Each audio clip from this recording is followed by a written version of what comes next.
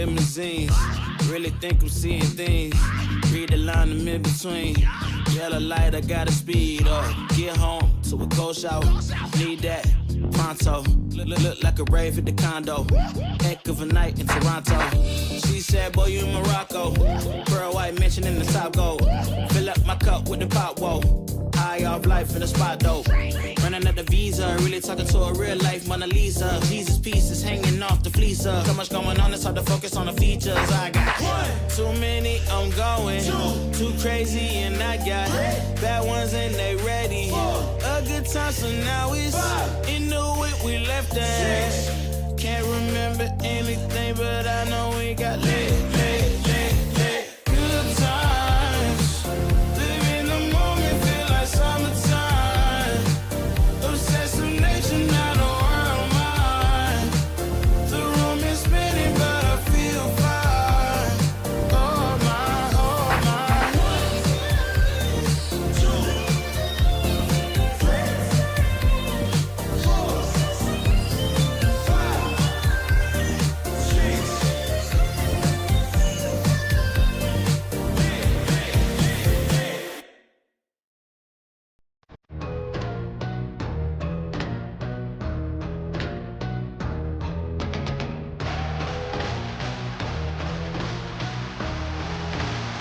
I'm getting hyped, bitch.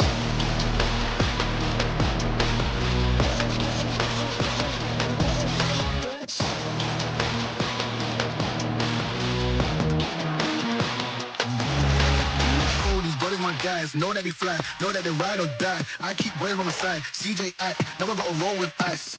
No rush, go on, you dumb.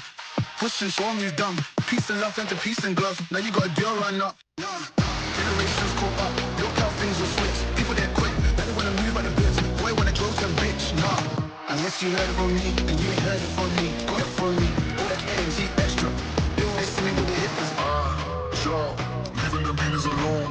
Me with a squeeze, get no feelings involved. Child, leaving them beaters alone. Me with the squeeze. I'm getting hyped, bitch.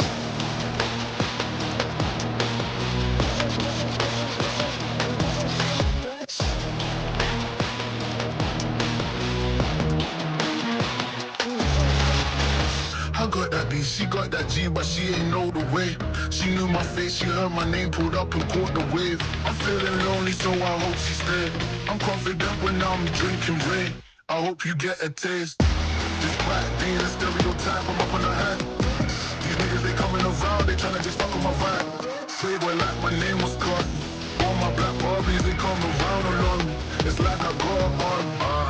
Sure, leaving the beaters alone. Me with a squeeze, I get no feelings involved. Child, leaving them beaters alone. Me with the squeeze. I'm getting hyped, bitch.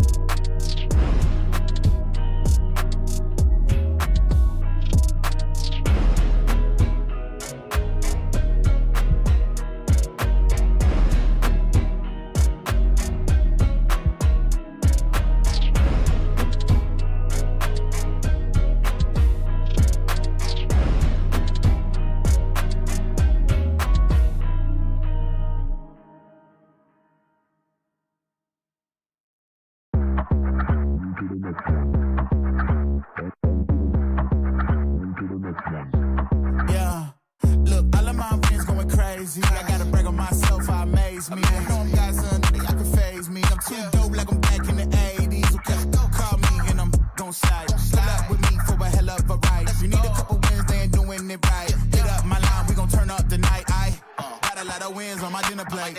Ain't coming down, gotta levitate. I know my next win is the best one, so I tell them that I'm on to the unplay. On to the next one. On to the next one. On to the next one. On to the next one.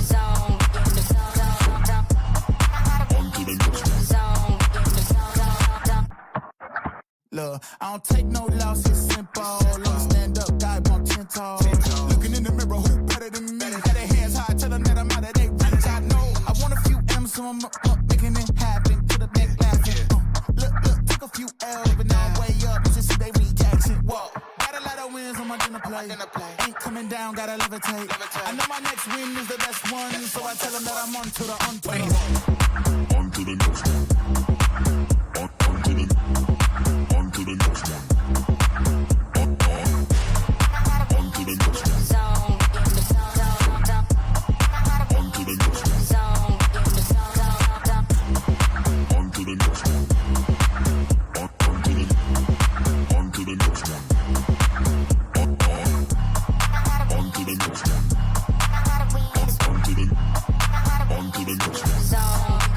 To the next one.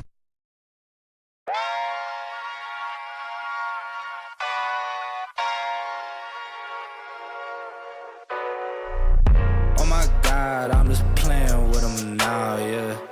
Oh my God, what she saying, say it loud, yeah. I can't respect it, I'm in the gym, but I am not flexing. Came from a Ford, I'm needing a Lexus. Shooting like Luke, I told him I'm next, shit. Oh my God, I'm just playing with them now, yeah. Oh my God, what she saying, say it loud, yeah. I can't respect it, I'm in the gym, but I am not flexing. Came from a Ford, I'm needing a Lexus. Shooting like Luke, I told him I'm next, shit.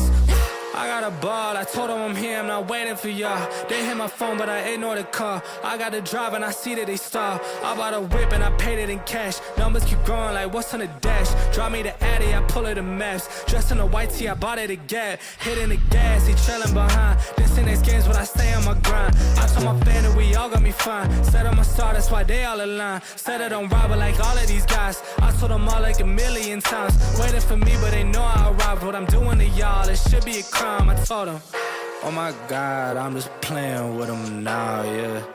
Oh my God, what she saying, say it loud, yeah. I can't respect it, I'm in the gym, but I am not flexing. Came from a Ford, I'm needing a Lexus. Shooting like Luke, I told him I'm next, shit. Oh my God, I'm just playing with them now, yeah.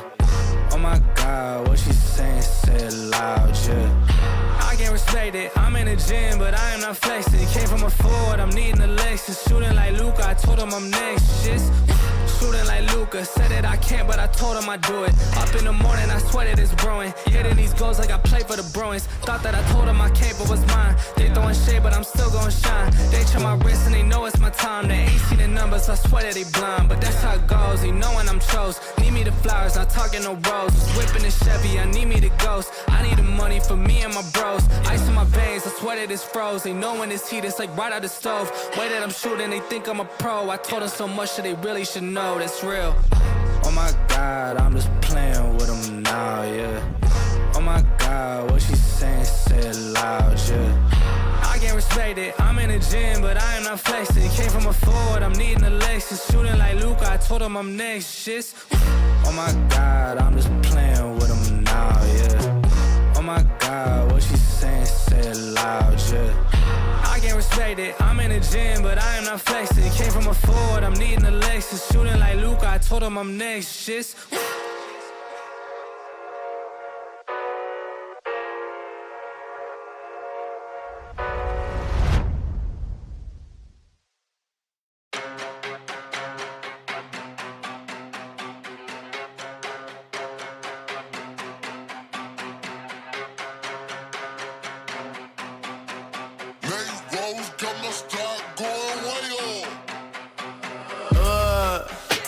heard they checking for me, no one checking on me, so I had to go run up a check. I got the message on me, ain't no flexing on me, my attorney gon' call and collect. Blessings on blessings for me, my successes only made them envious, they got upset. I had to put all their egos in check. I want the money, the power, respect, and I heard you know so-and-so, you not a threat, cause I really know so-and-so, they like my family, so they go pretend that they cool till they bust at your motherfucking chest. I'm getting gutter, my flow been like butter, my check in the bank, they see the number. All of my haters feel one of two ways, really upset or they show some respect. I can't even think about it, I've been up, so read about it, no beat around it, straight to it, no ring around it. You coming for me, we'll see about it, we'll never see it when I get my feet up. 100 meters where I run the fee up, and go ka-ching and onomatopoeia. I had to re-up on a reel, so you stay defeated, and put it back into the bit, cause I don't really need it. I heard they checking for me, no one checking on me, so I had to go run up a check. I got the message on me, ain't no flexing on me, my attorney gon' call and collect. Blessings on blessings for me, my successes only made them envious, they got upset. I had to put all their egos in check. I had to put all their egos in check. You're not entitled to anything else. I get 10 years of this under my belt. Your art isn't art, they don't feel it, and nobody hears it. Initiative stay on the shelf. Your ego done got in the way. It gotta die today. It gotta go. You should be happy I lighten the load. The weight of your arrogance, heavy as stone. I make an appearance, they already know. That chip on your shoulder gon' crumble and fold, yeah. It's not a secret that you have been fearing the shit that I'm on, so you back to the brag and the boast. But I'm in a class of my own. I heard they checking for me, no one checking on me, so I had to go run up a check. I got the message on me, ain't no flexing on me, my attorney gon' call and collect. Blessings on blessings for me, my successes only made them envious, they got upset. I had to put all their egos in check.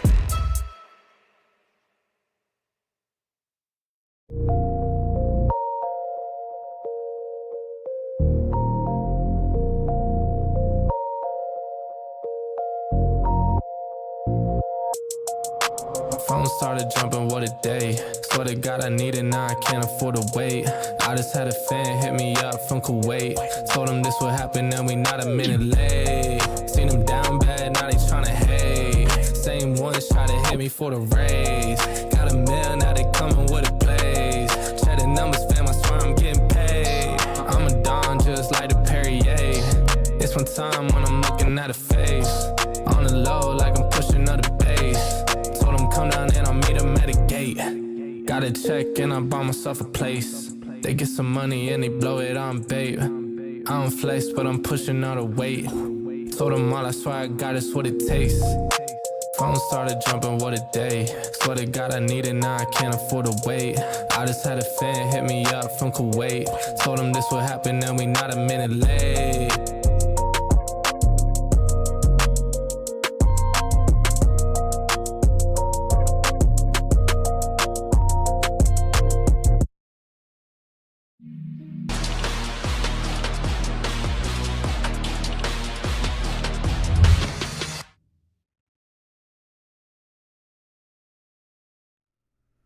Hello, hello, hello, and welcome to Breakout's World's Championship. We're finally here.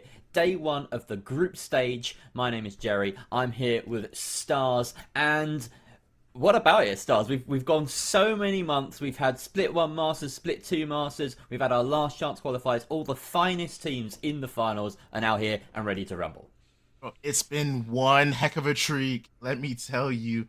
It's been, I've been watching this for a long time. I've been producing in the backside. If you don't know, I produce the events in the backside. All the graphics right here, I do that. Double duty today. Yeah. Unfortunately, we had a bit of a scheduling conflict. So, I'm stepping to the plate once again. I think this is my third time on a desk actually here. And yeah, it's been a fun experience watching all these players compete. 16 teams come in this weekend. 8 teams make it out. Next week, we crown our champion. Are you excited, Jerry? Oh, hell yeah. I'm absolutely excited. I love the fact that we got you on the mic here as well. You've been behind the scenes for so long, and, we love hearing your voice. It's great. So, let's dive straight into it. Today, we have 4 groups, and we have 4 groups for the entirety of these group stages taking place over today and tomorrow. We're going to have 8 whole games of cash out. Every single team here is playing 3v3v3v3 cash outs. Times 8. We've got 4 today, 4 tomorrow. We're going to make sure we catch every single ounce of action as well. But we're starting with Group A with 4 matches, moving on to Group B, then C, then D, etc. You know your alphabet. That's how it works here. Group A. Let's look at this group here. Butts, NTHX, Ape Squad, and Atsu, previously known as Mops, who came clear in the first last chance qualifier. Some big hitters already. Bert's probably prime among them, but it's been a long time since we've seen them claim that Split 1 Masters crown. I wonder whether they're still top of the pile, Stars. Yeah, I'm kind of excited for today. I'm not gonna kind of miss. I was looking at the Discord call. I missed a little bit what you said, but talking about Group A, I'm definitely excited. Just talking about Bert's, NTHX, Ape Squad, and Atsu. Like I said, I'm a long time NTHX fan. They've just come so close every time, but they just fall so short. Like you look at the Split 1 Masters, they made it in, and I think they bombed out day 1, unfortunately, in the Swiss stage. Masters number 2 back in, I believe it was what? No, it's not April. It was September. In August, they kind of just fell short. They made it to winners round 2, which would qualify them for playoffs, and they unfortunately came short there, and then fell short in the elimination round 2, just missed out there. So hopefully with this new format change, we're able to see NTHX actually qualify into the actual playoff bracket today. Yeah, and maybe we can talk a little bit about that format change, because it was a switch after Split 1. We'd reworked the points distribution a little bit, made it a bit fairer for teams to play the objective. Just talk us through that a little bit, Stars. How are we going to be scoring these 8 games of cash out? Yeah, so the scoring for cash out remains the same as normal, where we award points based on both kills, divided by 3, obviously, so it's not doesn't come a kill race. And then we also raise points based on placement. This graphic's gonna look a little awkward. I swear it's gonna look a little awkward, but basically this is how we're formatting it. Our group stage, obviously, our kill points are basically, like I said, kills divided by 3. First place gets 10 points, second place gets 7 points, third gets 5 points, and fourth gets 4 points. And it's just gonna be one heck of a match.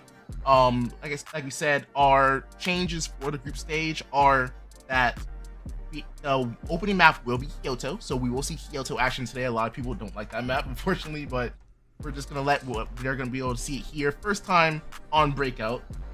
And then we got to get it in somehow, right? Like, yeah, because no one ever picks it. I know, but don't worry, today guaranteed. After that, the winner, as usual, the winner chooses every match. Now, this is where it changes up. You have to play 4 matches before you can choose that map. So, for example, if you for Kyoto map 1, for Kyoto to be played once again, they can't play it until map number 6, which we'll see on day 2. So, and so forth. So, map 2, for example, Skyway Stadium, can't be played until map number 7 on day 2, as well, and so forth.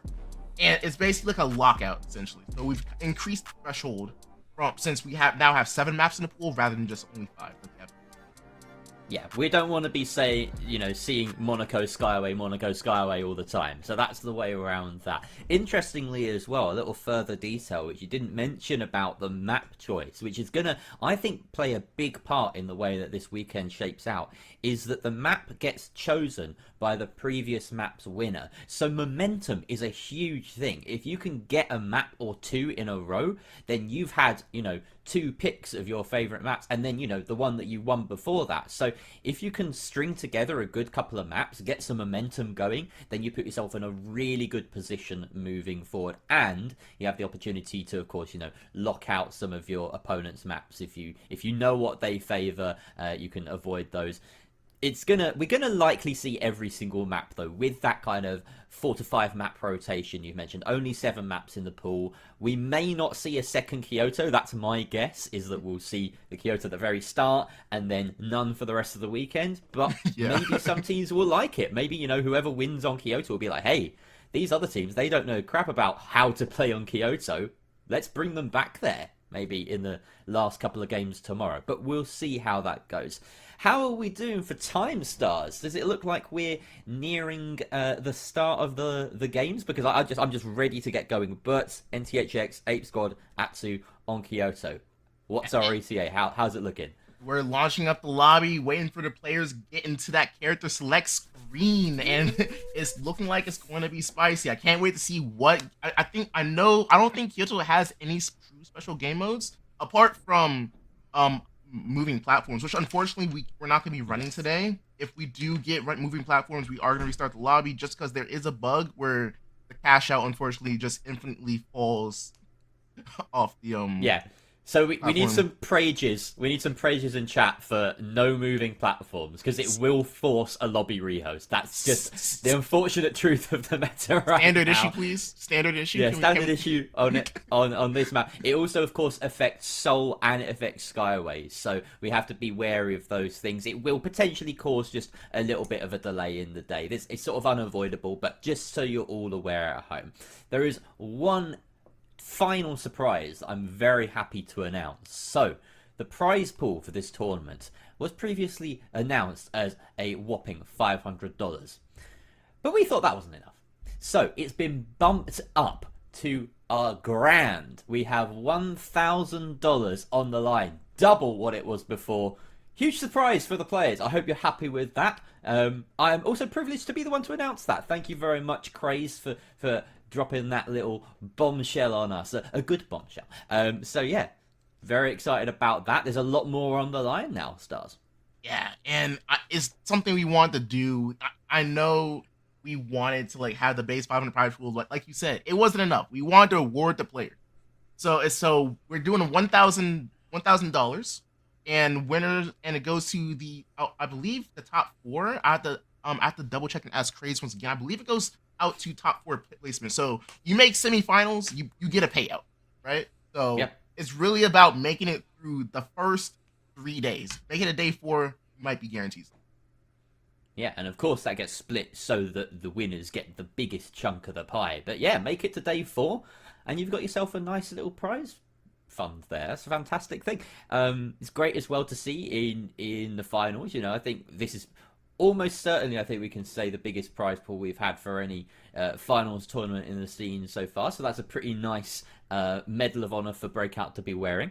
I'm just hyped about that. So in case you're let's just give you a little kind of precursor to some of the other groups that you might be expecting to see today. We've already talked a little bit about Group A, and of course we're going to get into that game fairly shortly. But we also have on the other side of things in Group B 2-2-3, who are the top seed in that group, along with Frog Free, Divine Dead, and Full Random. And in Group C, we have Holto's Finest, who were, if you recall, the Split 2 Masters champions. And they are there with Volpe, the old Pushing 30 roster, Grief Party, and Refine. And then we also have in the final group, Scallywags, Quattro, and Basement Dwellers and Abyssal Assault. Abyssal Assault being the final team that made it through from the last chance qualifier. So every single group has a Split 1 or Split 2's Masters champion or runner-up, and they also have a last chance qualifier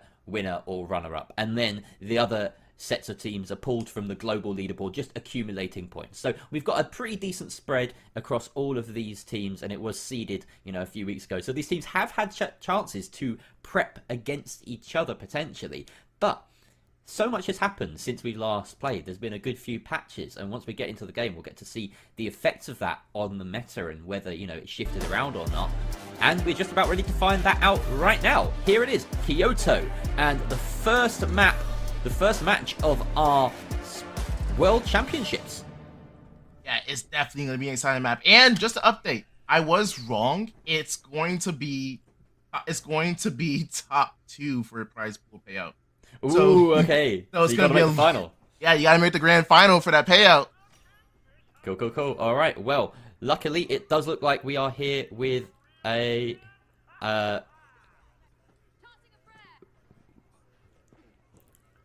oh my god. Oh. What? Okay.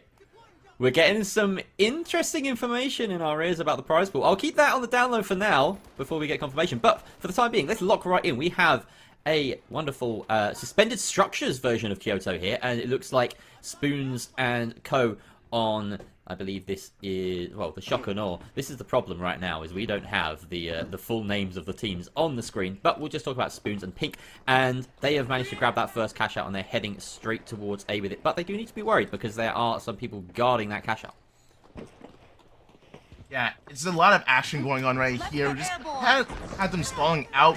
Want to go ahead and go over A, gets stun gun. Rocket comes out, does do a little self-damage here.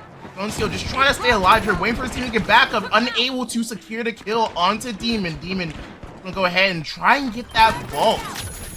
Rippy going down here to Zuik. Zuik trying to clutch up for his team. He knocks Spoons, trying to go ahead for the res, and that is gonna be a team wipe. That is a huge wipe for Ape Squad, as Atsu is now able to go ahead and rotate that vault and start up Vault A. Fantastic. And just so I'm caught up as well, Spoons, Rippy, Sonsoyu, this is NTHX, is it not? Or am I completely wrong there? No, there I can see NTHX. That's Bert's, right? Bert's is Sueko, Chicky, and... So it's Atsu. Okay, we got Atsu, there. Process of elimination. Pink is Atsu. So we see another engage coming through between these two sides, and interesting to see that we've got the light Demon 666 running with the LH1 in this comp. So he, you know, still relevant even after some of these changes. The Witch War coming out, and it doesn't look like Zuik got the better of that fight, and unfortunately it's only Demon 666 now left fighting the three of them. He gives up, knows when he's lost a fight, and this will be clear now for Atsu to grab the seal. Meanwhile, on the other side, we have Alphonse and NTHX trying to steal B here. They are unable to get it here. They are just going to go ahead and teleport up. And, ooh, got to get the audio running there for that. But we have that fixed up right now. Alphonse and NTHX just trying to find a way to get in to steal cash out B. They're just going to go ahead and play slow right now. Go ahead and play under this building. You have a nice little small hole there. They might be able to steal it through there. As they do start it up. Unaware of where Ape Squad is. I believe the orange is Ape Squad. Correct me if I'm wrong. Just about found them, though, on that top floor. I think you are correct with that. And, oh, good dive here. Getting a lot of damage in, but the cleanup isn't as clean as they'd hoped. And Alphonse has to duck out. Finding some meaningful damage there, almost taking out the medium, but the heal beams are too strong. The double medium comp does come through against the HML. And it looks as though Berts are successful with the hold. Yeah, going back over onto the other cash out here, we're just going to go ahead and see Spoons and go ahead and claim control of cash out A. Ape Squad doing a great job of keeping this cash control from Atsu. Yeah, we didn't get to see Atsu on their final attempt there. Maybe they decided to move away. No, they're just respawning. So I feel as though they probably lost an extra team fight there. That'll be huge as well for both Berts and Atsu coming out on top there with the first couple of cash outs, as they did get a fair amount of kills during that as well. And kills do also mean points in this format. Yeah, and it looks like we have a fight breaking out between, I believe, NTHX and Berts once again. Alphonse is already going down, so it's already looking pretty bleak, but they are able to disengage and just go ahead and reset. Yeah, that hit the brakes there for NTHX. They are one of the more structured teams that we've seen throughout the entirety of the Breakout Esports Masters Series. And sometimes that leaves them to be a little bit predictable, but they're always there, always in the mix, always in the conversation. They are being pummeled here, though. The lack of Alphonse in this team fight causing Ploppy and Nolly just to be outnumbered there. And this stagger is not good news for NTHX. Yeah, no, it's not good at all. Luckily, there's no vaults inserted at any cash outs at this point. So they're just going to go ahead and take their time, buy their time, and just reset. No, looks like he's swapping targets as well. He's going to start heading over to try and third party, let his team coin in off of him. An early coin this at this point in the juncture, but we'll see how it pays off for them. We can see Pink and Red having a bit of a skirmish here. It looks like Demon and Zuik of Ape Squad have come out on top there and will be able to get the steal. So that's a good start for them. But here comes NTHX with those coins and all of their things off cooldown. They should be able to wipe through Ape Squad right here. And there you go. Super clean. Super clean. It's very confusing. Yeah. I feel like today we're just gonna get the teams mixed up based on their color. Yeah. It's also hard because Ape Squad, Atsu both start with A. That too. I'm just getting my names written down. That's the problem. Usually we go into these series with like some kind of idea of who's bringing what the action's gonna look like. Really, a lot of these teams we haven't seen compete for so long, and right now, Pink Team diving on in. It's just wave after wave of teams going after this D cash out. Right now, C's Birds are sitting pretty on the other side of the map. Yeah, and sitting pretty they are. They have literally no smoke coming their way at all. As we have all the teams just converging on cash out D. I think at this point, everyone's just given up on trying to contest Birds because they've done such a great job of just zoning and just making sure that teams aren't having a problem. Yep, I'll let you answer that. And we've got, let's see. So Pink at the moment doing a decent job of holding on to this cash out. Oh, a bit of a failed approach there from NTHX as they have to go a little bit further around now, get these zips up. Doesn't look like they have too much time to make a play on this cash out. They've got to get stuck in right this second, but the Pink Team are making it very difficult for them to find anything. They're making themselves uneasy targets here, and they will lose out in this fight so far. It looks like they will be wiped, in fact, by the looks of things, but they do get the cash out, and that's a more meaningful amount of money. In fact, we've still got one in play. He's doing a decent job of it. I don't know how he's not dead. How's he not dead? It doesn't really matter, because we're going to have a look now at the other cash out for a moment. Oh, wow. I'm very surprised that NTHX didn't come out on top in that team fight. That seems like a bit of a blunder. And it's not looking good right now for NTHX.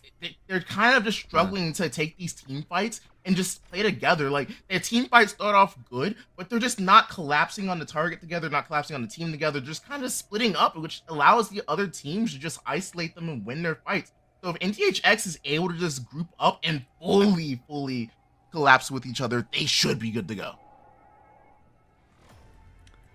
Alright, Demon & Co. at the moment for the red side are just holding on to this vault. They look to try and get it through that gateway and straight to a box, but everyone is following them through. NTHX giving chase, but that zip line taken out. Very nice move there, and the cash out is secured. That's 7k already in the bag.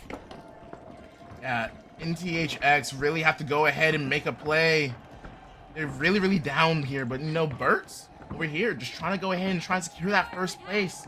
They are going to go ahead and get that, just go ahead and have that cash out. B, they are getting pushed by, I believe, Atsu right now. Atsu trying to get that steal in. Oh no, that's not Atsu, that is Ape Squad getting the steal on cash out. B trying to make sure they are 100% in getting that first place. 45 seconds left. Not 45 seconds, almost a minute and 30 left on the clock. Let's see what they can do. They did that right under the nose of Bertz as well. We were going to be feeling a little bit downtrodden, but oh, Chickpea finds an opening, can't land any meaningful damage though, gets a little bit of an alley-oop, and he's managed to backstab one of them, can't finish him through the shield. He's alone against 3, does secure a kill somehow. Finally, the rest of his team join the fray, but it may be a bit too little too late. They're still fighting up here, and in fact, Orange Team, that is Bertz, could win this. The defibs are coming out, it's just chain after chain, but now they're both very low, and they have to land some good shots. This is insane. Great team out to drop out of harm's way. They can win it. They've got the steal during this chaos. Oh my goodness, what a play. The Rez is coming out, the DMAT to save his teammate after the defib goes through, and they're able to clean up, get the steal back, and they are back in control of this lobby. Unbelievable. And it looks as though as well, the red team very much in secure spot, and of course with the pink side of Ape Squad having been wiped out now, they will drop into 3rd place unless something changes in these last few seconds, and it doesn't. A 1st place finish here for Bertz in the first map of the day, and possibly the only time we will be seeing Kyoto today. I mean, we do have 3 other matches, 3 other groups that we will. So True. It's not the last day, but last time, but it will probably be the only day we will be seeing Kyoto. Might be the only time these teams play Kyoto, is I think what I was going for. But yeah, you're right. We will guaranteed see Kyoto another 3 times. So if you're interested in how Kyoto plays in a competitive setting, well, we've just seen it with the suspended structures variant, which I feel as though is the most competitively interesting variant on that map. It just adds a little bit more cover in different places. But let's take that to one side for now. We can talk about Kyoto again many other times today. But huge plays at the end after what seemed like a big misstep, recovering that final cash out to get the first place. Yeah, honestly, I'm very surprised that Ertz were able to win that team fight for a second. Kind of like Ape Squad was in complete control, but able to just regain control of themselves, reset, and just really just focus on. I'm not gonna lie, I didn't expect, like, I think it was Chickpea just go in there by himself, just guns blazing at the start of the team fight. I'm like, oh, where's your team? And then but he was doing so much damage that he was able to chip them down, which gave him a chance. So it was really great to see. He's just a little wasp, isn't he? He dips in and out of the fight so well. The way he plays medium, you think he is a light. That's what always strikes me about him. He's just incredibly mobile, and landing a backstab on a team of 3 players that are already. I don't know how you pull that off and get away with it. And like you say, he stayed alive long enough to get his team in there and get the steal. Like it was a huge effort led by Chickpea. NTHX on the other side of the spectrum, we saw them struggle. We've seen them struggle before to get momentum at the very start of long days like this, and you have to hope that they get out of their own heads and have a little bit of momentum picked up, because they are a better team than what we've seen so far. You know, they were losing team fights that they really shouldn't have in that match, and they got caught in 4K. So a bit of improvement for them. Ape Squad will be happy with that second place spot, but of course, Bert's having won that map, now have the privilege of choosing the second. And I'm excited to see what they're going, but can we talk about Atsu for a second? Atsu, one of our LCQ teams, actually just coming out of nowhere and just dominating. They actually did, at the last second, steal away second place from Ape Squad, actually, it looks like. Oh. So I missed that. That's the chaos of cash out. I know. You miss a lot. Don't worry, we'll be getting our leaderboard up in just a second here. Looks like we do have the data finished. We're just waiting for it to update, and here we go. We have the match 1 leaderboard right here. Bert firmly in first place, 16 points. Fantastic. And yeah, that's not in small part due to the kill points as well that they managed to accrue. So very important, those getting those kills. We do actually see that they finished equal on cash with Atsu. So they are ahead purely based on their kills at the moment. I don't know if that's entirely accurate, but we'll see. And yeah, Atsu getting that second place. Like you say, this is the ex-Mops side that managed to win the first LCQ. And I do want to talk about these LCQ sides, because they're the ones that have come in most recently, least known about, and freshest, and have performed well enough to make it here. I feel as though the LCQ qualifying sides, like Atsu, like Full Random, Refine, Abyssal Assault in other groups, are going to be surprising us today and beating out some bigger names. Yeah, no, I'm definitely excited. One of the teams I'm excited to watch today is going to be Basement Dwellers. Unfortunately, they didn't make it through last chance qualifiers as a team that qualified, but they are here replacing one of our teams, Kerbissa, who's unable to make it today, unfortunately. So I'm excited to see how they do today, but I guess my LCQ team to watch out for today is going to be I believe they go by Refine. It's Uni on that team. I'm definitely excited to see how they do there. Yeah, there's a lot of cool storylines to follow through today. And the main one that's interesting to pick up on is the fact that Berts are still on top, right? Nothing's changed. We haven't seen them compete in so long, but they still are securing themselves and sort of staking themselves as one of the finest teams in the finals. And of course, this is maybe a little early to be saying this. We have only seen one map. It was only Kyoto.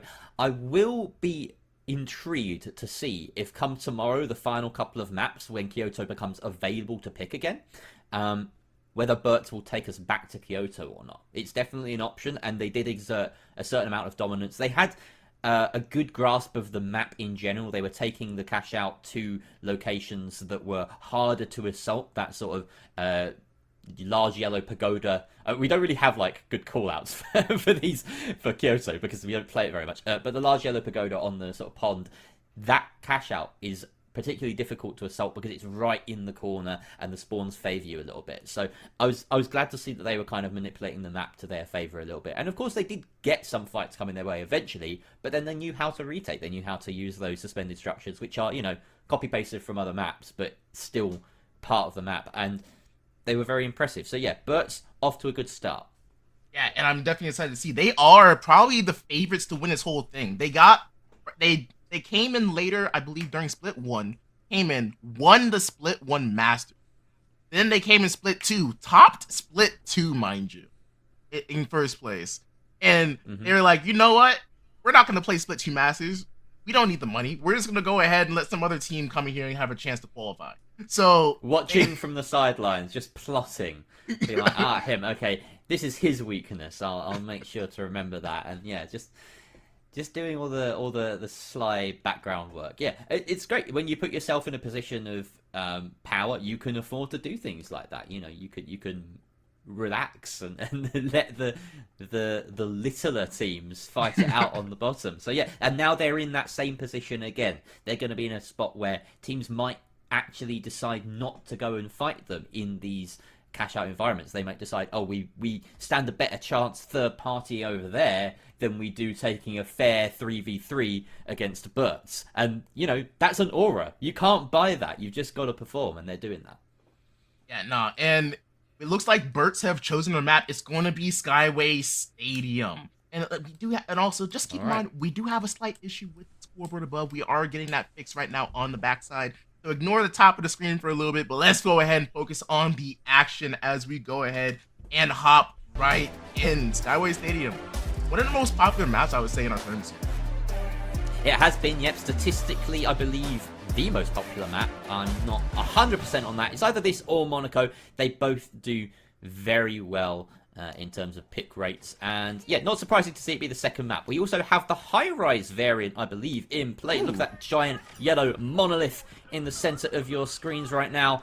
And the fights are just getting started now. We are not guaranteed to have the same colors line up with the same teams, so forgive us some early stutters. It does look as though, however, orange team is Bert's once again, and they're getting started. Oh, a double winch pulls these heavies towards each other, and down goes one already. Z back up in the fight, and down again, and now it looks as though that is going to go the way of purple side. No, Rippy and Spoon's coming out on top. Yep, that is it. Very well done by Apebot. Yeah, and we do have the vault going ahead and get rotated over by Atsu as they are headed towards B site at the offices. So this is probably they're not playing up top. They said we're gonna start down here. They struggle to get the vault in. There we go. There we go. We have. Oh man, that was a funny moment. Sometimes it just doesn't happen for you. Well, yeah, that is the cash in the cash out for Atsu in pink, and they will come under contention from Bert, who have respawned on that side of things at some point. A nice shout out to our wonderful dual observing team of Waltz and Burrito. If you're familiar with Waltz's name, I'm not surprised.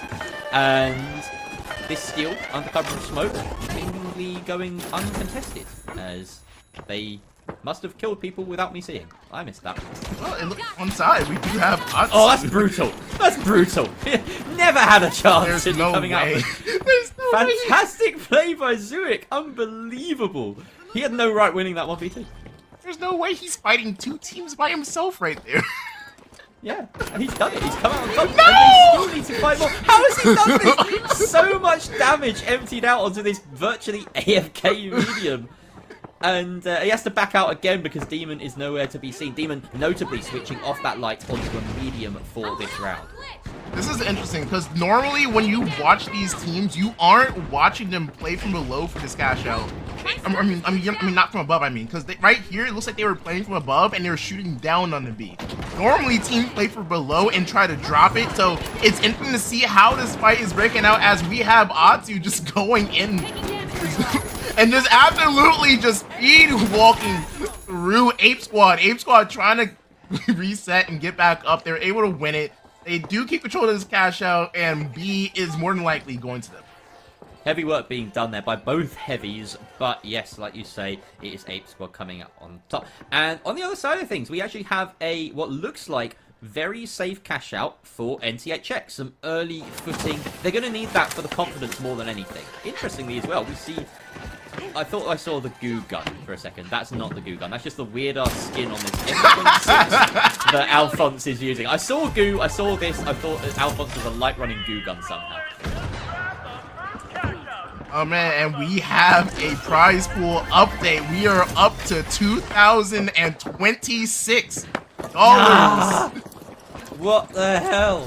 Special thanks to Embark for helping us not only broadcast this game, but also supporting us through the prize pool and helping these players get a bigger prize. Unreal devs. Name another dev team who would just do that. Hop in and be like, oh yeah, this prize pool, double it.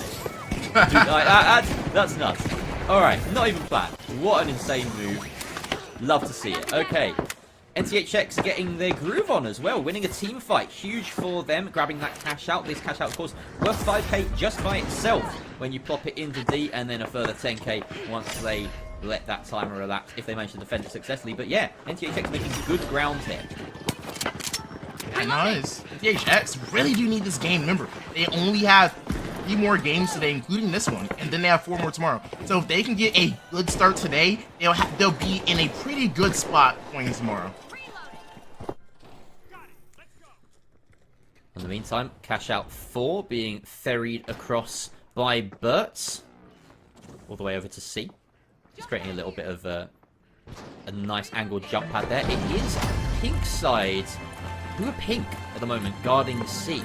Pink? That's a good question. I'm not getting a good view from any angle. I think it might be Ape Squad. I'm not 100% on that, but I think so too. The important thing is that Burt's do seem to have secured it. It is getting dropped down. Meanwhile, we're getting the lovely view from NTHX's perspective as they watch all this chaos unfold. The purple side of Ape Squad are the ones that are actually going to be seeing it. So yeah. Oddsy's this game. Yeah, okay. Cool. But yeah, either way, Ape Squad have come in and aped that cash out. Oh my goodness. I love that. I love that. Yeah, Ape Squad just playing very small, playing tight. They're playing for a drop. So as you can see, they have the C4 in place. They're just going to go ahead and sit here. I don't know if they've broken the ceiling so they can place it directly on the floor, because that is a thing that the ceiling will block explosives. So hopefully they did do that so that way they can get a free drop onto that jump pad to secure it. As we have a fight breakout between Bert and Atsu. Atsu doing heavy damage. Unfortunately, he's going to go down. Oh, wow. And they're just jumping in there like pigs to a slaughter. Unfortunately, going down there. That's terrible news for Atsu. They were mounting an offensive on D there and got caught from behind by Burt's. And now Burt's can move in on C. Interestingly, Ape Squad playing very far away. They know that they've set up that jump pad, but it has been brought down successfully. Looks as though, unfortunately, it's still going to be doing this hop around, and that's going to buy Ape Squad some much-needed time to engage. Indeed. Looks like the bounce pad has been stopped, so Birds are trying to go for a steal here. Just go ahead and play slow. Nice shots coming onto that head there onto Birds from Spoons. Bubble it, and this might come out. No, we have the frag grenades waiting to come out. DMAT set in place, and they're just gonna have Birds is gonna have to bunker down and just go ahead and try their best to win this team fight at this point, but it's not gonna happen. Huge shots. Spoons landing some massive damage, but can't finish them off. That's those 25 bullets in the F-car costing him lightly. There we go. Finishes off Z. 2 up for Sonsoyo and Spoons at the moment. They do manage to get out, but unfortunately, that cash out is still in possession of Ape Squad, who are lurking. They're lingering. They're making their presence so difficult to tackle, and that is the cash out. Great defense there. We saw, you know, the heavy of Spoons just sort of sitting back, making sure that the team could continue their movement towards the other sites. In the meantime, NTHX, as we said, are doing rather well for themselves. They managed to secure that second cash out. They get a third going towards A, and they're in a commanding position in this game in its entirety. Yeah. Oh no! They were just waiting for Ape Squad. Did they? I can't tell. A is... I think that's red. I think it's red. I think they got it. A is red. Yeah, okay. They barely got it in time, but Ape Squad almost able to... wait, Ape Squad... I'm forgetting. Is Ape Squad purple or are they pink? Yeah. Ape Squad is purple. Ape Squad almost aped another one, but they didn't quite manage it. And look, you got the totem sitting right by the cash out. That's the scene of the crime right there. They're just gonna go ahead and venture out so it's an open so they can just sit on the rooftops. Might go ahead and try and destroy this building to have better angles onto this cash out. So just gonna go ahead and play on the second floor, spread out, just so they have angles. It's just gonna be a firing range down on cash out A. I love this, and the eagle-eyed amongst you will have noticed low gravity. They're doubling it! Oh no, it's a 30k cash out for the final one. That means whoever has this cash out at the end of things will win this map. That is chaos at its finest. We love the finals. NTHX literally just need to stay alive in this zero gravity, low gravity coming out. It's not looking good. NTHX just needs to stay alive here. Let all the other teams fight out. They just need to hide. Literally do nothing. And they win this map here. Now put them in great position. Keep your eye on those icons in the top left and the A. If we see a steal going on, that could be game determinative. At the moment, it looks as though Birds are preserving their own lives. They're going to finish in the third place here unless they try and do something. They'll want to get a little bit further up the leaderboard. They're going to go in along this zip line, mitigating some of that low gravity issue. But Chickpea taken out very nicely there by the purple team of Ape Squad, who are defending for their second place spot. They are essentially here saying, you know what, we don't mind, we don't need to steal, we just need to prevent anyone else below us from overshooting us. They're actually defending the point with NTHX right now. In comes the orange squad of Burt, and they are not at full strength. They're coming in. This building is coming down. It's chaos. It's only 10 seconds left. No one's in a position to try and stick it, and that should be it. NTHX come out with, after their last place finish on the first map, a first place finish right here on Skyway. Oh man, NTHX somehow able to come out on top here today on game number 2. Great showing from them. They really need this game here. Absolutely. That's going to really upset the standing order as well. Didn't quite catch exactly who ended up last. We had Burt's in third place, I believe. We had Ape Squad in second, so I guess by process of elimination, Atsu must have been the last place team there. But, of course, that doesn't take into account the kills that we had during the round. And often when you have a big double dip at the end like that, it can skew the leaderboard a little bit. So we'll see how it plays out once we get all that data filtered and everything. Stars, I know you and your little gremlins are working hard on the back end to make sure that happens. So I'm going to keep on talking for a little bit. But what happened? Lots of bad stuff. NTHX, what happened? Pure control. Exactly what we saw from Burt in that first game. Dominating the map. Always getting the plugs as well. Huge to be able to control the game and make sure you put those cash outs where you want them to defend them well. Yeah, and I think that's something I noticed. Like, Burt's, they're really playing for those kill points. Because, remember, it's not just placement points you get. You also get that kill points as well. Get those kill points as well. Obviously divided by 3, so every 3 kills, you know, you get a point for get a point for kills. So they're really playing aggressive. I think that's one of the greatest things I like about them when it comes to our events is that they don't care about winning the map. They want to dominate the lobby. And I think it's also a psychological thing where if you can dominate the lobby, it mentally makes people not want to fight you. So as soon as they recognize who you are, because remember, we don't necessarily have a true streamer mode quite yet in the game, so people can see who's on what team. But it really does shake up the lobby with that. Yeah. We'll have, all sorts of changes coming at some point that will make the esports side of things just a little bit cleaner. But yeah, as it is, that's kind of just a part of the game. You can use the scoreboard to your advantage. You can see how teams are doing, and you can target prioritize. So yeah, you know what's funny is we're 2 games in. I still haven't written down what Ape Squad are playing, who's on what role. I'll give you a little insight to my notes, which at the moment are pretty empty because let me see if I can help you there. That's what happens with cash out. You've got like the teams and the players lined up here, and you can see I still haven't written down what Swako's playing. All of Ape Squad Swako usually plays heavy. You want to write that makes down? Sense. Yeah. Oh, I've got Z on heavy. That's wrong then. All right. Yeah. See, this is the thing. It's cash out. All right. It's impossible to keep track of all these things sometimes. Yeah. But yeah, we're getting there, and it will become more structured as the day goes on, and then we'll have to start on a new group, and it'll be unstructured again. So yeah, that's the mess my brain is dealing with right now. Yeah. Jerry doing it old school. Yeah, thanks. Yeah, that's how I roll. I use pen and paper. You know, I've already got too much. If you're not taking your notes. Oh, it's another old school. Yeah, notebook bros. All right. If you're not taking your notes, you're not doing it right.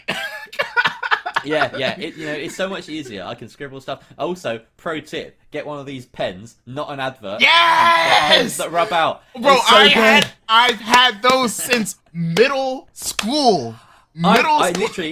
I was a 24-year-old man before I discovered these, and they changed my life. I don't understand why no one told me they existed. Bro. Anyway, there's a math main. I can spell it. I'm not a math main. I'm a music main. But maths and music are like two sides of the same coin. So I will take that. The squared grid paper is where it's at. All right. What are we talking about now, Stars? We're halfway through the group. We are are talking. talking. Have a look at these standings. Yes, we are. We are ready to look at Nice. these standings right here. This is just for map number 2 right here. NTHX coming out on top. 10 placement points for that first place finish and 5 kill points. What a treat. But getting them 15 total points. And then we got... I think the logos are backwards, but I'm just going to go ahead A little bit, yeah. and assume that that's supposed to be Ape Squad right there. Oh my gosh, these logos are completely bad. I'm gonna have to fix this. That's on me. I'm gonna have to fix that. I think that is the ranking from the first map. That's to make sense of what's going on there. The pictures are in the order from the first map, and the players are the teams are in the order from the second map. Yes. This is just the second map leaderboard we're looking at. It's all accurate down to the names. Ignore the logos. We will at some point as well, I believe, get the cumulative leaderboard, which combines match 1 and match 2, and that is the important one that we'll see going throughout today, or throughout this first group, and of course into tomorrow as well, when we get the second half of each group. We are close to starting our next game, in fact, so I do wonder whether we'll get to see that cumulative leaderboard or not. I mean, it's all up to you, Stars. You're the guy in control today. I know you're doing a lot of jobs today. Are we going into the I got you. There we go. You got it. Nice. All right. Looks interestingly, the cache. Look at the cache and how it's not in the same order as the points. It kind of just looks like it's a tale of the tape. You know, a lot of these teams started off strong, going into game number 2. You know, it kind of just revert. It kind of shows how heavy this group is in terms of firepower. All these teams really good, fighting for this chance to qualify for playoffs. So it's gonna be interesting to see what going to game 3. Game 3 going into Monaco, and yeah. Atsu notably struggling for kills, and that might put them a bit further down than they would like to be. You know, they're the only team, or one of the only teams that haven't placed first yet. We've had Atsu and Ape Squad yet to get a first place finish, but Ape Squad have never been last in that pecking order, so that's why Atsu are right down at the bottom right now, and they will hope to turn their fortunes round. Maybe they gotta go gambling. Maybe they gotta come to Monaco. Obviously, this isn't their choice, but you know, it's a gambling pun. Cut me some slack. Hey, no, slack will be given as we are in foggy weather. I believe this is a standard issue just with the fog here. So it's going to be interesting to see how these teams navigate. A lot of sight lines are going to be a little bit harder to see longer distance here. So I'm definitely hoping to see a little bit more pikes here, a lot more F cars, you know, XP 54s, a lot of those longer range weapons for these classes. Yeah, it's definitely an option, and you know, it would be more of an option if we had the duck and cover variant, but it's still an option here. Chickpea and Z taken down to minimal HP. Z surviving though, as Bert, now in purple, confusingly, are taking this cash out, this box to somewhere. Unfortunately, they're very far away from any cash out. They have to get through a lot of teams, and they opt to just throw it at this point. They're looking to maybe just delay time a little bit, possibly forfeit this early team fight. Doesn't mean too much in the grand scheme of things.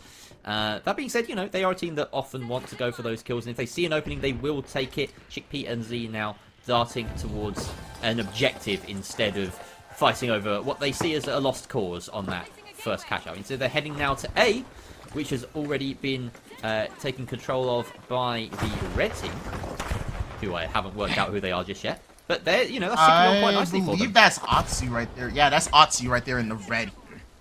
Lovely. So we have Birds in purple, we have Atsu in red now, and NTHX in pink. which leaves Ape Squad in the orange. Ape Squad has just, Lovely. Ape Squad and Burts have just absolutely stolen each other's colors. I think all the teams are like, you know, hey, I don't want to be this color. You want this? And they just worked it out. As we have a fight coming. One day they'll still we'll have team names on the screen, all that stuff. But yeah, for now, there's always going to be a little bit of chaos at the start. As Demon gets straight in, he's reverted to the M26 matter on the light, and it doesn't matter at all because he's wiped out. Zuik is the last man standing for Atsu. He does dive onto the cash out to try and prevent the steal, but Chickpea is just that little bit better. Sorry, that is not Chickpea, that is Z, in fact. Also running the model as the medium on Burt, and Purple have taken control of that point. NTHX in the meantime, Alphonse and Lopi are down, but that isn't going to stop Nolly from finally plugging that first cash out into B. A long stagger here. Yeah, long stagger indeed, but he just needs to sit down. I think they know where he is. They do. They are hunting him down. They want to get this wipe so they don't get those coins in. Nolly, I'm going to go ahead and play for that drop. C4 does go out. Soncio still going to be able to get this steal here. Unfortunately, Nolly's not able to get through that window to completely confirm that stop and get that kill there, but it's fine. His team's coming back in, and hopefully they're able to get this cash out back. They are in a decent position, positionally, to try and do that, but at the moment, it looks as though the orange side of Ape Squad defending this point are actually doing from afar. They're taking position on these rooftops. The winch claw comes out slightly too late for Nolly, and he goes down to the model 1886. Ploppy and Alphonse scrambling to try and make something of this fight, but no, the roof! Stuck in an attic. The roof is caved in on him, and he can't move away from it. Chickpea, interestingly, Burt's having completed their cash out, have now dived in and have got this one for completely free. No fighting required, and Burt are sitting well on top of the lobby right now. Oh man, Burts. I'm not gonna lie, I keep wanting to call Ape Squad Burts, but I gotta remember. That's an unfortunate disability or problem you're fighting there. A very specific, like, brain fart that is very bad for this exact situation. Considering neither, like, Burts isn't even a word. I don't even know how you're having that problem. I don't know. I'm not a judge. I think it has to do because like their logo is like a Guy Fieri like baby chick. So maybe it's like a bird, but like I have no idea. I have no idea how we got this. I don't know how we got this name. It's a great name. Yeah, it is indeed. Yeah. As we are approaching halftime here. NTHX have managed to avoid all of that chaos, at least. They decided B is not worth their time, and they've gone for a plug on C. And again, we've got this stagger. Whoa! C's doing a little bit of a jump and a jive down there. That's an interesting jump pad, probably placed underneath it. And now NTHX holding up in this building, overlooking the underpass. Yes, indeed. We are going to go ahead and see that 10K in Group C. NTHX really do need this cash out here. Just at least secure second place here. We have so they were going to be fighting Burt, but we do flick across to the other side of things where Atsu and Ape Squad are fighting over Vault 4.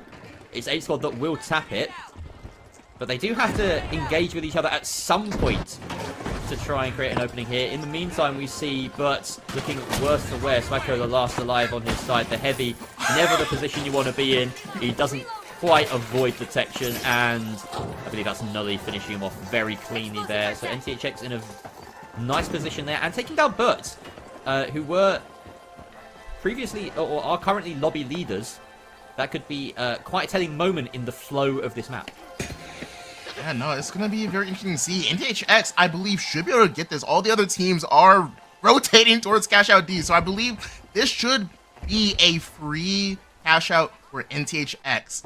But oh man, it's just one giant chase. Are we playing Scooby-Doo right now? Like, all I can hear right now is the Hex Girl song, where it's like, get away, as they're getting chased to cash out D right now. That's a deep cut right there. Yo. Oh my god, you've unlocked 4 memories for me. Okay, here we go. Atsu getting deep on B, or D rather, and they do have the opportunity to try and steal here, but a well-placed gas grenade will prevent them from doing so. They're getting bombarded with God knows what. They can't really see what's hitting them, and they're not in a position to stick the steal at the moment. Oh my goodness! That's not a good move, Hasake! Oh dear! Rippy in a position now to take down the rest, and that is a clean wipe against Atsu, who are currently struggling to get a foothold, not just in this map, but in the group as a whole. Rippy just ripping through this lobby as we are going to go ahead and transfer over to Noli X. We have a fight breaking out between Birds. NTHX trying to stay alive, not looking good right now. Going down. No, you need to just throw this box and live because you can't afford to go down right now. And it looks like NTHX is going to be wiped right here. Yep, and that is a purple squad of Birds once again taking control, retaking control of the game as they put that box in A. Notably, this is the first 22k cash out, so that's already 7k in the pocket for them. And the rest of the team seem like they're all fighting over D. In fact, Birds have gone to join in that fight. It's going to be a 14 skirmish at D. Bro, Ape Squad is just, oh my gosh, what a laser from Spoons! He's not able to get away, unfortunately, and as we get kicked over, but luckily we have another point of view. NTHX know? NTHX don't know that they could just run at A right now for free. Wait, Well, maybe I didn't notice. They've spotted them. They spotted purple. They spotted the steal. They know that they can just take A for free. They should do as well. It's absolutely the right play. Birds have managed to successfully take D as well. They're greedy. They are playing for every single cash out they can get their greasy little mitts on, and they will successfully defend this one by the looks of the timer. But in the meantime, of course, that affords a complete free steal over on A for the team of NTHX, who presumably will get it done at some point soon. They're taking their time. There we go. There's 63 seconds left. NTHX need to hide. It's hard to hide here, but they are getting sent on by Atsu right now. It's not looking good. They're getting pinched. They can't afford to go down here. Oh, NTHX go down. Atsu is coming through. We go ahead and see Burst. Can Burst get this steal? If Burst get this steal, it allows NTHX to win second place and go ahead and get better placement here. Burt's not going for the steal here, looks like. I think they're just playing their time. They're playing safe. They know that even if NTHX get this cash out, they are still in first place, but they are leaving open the possibility. No, they're going that for the the red other team ball. are going to get stolen. Atsu may just be able to swipe the rug from not only Burt, but also NTHX with this final steal as they take second place away from NTHX. Burt will be secure in first. With only 13 seconds left. Down go the players on Atsu, but I don't think it will matter. No, maybe it will. The stun comes out. Huge stun from Demon to prevent the last second steal, and that will allow Atsu to control the final cash out. Second place secured for them. Both third and fourth teams wiped at the end there. So not only do they get the steal, but also some kill points to their names. But big brains that whole match though. Bro, 147k so far. Huge. Bro, it was a crazy match here. I think we're gonna go ahead and get a look at the scoreboard here. I think in just a second. Yes, here we go. Yeah, we have Birds coming out on top. We have Atsu taking second place last second. Noli X and NTHX taking third, and Ape Squad unfortunately going down. And wow. What a chaotic game. And Chickpea coming out on top of the kills there with 10 for his team. Woo! Look at the amount of kills that Bert's accumulated in that game. That is 23 total, completely eclipsing every other team. That's going to make a massive difference on the standings, not just because they've also finished first, but because you get those points. So that is 7 points just from kills in this one game. No, and that's what I'm trying to say. Berts are so good at taking fights. Like, I feel like, honestly, Birds are probably the favorite to win Worlds here. Just how, one, they're consistent. 2, they're aggressive. A lot of teams in this tournament don't know how to deal with aggression. And in 3, they're just so coordinated. Bro, when you watch them swing team fights, they swing hip and hip. Like, they'll send one person in, and then the other 2 will swing from a different angle together to isolate different targets. They're just so good at this hit and run playstyle that is so necessary to play the finals. It's just such a treat to watch. They also just commit to everything. Like, you know, they knew they were plugging that last cash out and then immediately going to steal the other one and then coming back to defend their own. Like, that was the call and they committed fully to it. There was no umming and ahhing. There was no like, oh, some of us are going to stay and keep watch or whatever. Because they knew that even if it doesn't go to plan, they're going to get kills. And they can win those fights and they can get points regardless. So yeah, huge plays from Bertz. And I do agree with you that they are the favourites to win at the moment. At least they are definitely the favourites to top this group, because Cash Out they are thriving in. But when it comes to the 3v3s of Quick Cash in the single elimination of the playoffs, it's a different ball game. They have, of course, proven themselves in that battleground as well. What I'm saying is we can't judge their recent form and what we're seeing right now and say they're going to be the best, 1v1 team. They may not be, so we'll have to see when that happens. But it does feel like a case of when and not if with Burts. They are just that good at the moment. Yeah, no, 100%. But can we give a shout out to Atsu and Ape Squad? They're going out here and doing their thing here. Atsu able to come through last second, get that steal, win that team fight against NTHX, bro. Watching that last fight was so unfortunate because, like, if after NTHX got that steal, all they needed to do was run away. Because if they just recognized everyone else is at Cash Out, what was that? Cash Out C. If they just recognized everyone else was at Cash Out C, they could have gotten away and let everyone else fight over to Cash Out. But because they stayed where they were, they just got pinched out, and it was just yikes. Yeah, it was yikes. That's a good way to describe it. It was yikes. So let's have a look at these scores. This is, of course, from not match. This is from match 2. We will get the match 3 one on screen in a moment. Wait, hold, please hold. Your call is very important to us. There we go. Yeah, hold, yeah. Hold. Good. Yeah, it's coming. It's gonna update. And interesting to see, of course, the match 2 scoreboard. NTHX just flip flopping, going from top to bottom to top. And there we go. They managed to get 3rd place after that, which is surprising because they seemed like they were doing decently in the early half of that map, but then it just sort of fell away from them. Look at that dominance, though. 17 points for Burks after that game. And in reality, the other 3 teams sharing the spoils with 9 points each. All, very different methods of reaching that. We had a lot of kill points for Ape Squad, a lot of cash outs, especially that last one for Atsu, but it all evens out. They've all managed to get 9. So that's not going to move the standings around too much. All it means is that Burts are going to propel themselves even further ahead on the cumulative standings. And speaking of that, here they are, already 9 points clear of 2nd placed Ape Squad. Interestingly, Ape Squad yet to win a match, but they are sitting in 2nd place.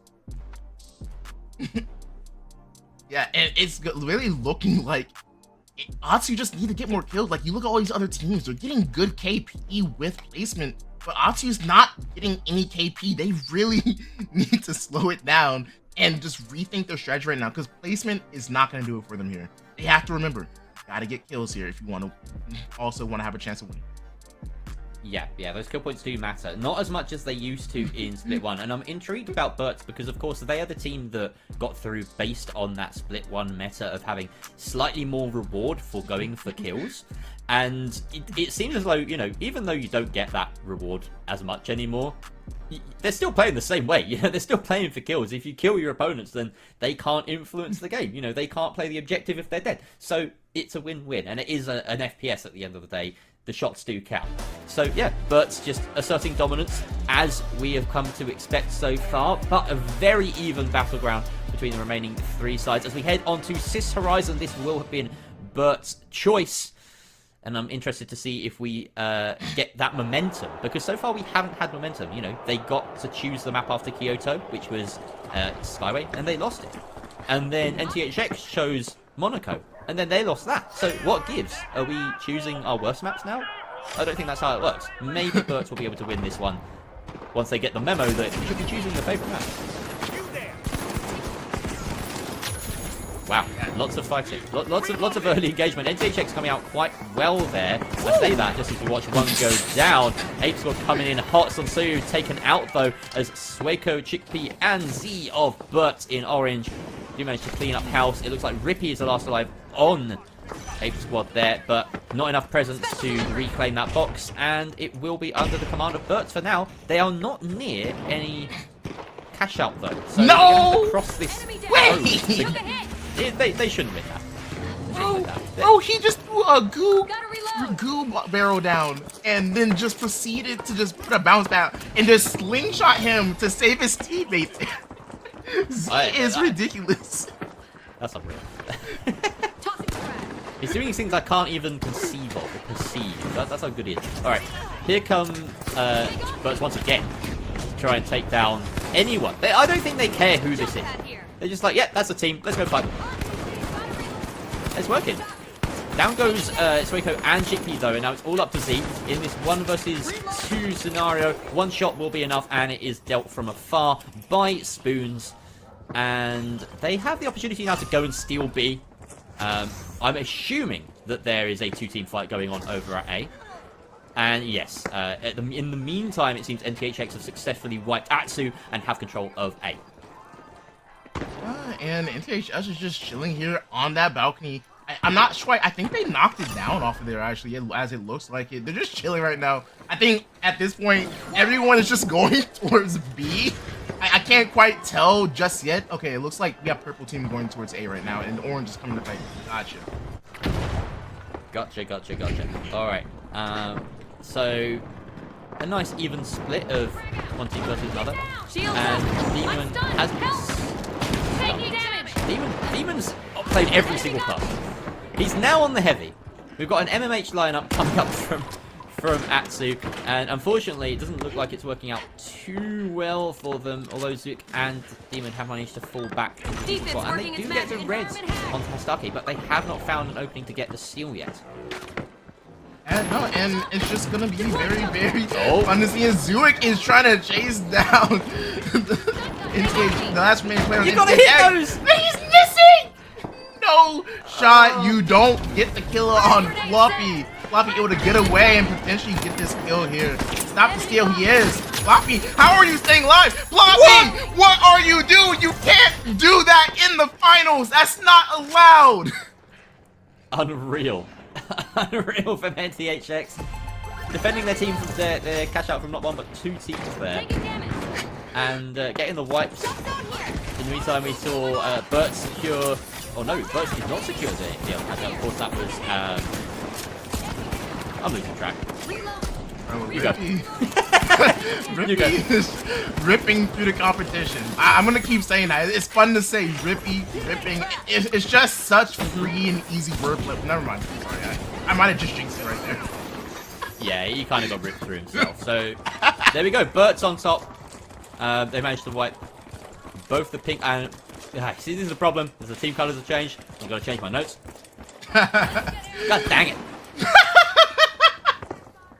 Oh, so okay, all right. What's the time? It's we are about an hour and 5 minutes in, and I've lost composure. It took that long. Let it be known, I was doing well, and now I'm not.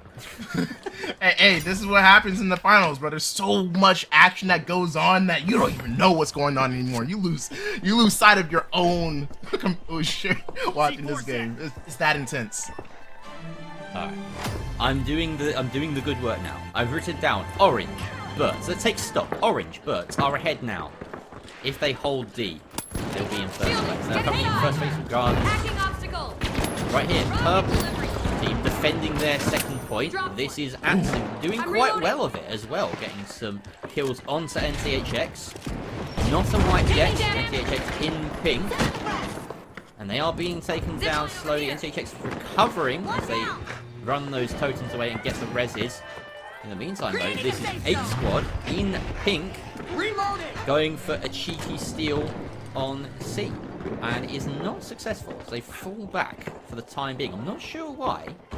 They definitely had the chance there to go for it. Now Alphonse has come in, and he's trying to take it. What is this? Why is that happening? Why have NTHX managed to do that? I have no idea. What has happened to Ape Squad? They had that for free. I don't know, Ape Squad. That's a blunder. I'm marking that down as a blunder. Yeah, but they're coming back. They managed to kill Floppy. Where's NTHX? They are all up. They're being wiped out. This is they're alive. A bizarre fight. They're alive. Where are they? Just about alive. Hiding. They're hiding from us. They're hiding from them. Bro, I don't know what's going on in this map. I don't. Finally, Ape Squad get the steal that they've been vying for NTHX, where were you? Your cash out just got stolen. You stole it from them, and now you let them slip, bro. What's it's it's kind of what happens. I don't think they have time to steal it back, unfortunately. So NTHX are going to back away with this glitch barrel in hand. That'll be useful for any upcoming fight, but they're playing the long game here. In the meantime, Bert's in orange had been white, and that is a cash out for the purple side of Atsu. So it's very level pegging up the top there. Yeah, and right now it's not looking good for Berts. It's not looking good for NTHX. They really got to find themselves. Right now, the last 2 minutes, these cash outs are going to matter the most for your team. Sure, if you know you can't come back, just go for them kills. If you hear gunshots, it's third party, get them kills, get those kill points. You're gonna need it. It's gonna help you in the end. Quick rundown of the rankings in the top left of your screen. We have pink side, that is Ape Squad at the top. We have purple side, Atsu, second place. Orange side, Bert in third. And in fourth, NTHX, a familiar and worrying position for them to be in. But they get that plug, and that propels them a little bit higher, and it could well be putting them into first place if they manage to defend this successfully. Only 20 seconds after the maximum velocity, 1 minute 35, so not long left on that time, about 2 minutes total.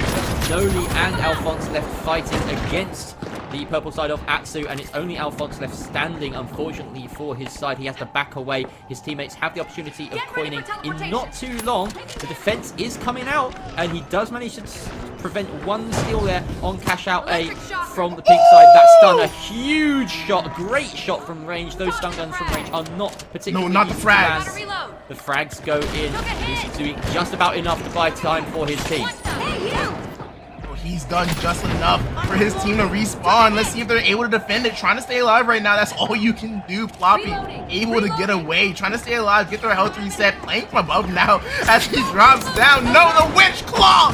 Can he do it? No. NTHX go down, and that's going to be Atsu being able to get that steal right there. Oh, Bert's coming in hot though, and look at this pink side. They are very lit. They are sticking the steal. They are stuck in position. All of that heal beam has been used. Can Bert take advantage of this massively favored gunfight? I don't think they're getting in quickly enough though, and it looks as though the pink side of Ape Squad have managed to reset successfully. They are backing up. In the meantime though, here come the guns. He finally does find someone on the side of Ape Squad. He gets his kill. Sueko manages to get away with the help of a nifty little jump pad left behind for him, but Berts have decided it's not worth trying to steal. They are heading on back to their point to B to keep hold of that instead. And Atsu have come in. They are the ones to take advantage of that wipe. A loving gift imparted to them from Berts puts them ahead of Berts. Will Berts come to regret that? Oh, on the other side, we have NTHX, but I take this fight. Can they get this? They need this steal. They need at least third place. Fight's going really well in their favor. They're able to get it. And that's such a clean fight, but no, the grenade comes out. They need to get the res now. They might get sent. NTHX have this steal, taking down Berts, and Berts may have fumbled it. They were in a very good position. Now they look to be finishing in last place with only 25 Here comes seconds the left, lobby. and they have a long respawn. Here comes the entire lobby, as you say, the pink team of Ape Squad jumping on in first, and they will be the ones to engage with the domes, with the winches. In come the red side of Atsu, though, as well. Or sorry, Ape Squad. It's chaos. NTHX are in red. They're the ones that are coming in, and they get wiped out. The steal comes out. The purples come through. NTHX got it! The way they get it. Huge plays from NTHX to come out with that. But no, it's the purple side of Atsu who come out on top overall after that last second steal away in the previous cash out. Utter chaos once again in the finals, and Bert in a game-winning position there slipped to last in the space of 30 seconds. Unreal. Bro, NTHX able to just stay alive long enough to at least disrupt and cause chaos on that last point. Bro, we saw the steal coming out, but bro, Atsu, which is like, no, you're not getting this. We're not letting you. So NTHX somehow able to claw out from the deaths of 4th place and go all the way to 2nd. That's unreal. Great plays. Interesting to look at these kills. Quite even at the moment across the lobby there. We will see probably the pink side of Ape Squad coming out with a few more kill points than the rest, despite finishing in 3rd. So that 3rd place might be, you know, unrepresentative of the points that they get from this round. The headline there is that Bert's let it slip, right? They Yeah.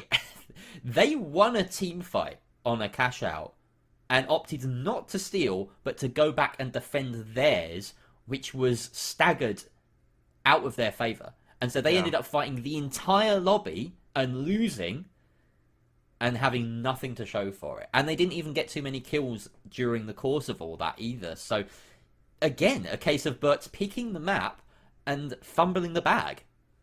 Yeah, and then let's go ahead and take this match 4 leaderboard right here. It's going to go ahead and be a odds. I don't think this is right. It ain't right here. NTHX. Oh, it's the total points. The It's the total points. Ape Squad passed on the kill points. Yeah, Ape Squad did enough with their kill points to jump ahead of NTHX there. But, you know, 13 points, 15, 13, 12, 10 is not a massive spread for a single map. So this will do something. This will give Atsu and Ape Squad a little bit more leverage back into the game, perhaps. But Bert's losing their 5 points that they had ahead of a lot of other teams. That's the biggest difference here, right? This map, all it's done is, on our final map, of course, of the Group A today, it has narrowed the group completely. The top has come down and the bottom's come up, and so that just means that there's even more to play for when we return to see these teams play tomorrow. Yeah, and let's go ahead and take a look at our total series leaderboard here. See who's in first. Bert's coming out on top. We have a tight race for second place. NTHX just 3 points below Ape Squad here, and Atsu in last place, unfortunately, with 42. So hopefully tomorrow we get to see one of these teams maybe make a comeback, and make it into the top 2 to qualify, or will Bert's just continue their dominance and just completely wipe the floor with Roubaix? It could happen. It could happen. They are, you know, they were like, what, 15 points clear, 16 points clear of Atsu now. Now it's only 11. So Atsu have put themselves in a decent spot now, at least to try and recover some of that tomorrow. But the biggest concern that you can see on the far left of that scoreboard is the kill points, right? Atsu struggling to get kills against players of this caliber. That's the biggest issue they're going to have. Ape Squad, as ever, doing well in the kills department. In fact, surpassing Bert, interestingly enough. But it's not enough to just be focusing on kills. You got to do it both, and Bert's did both the best today so far. Yep, and it's going to be an interesting race here. Who do you think is going to make it out of the group? My money is on Bert's and probably NTHX. And the reason I'm going to say NTHX is that I feel as though they're a team that put in the prep and that they will benefit the most from the downtime between now and tomorrow. They will look at what's happened. They will look at the teams that they're facing and counter-strat and make a difference. And I would be surprised if you told me, you know, way back when we were doing all the Split 1 Masters, Split 2 Masters, and we were watching NTHX before, I'd be surprised if you told me they weren't in the top 8 teams in this entire ecosystem, right? So if they don't make it through tomorrow, that will be a surprise to me, despite the fact that obviously Ape Squad, they are putting in a good shift right now. They are sitting there quite pretty with the most kills in this group in second place. Yep, and yeah, I honestly can't wait to see, but coming up next, we're going to be going to Group B. This is going to be our EU lobby, full EU, just, 2, 2, 3, Frog 3, Divine Dead, full random. So yeah, I'm definitely looking forward to it. And yeah, I think, Jerry, want to move us on? I feel like, are we good to go for a break? Because I think we need a little bit of a break to set up things. Of course, we've got to get all the new players in the lobby and all that. And yeah, we're going to go to a little break, if that's all right with you, Stars.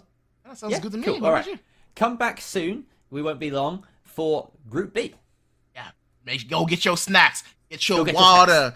It's going to be high action, impact gameplay coming up next. Group B coming in hot.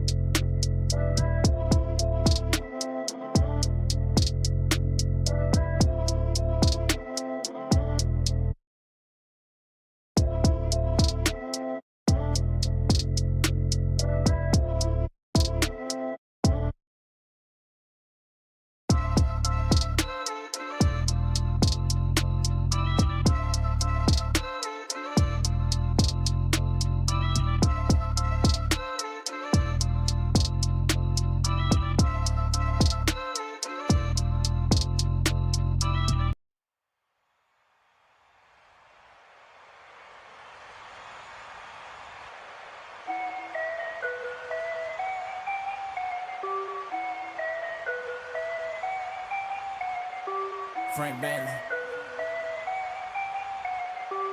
Let's go. Yeah, make it look easy. Hey, stand up guy, boom, 10 toes. Big body pull up in a Range Rover. I can change the whole game when I say so. I pull up, shut it down, yeah, they know. Running this game ain't a thing for me. I never switched up, no change in me. The only thing changing this season, you go against me, then you know that you tweaking, okay? Cause baby, I'm him, I be on 10. Two-stepping in the party, I do not dance. Watch how I move, make it look easy. Counting up wins, that's part of the plan. Blackmail taking up my head as a CC. That can't fail, all my victories I'm a repeat. I'm knee deep, need a dub, best that you seek me. I'm too sick, yeah, I know I make it look easy. Easy, yeah. Tell them don't try to play me. Yeah, I'm drippy on the daily. They can never count me out, they can never count me out, I know. They can never count me out, they can never count me out, I know. I make it look easy, make it look easy. I know make it look easy, make it look easy. I know I make it look easy. Too smooth, I make it look easy. I know we make it look easy. Make it look. I know. Love, shooting my shot, better play up. Make it look easy, that's a layup.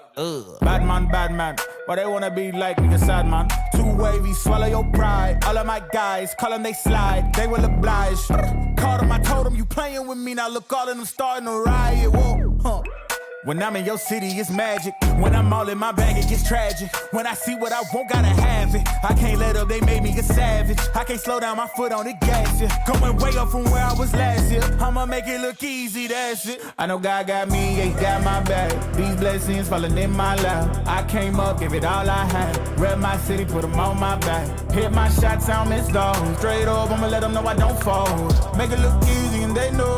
There's only one way for us to go. Can't hold me back, I'm going way up. Tell them they can never play us, no. Ain't no stopping me now, no. Ain't no stopping me now, no. Ain't no stopping me, ain't no stopping me, ain't no stopping me now, no. Yeah, stayed in my lane when they got it, I make it. I know that they mad when I swerve out the lot. Thinking the plot, they did not get the picture when I said I don't fit in a box. Taking they shots, and they know that I ain't missing, and it's up if they hand me the rock. I feel like a Rubik's, cause they confused with how I line it up by spinning the block. Hey, too easy, get your weight up when you see me. I'm a threat, please don't give me a reason. I'm a vet, yeah, I see through your decency. When I'm done, they gon' pick up the pieces. And you know we ain't losing this season. It's the reason why they hating on me, cause you know that I'ma make it look easy. Ain't no stopping me now, no. Ain't no stopping me now, no. Ain't no stopping me now, no. Ain't no stopping me, I know I make it look easy. Make it look easy. I know I make it look easy. Make it look easy.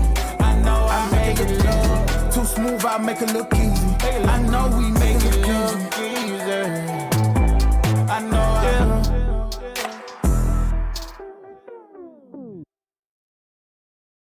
I just wanna have fun, clap my hands, turn around now and dance, dance, dance. I just wanna have fun, clap my hands, turn around now and dance, dance, dance. I just wanna have fun, clap my hands, turn around now and dance, dance, dance. I just wanna have fun, clap my hands, turn around now and dance, dance, dance. I just wanna clap, turn around, dance, dance, dance. I just wanna clap, turn around, dance, dance. I just wanna clap, turn around, dance, dance. I just wanna clap, turn around, dance, dance. I just wanna have fun, turn around now. I just wanna have fun, turn around now. I just wanna turn around, dance. I just wanna around now. I just wanna have fun, turn around.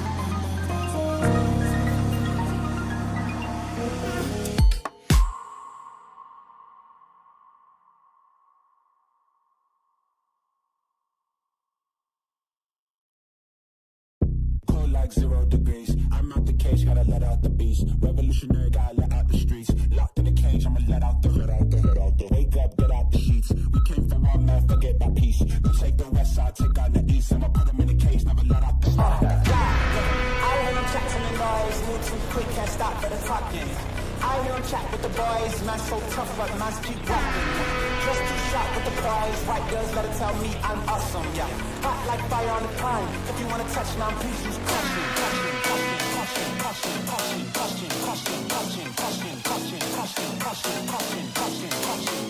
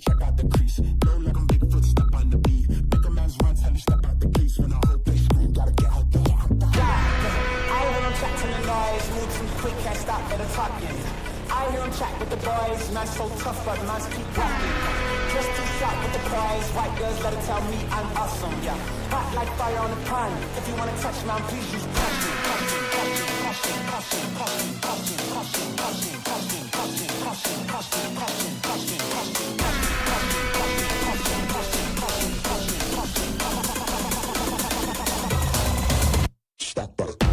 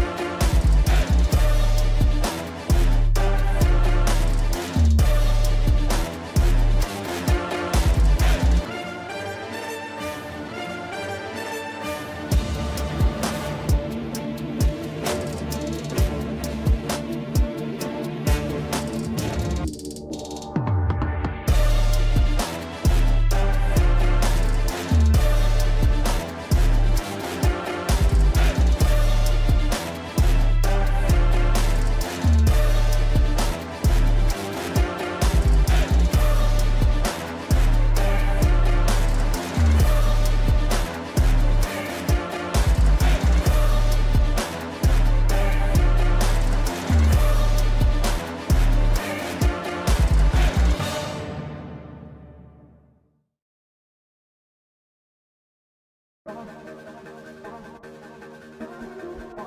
trying to go harder than I ever win.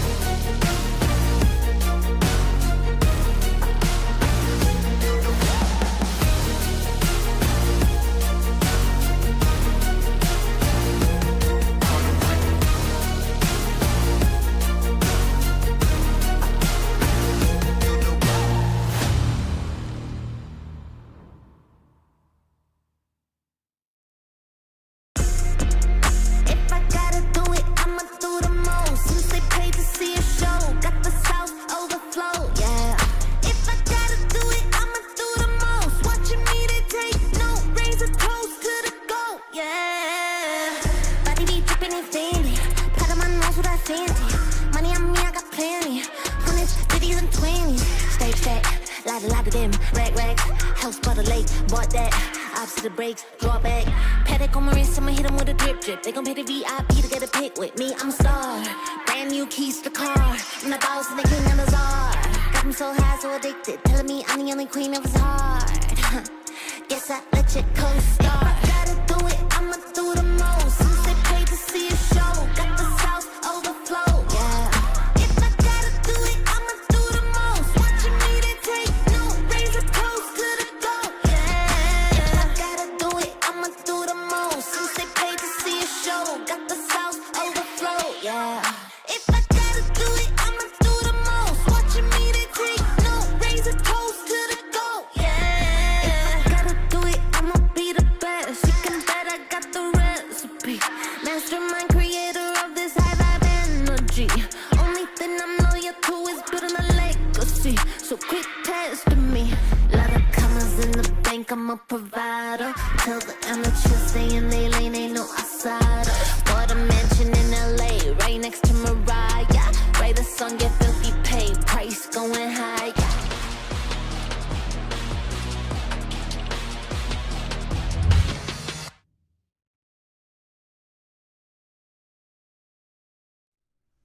Hello, hello, hello, and welcome back to the Breakout Esports World Championships. For the finals, I'm Jerry, this is Stars, and we are on the second group, Group B of our first day, the group stages. And Group A was a wild ride. We had an incredible showing from Bert's, managing to top the group. Ape Squad coming second purely because of their kills record. We had Atsu and NTHX closing that gap near the end as well, making it all to play for tomorrow. Now, we move into Group B, and we have 4 new teams. 223, Frog 3, Divine Dead, and Full Random. An entirely European lobby, as you were mentioning before, Stars. And I know there's a lot to be sorting out behind the scenes right now, so I'll let you get on with that. But there's just one thing we need to let everyone know about today's matches with these groups. And I'm just going to say it as it is. If you are here to watch the pinnacle of esports, the pinnacle of the finals esports, and some great competitive games, maybe tune back in an hour. We're going to have a bit more fun the next hour or so with slightly more chaotic finals than we are used to. The reason for that is we have a team that have no-showed today, and that is absolutely rubbish. We hate to see it, but we just have to play to the rules. We have to stick quiet. So we are going to be having 3v3 v3 v no one, except there is another thing. Unfortunately, one of these threes, they're missing a player as well. So it's actually 3v3 v2. So yeah, that's what I meant when I said it might not be especially competitive. We're still running by the cash out rule, so there's still going to be 2 objectives in play. You do the maths. It's gonna be a weird hour or so. It might not even be an hour, to be honest. This might be fast. I reckon it will be fast. Yeah, it's gonna be one heck of a match here. Yeah, it's a yikes. It's a yikes. It's a yikes. It's a yikes. Yeah, these are our teams here. Obviously, we're down Divine Dead today, unfortunately, and Full Random, unfortunately, we have a note. One player is unfortunately not here at the moment. So yeah, we'll see how this goes. It's gonna be it's gonna be a party game. Here's the good news. This isn't the entire group stage for all of these teams, right? They have 4 maps today, 4 maps tomorrow. So if they do manage to find their subs during the day or tomorrow, and we do get the team that's missing to check in tomorrow, then we'll be able to continue. But of course, they have to presumably climb quite a mountain by that point. So yeah, it's not great, and it does suck for the teams that, you know, the players that are left hanging, that, you know, in the 2 stack, but you know, the teams that are here, they get to reap the benefits. You know, they're the ones that showed up. Sometimes all you got to do is show up for a game, and that is literally the case today. Yeah, it's gotta show up.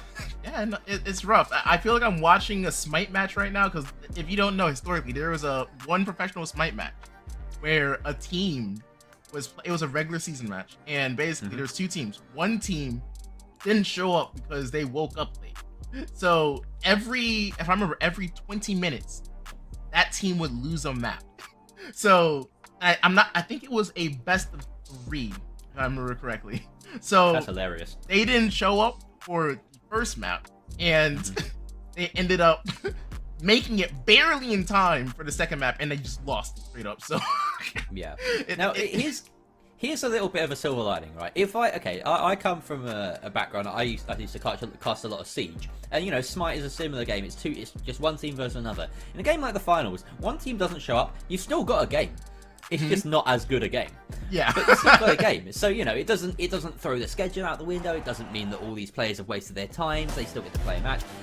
So it's, you know, it's not the worst thing in the world. And we are starting off on Kyoto, as mentioned earlier. The first map of every group will be Kyoto because, well, basically, we've got to show this map some love. Yeah, 100%. And once again, we're just gonna have some fun with this one. Like, at the end of the day, the 2. That's all it is.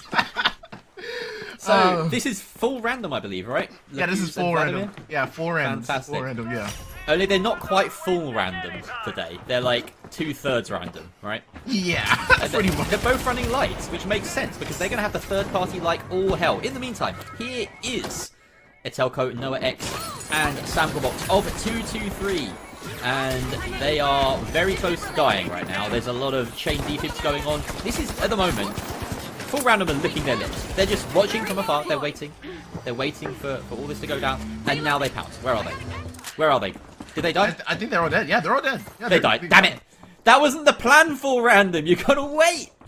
But you know what is good for them is that they're both lights, so they can just run straight to boxes and get those plugs. I will say, full random have a chance on this map because one, this map is big. It's massive. So and then two, I just feel like they need to play for a third party. Like who? Oh my gosh, we have another fight. No, don't push full random. They're just a duo, bro. Let them. Well, no, do push them. That's the problem. You have to push the 2 that are defending because otherwise you're pushing the 3 that are defending. Take the unfair fight. This is exactly what Frog 3 should be doing and exactly what they are doing. But at the moment, of course, this is smart from full random. They're just playing passive, playing for retakes. The problem comes now when we get the inevitable steal from Frog 3. I don't think we now have a situation. What's going to happen here? We now have a situation where it's 3 defending A, 3 defending B, and like full random just have to like. No, I just feel like full random. I feel like they. What do they do? They literally just need to double up. That's all they can do. They need to double up the cash ups and force these teams to fight each other. That's literally the only way they win this. Good point. Yeah, they have to do it. So they missed their opportunity here to try that for the first point. Interestingly, Samkobox has come over here. He knows he's going to get a bit bored if he just has to wait on B for the whole time. So he's baiting a little bit of engagement from Vladimir here. Vladimir's heading out towards B. And it looks like they're going to catch them in a 1 versus 1. This is ideally what full random want. Is they want to isolate some 2v1s. They want to win some 1v1s maybe. Just fight for the scraps. If they do manage to pick off Sample Box here, for instance, then they're in a decent spot. The LH1 from range doing some decent damage there onto the players defending that cash out A. That is Frog 3 in pink. It's very difficult though. Obviously, you know, Frog 3 know that they want to be defending. There's no way they're doing good damage. Well, it doesn't really matter, does it? They're going to fall back into control. The goo grenade is a smart selection from Liquid because he does allow himself some cover to try and get a sneaky steal. But I doubt it's going to happen. They've got this crossfire onto this building, but the problem is that Frog 3 have cover. They have high ground. They're not going to let it slip right now. I just had a genius idea for a gadget. Yeah. Well, bro, what if it's a grenade? But it's like me. But it's like a splash damage grenade that heals your team. Area friendly. I've been pushing for a splash heal for the lights. I think that'd be huge for light. Yeah, it would be cool. Interestingly here, we've got purple and pink facing off against each other. Whoever wins this fight will be a little bit ahead of the curve. And of course, with the kills mattering, it may come to a point where these teams actually do try and go for kills just to bump themselves further up the standings during the day. Down comes one of the lights, he dies, and the second one goes down as well. Atelco wins out that fight, gets the res on Noah, and it's a matter of seconds before the whole of 223 are up, having wiped to the rest of the lobby, so they now get to do whatever they want. Yeah, and I'm just really hoping we see double ups. Like, full random cannot afford these cash outs to be split. They have to be double inserted for them to have a chance. Yeah, and the problem right now is they don't have control of either. They've just spawned in, and the boxes have been tapped by both 3 stacks. So ideally, Vlad and the Goose have to worm their way in towards a cash out. What they may do, and what we might see them do right now, if we can get an eye perhaps on D, and see if they are going to stun out whoever comes to that cash out. Because if you stun it, and then you plop that money in, you of course get the plug money. So that's decent. That will get you some way towards it. At the moment we're watching Purple go uncontested towards C. And the question to me is whether that third vault will make its way safely to D or not. Honestly, I think what you do is you stun and you yeet the vault as far as you can towards vault C. Or cash out C. That's actually the play here, you're right. They have to stun and then run. I'd be running grapple hook if I were one of them. Oh, and he missed. Oh. Well, okay, so that's another 2 minutes. Have you read any good books lately? Me? I'm not myself. I really want to get back. I read manga at this point. I'm not gonna lie. Oh, nice. Yeah. I've been reading. I've been trying to get into Dandadan. Because I heard the anime's fire. But, you know, I don't have the time to rewatch, you know, the episodes. So I'm like, I can read a lot more, like, more content than I can watch in the same amount of time. So yeah. I haven't read a proper book in ages. I took one with me on holiday recently and didn't read a page. Bro, that's me. Yeah, I'm just like that. So because this is going to be a naturally quieter game, I do wonder about whether it's the right thing for some of these teams to be playing so passive. They're wanting to secure their points, but realistically, when it comes to tomorrow, you may have a full, 3v3v3v3, and the kill points are going to matter so much that actually it might dwarf whatever advantage you gained in the first day. It's an unlikely scenario, but I just feel as though maybe these teams and, our beloved audience would benefit from a little bit more action. So that's the logical reason they should be giving us something exciting to watch. At this point, it's gonna be hard because, like, is it 15k or is it 20k now? I think it's 15k next, right? Or is that the 22? This is the 15k one. Yeah, yes. Put in the first 5k, so the next one. Oh wait, the next wave for random will be winning. 22. For random winning a fight. Hello. Oh. Wait, yeah, it's happening. Oh. It's happening. 2v1. Wait. The defib comes through. Yeah, they get this last kill. Did they Can get Vladimir this win the kill? 1v1? Wait, That guy's on 1 HP. Wait, they got oh my god, they got it! They got it! They got it! They're gonna get the steal! But here's the thing, it's staggered, so here comes purple. They have to win yet another team fight. Run, Vlad! No! Run! Wait, yes, Vlad! Get the steal! Get the steal! Come on, come on, we got it. Come on, little buddy. Ah! That's the closest we've come. And purple do get the steal. Congratulations, 223. You've almost certainly secured a first place spot from Kyoto. And we get to choose the next map. Wow. Bro, that is so ridiculous what just happened there. I love this. The good thing is, we now know that they can 2v3. Yeah. It's not all over. It just starts with doubling up a vault and forcing a third party here. They literally just double it up. And if you do a 1v1, at least let it be in a place where you can get high ground so y'all can win it. They're backing themselves in 2v3s though, which I like. So because obviously, they wanna get the double dips in places, but both the other teams, the other 6 players in this lobby, are vying to make sure exactly that doesn't happen. So it's a small gambit, or it's a big gambit, but I think they're prolonging their lives more and they're going for the kills too. So they have definitely they've smelt blood in the water though, right? They're not taking down purple again. They are going full on at Frog 3. They're like, yeah, they're the guys that we can kill. 100%. Bro, I'm not gonna lie to you, bro. This is like one of the slow, and it makes sense why it's a slow match. It's just this match is so slow. It's just poke. Wait, Orange about to get another kill here. Orange about to kill. Hello. You got the invis grenade coming out. Vladimir's going on in, try and secure the kill. Lots of bursts from the LH1. Again, taking his players down. Do any of those guys have a heal beam? Yes. Use it. There we go. Out comes the goo. Bro, they are piecing them up. This time around as well, the cash outs are not staggered. So if they do manage to get team wipe, they have a much better chance of securing it with the steal. Oh no! That being said, here come purple team 223 are getting bored. They finally want to get a fight going, and that is the orange team's opportunity for random to head for the hills, go for that steal on B. Now let's see the 3v3 action. No, don't show us the lights. They're going to steal D. Show us the action. I'm trying, but you only have this point of view. Oh, man. Wait, stay on it. Here we go. Yeah. All right, now. They're defending the cash out from beneath. They do have a DMAT in place so they can bring it down. Samkowatz from above has the red. I'm going full play-by-play, and this might be the only chance I get in the next hour. So here comes the red canister. Great initiation. The hook doesn't land, though. Samkowatz sending out the shield. A fantastic kill taking out Emilian. And now they are in the ascendancy. But the round is over. They didn't do it quickly enough. The steal didn't come through. And funnily enough, Orange team, despite stealing that last point, still come in third. Oh well. Bro, it's like we're just gonna be sitting here. They're gonna poke them down. Just damage, just poke, and then all of a sudden, out of nowhere, 223's like, you know what? I kind of want to fight. You guys want to fight?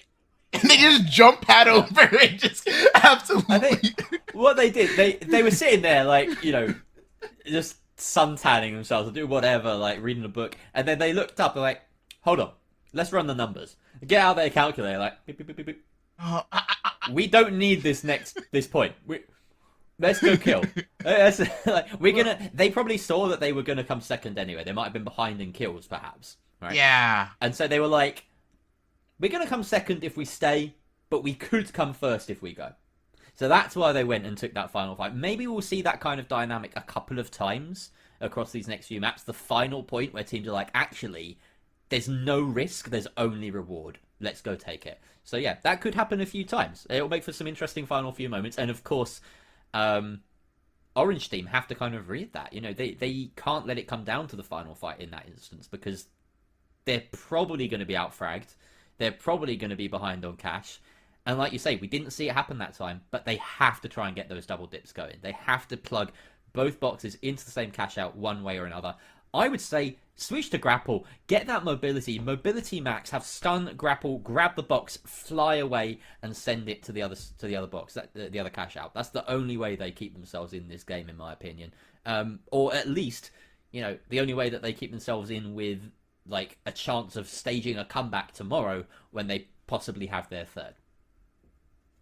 Yeah, and I just want to say, like, I think it was a great plan for them to go and try to steal the other cash out, but they should just kept one person there just to cause havoc on that last fight. Because, like, listen, if I can't speak, if Full Random was able to help 223 get that other cash out there, they would have been second place here. They would have had the second place point.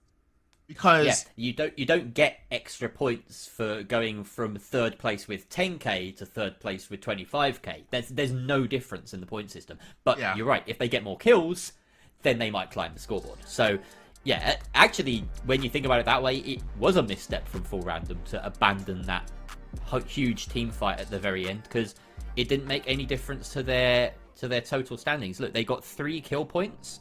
I don't know exactly how many kills they got, but that means, you know, somewhere between 9 and 11. Yeah. If they get, you know, 2-3 more kills, maybe even 1 more kill in that situation, they put themselves even level with Frog 3 on this final standing. So yeah, playing for frags will be a big part of Full Random strategy, and it should be going forward, especially after this wake-up call. Yeah, and I would just like to say, like, bro, can we take a look at how close Full Random and Frog are here right now? I know the placement points are going to give Full Random a chance right now, but, like, can we just appreciate the fact that they're even right now? Like, they're able to get kills in that last match. Like, I didn't think they were going to be successful. Like, maybe they've gotten, like, 1 kill a team fight. No, they're out here wiping full teams, so we gotta give them their flowers. Yeah. And in case you're just joining us and wondering why we just watched a game of 3-team cash out, it was set up like this. We have one team, Divine Dead, that are a no-show. Unfortunately for today, they did not check in. It remains to be seen whether they'll be here for tomorrow. I really hope they do show up for tomorrow, because otherwise it's going to be another day a bit like this, or another group a bit like this. But, you know, we've got to deal with what we were dealt. Like, so tomorrow as well, there's also the opportunity or the possibility that we have the third player from Full Random rejoin, and we get an interesting dynamic actually of 3v3v3 with 2 cash outs in play. We're just playing the casual. What is it? It's not even quick cash, because quick cash you only have one objective, so it's a very different dynamic. That's always, you know, everyone fighting over the same box. Honestly, if it ends up like this tomorrow with the extra player on Full Random, I wouldn't mind seeing 3v3v3 on cash out. It'll be kind of interesting, and it would be easier to keep track of, which is one of the hardest things about watching this game at the moment, is like keeping track of all the chaos, all the different fights going on. You'll usually then, in that case, only have one team fight going on in one place at a time. So could happen tomorrow, but let's just talk about today right now. We've just seen Kyoto 223 now have the choice of map. And I do have that map here for you actually right now, surprisingly. Ooh, nice. This just like in. That's what I'm saying. Yo, thank you to the voice in our heads for letting us know. But we are going Sis Horizon. What you think? Sis Horizon, how you think this map's going to play out with these 3 teams? Sis Horizon's an interesting one. I feel as though it's decent for the triple or the double light, because there's a lot of long angles that you can use that LH1 very effectively with. So they're going to fancy their chances here perhaps a little more than they would on, say, Monaco, where it's a lot more tightly knit. which we undoubtedly will get to Monaco at some point. But yeah, Sis Horizon.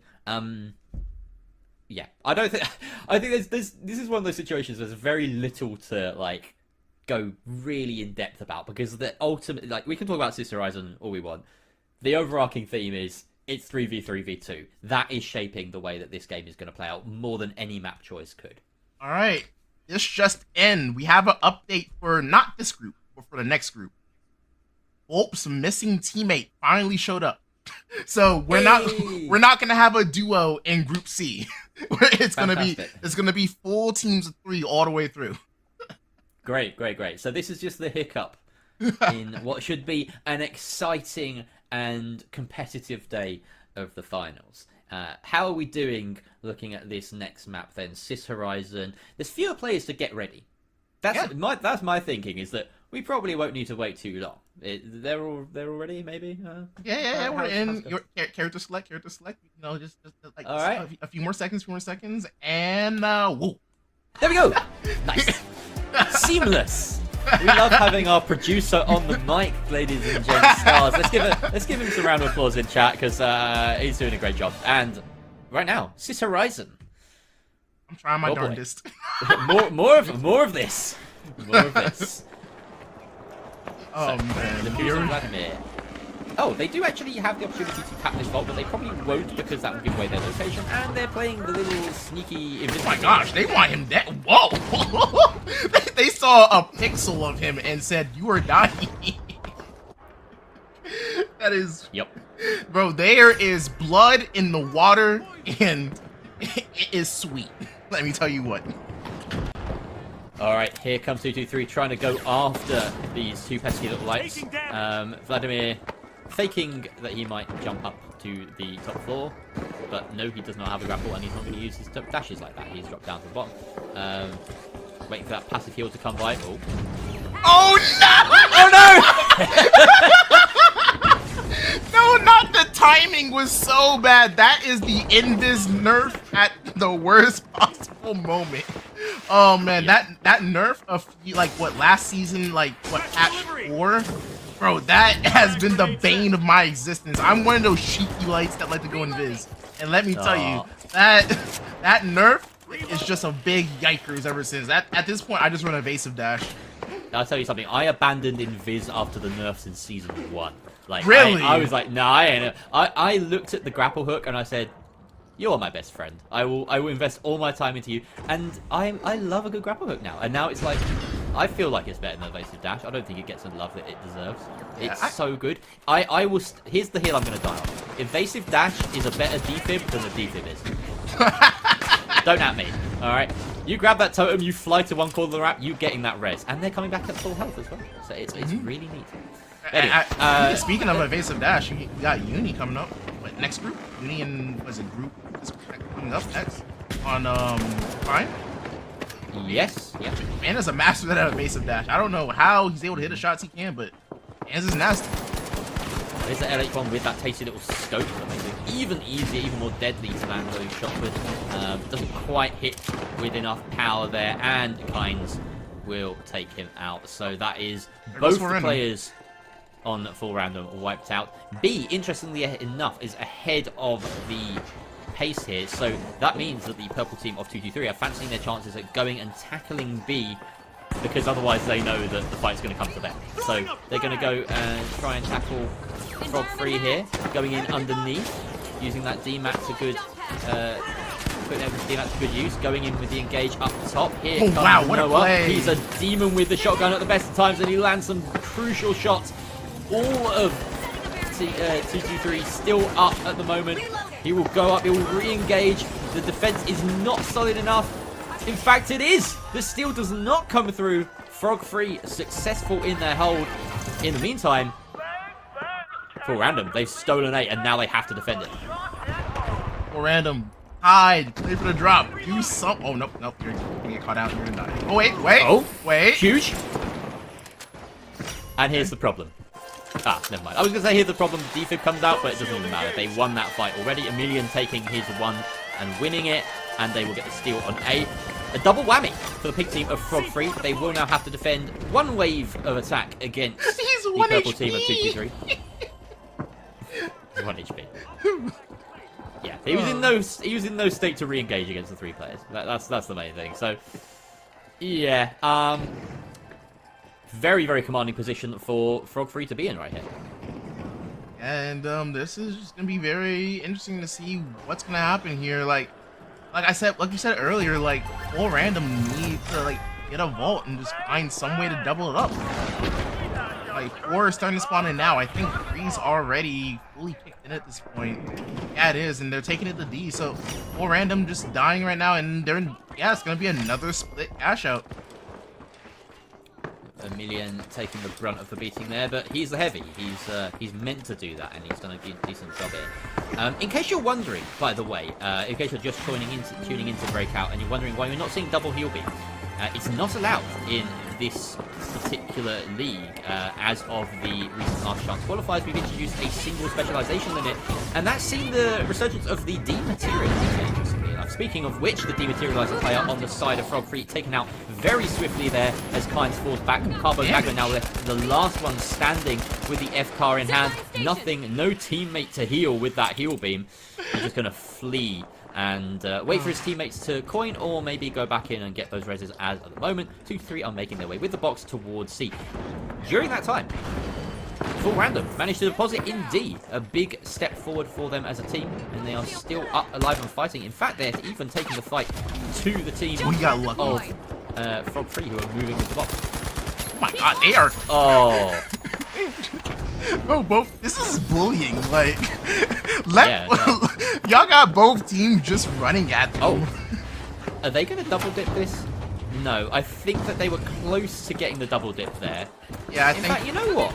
They I think are deciding they are going to double dip. Now, this is interesting because this does lend the biggest opportunity for the Orange team before Random to come back into it. But at the same time, 2v3 is so far behind, they kind of need to make this they're play. trading! There's trades! Trading. There are trades happening. It's a 2v2v2 right now. And at the moment, it looks as though Full Random are in a decent position to try and pick up the pieces. All 3 players right here have managed to survive the fight on Frog Free, and they are up in the fight. Down goes one. Great finish there. Can he get the second? Yes, he can. Oh my gosh, they got a cash out. They have a cash out. They have a cash out. That is 2 successful wipes, and the taunts come out. Well deserved. They have been schooled, getting out the blackboard, telling them how it's done. Look at that. You know what the funniest thing is? It doesn't even put them in first place. All that for just a drop of blood. Yeah. Wow. Oh man. Hey, listen, at the bright side, like didn't they add it's been a while since I last topped in the game, but didn't they also add diminishing returns once again? So like when a team wipes, they lose a certain percentage again? Didn't they add that back in the cash out? It's 10% for the team wipe, but yeah. I believe that is in play here as well. Yeah, so that means like what? Like if they get one good team wipe, they're first place. Well, there's some kills that have put them tied second, or tied first rather, on exactly 25.5k. Laku's the last one standing though on this team. He needs to be careful and win this fight. Oh no! Down he goes. Oh, I guess by watching that, I guess the 10% isn't one. Yeah, so we don't have that. Look how close this is though. Every team here is literally neck and neck. Yep. But the plug goes the way of Frog Free over towards the C site, and that means that they are now ahead for certain. And we have this game state that we've become used to now. You can get on this? Yeah, this is a brilliant spot. I would recommend you using it. Zipline is probably the easiest way to get up there. But you can get up here with the jump pad on the roof as well. And of course, like, you know, a lot of the light things like grapple work and gateway will take you up here. So yeah, if you get your whole team up here, it's an outrageous vantage point. Of course, everyone can see you, but you've got the benefit of height. You can back away into the cover. Nade comes out, doesn't do enough. And yeah, Vlad and Lakuz are going to be real hard pressed to get anything off against this, the Frog Free. I've now noticed why they're called Frog Free. Look at their skins. How have I not clocked this yet? That's genius. Oh, love them. Love them to pieces now. My favorite team. Yo, a million kinds. y'all want to submit a frog logo? Because I've been asking for a logo from y'all for like the last like what 6 months. No, I love to put one on the broadcast for y'all. hey, you know what? Hey, yo, my talent manager, Leapfrog, send us a frog logo for them. Yeah, I know you got one. Bound to have one. If anyone's gonna have one, he will. Mr. Leaf, just use me as the frog logo. True. Oh, hang on. Emilion taken down. 2 versus 2. Vlad and the Qs. They are fighting against, the heavens, but there's still a chance here. If they can try and get up high to get these kills, I really don't know how they do this. I think 2 through 3 is on their way over now as well. I just saw one person. Yep, here they are. Here they come. They smelt blood and they want it. Noah has come along. I think it's only Noah. It's only Noah. They destroyed the pillar. It took them 1.5 minutes to destroy the pillar. And it doesn't matter. There we go at the top of the leaderboard. Frog 3. Off the back of basically the couple of cash outs they got at the very start of the round. Where they got back-to-back cash outs. Frog 3 on top. And unfortunately, despite getting that double dip cash out for the second wave for for C and D, Full Random still finished last. I mean, there's so I really want them to win. I really want them. There's little wins coming through for them, but it's never enough. Maybe their third player hops in. Maybe. Yo, Nason, you wanna wake up? I know we're busy, but you wanna wake up, hop in here. Your teammates are doing good. They're doing good. Y'all have a chance. Yeah. Even if not today, y'all have a chance tomorrow too. It's only 3 teams. You just gotta beat one other team. Just come in and play 3 lights. Come on, do it. Yeah, pull a no idea. Pull a no idea. Yeah. Pull a no idea. Do it. All right, so we are 2 maps in. We've seen Frog 3 take that second map. It was 223 took the first map. So in theory, they shouldn't be too far away from each other in the standings, but we will get a look at that in a second because, of course, kills have to be taken into account as well. And I have to say, Full Random probably did themselves a decent amount when it came to pushing themselves up the kills board. There were some fights between 223 and Frog 3 though during that match. So I think we probably saw more kills in this round than we did on Kyoto, and maybe the teams are starting to get the memo that these kills are going to affect the standings on the final day. So we should try and go for them as well. Yeah, I feel like they're starting to realize gotta start going for kills here because that match, bro, they were hunting. I was using the phrase blood in the water consistent. No, they were literally sharks. They were going crazy. They were hunting. It was funny. You just saw Full Random literally at what happened in the first 10 seconds. Full Random running for their lives away from 223. It's just like that as we finally have our updated leaderboard here. Here we go. So Full Random still last place as to be expected, and unfortunately, my assessment of that game was a bit incorrect. They did only get 2 kill points. Frog 3 up the top with 5 kill points, which is pretty nice for them. So at least 15 kills. And they are well ahead now with 15 points ahead of 10 for 223. So yeah, these kill points are going to be the real difference maker because realistically, Frog 3 and 223, they're going to be trading, first and second place in the cash out totals for most of these series. So they should be battling each other for kills to really give themselves a lot more of a chance in this series. Of course, there is also the added benefit when it comes to going through to the playoffs that you have the advantage of seeding. If you manage to finish first, then you'll most likely be up against a second place team from another group. So that could be a pretty good thing. Rather than facing a Birch, you're up against perhaps an NTHX or an Ape Squad in your 1v1 game. So you definitely want to put yourselves at the top if you have a choice in the matter. Here is the total standings, and look at that. It's completely evened out across the 2 maps between 223 and Frog 3.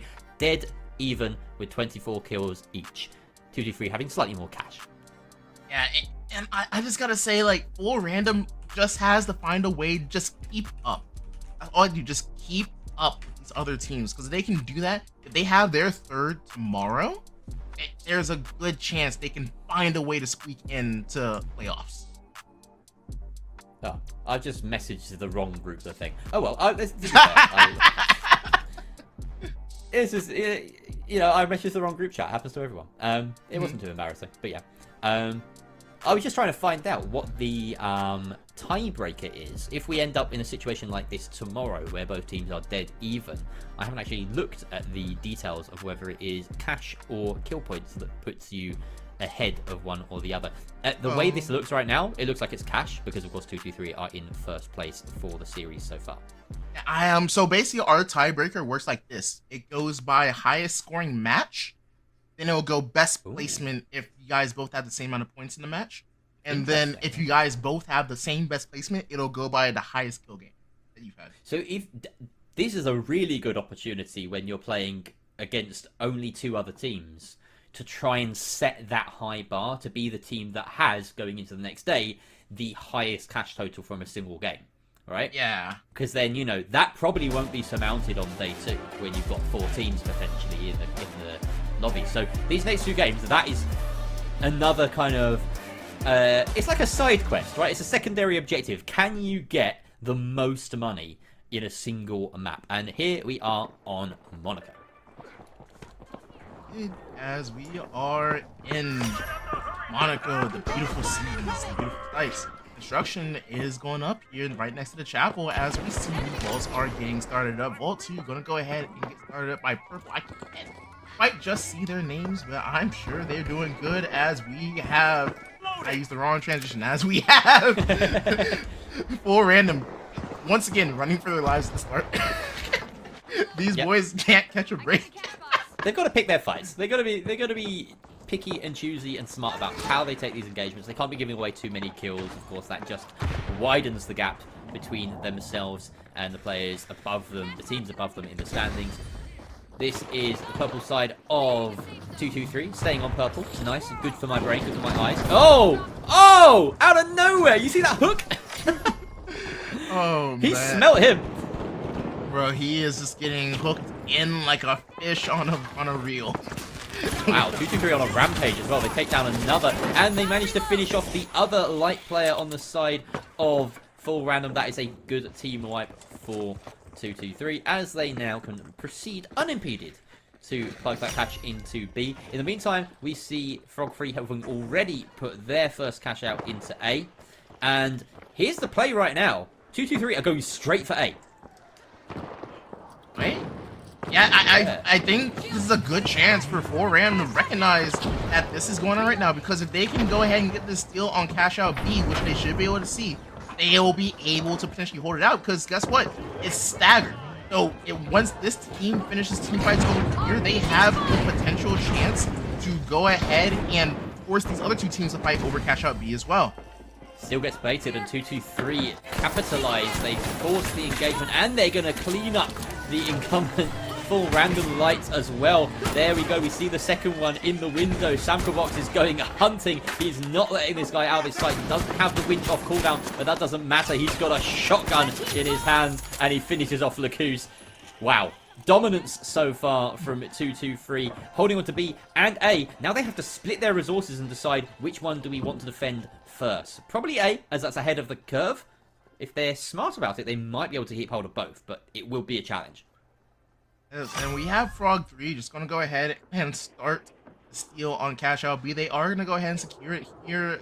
Atoko and 223 just choosing not to rotate over and defend that cash out like they did, like they were trying. I don't understand. I just feel like 223 just want to just run at people and kill. Yeah, well, 223 are ahead by a decent amount now because of the kills, so that was the right call. You know, if they think that they can outfrag the side that's defending, they're fine with swapping these 2 vaults over at the, you know, the benefit of getting a team wipe on their side. Not just a team wipe, but 2 in fact, as they managed to take down the orange team as well during that. So yeah, great play, great aggression from 223, just backing themselves in the fight and in the lobby. And now that's the, you know, that just shows their cojones, right? They're letting it hang. They're saying, we are in control of this lobby. We're going to kill you, we're going to steal, and we're going to win.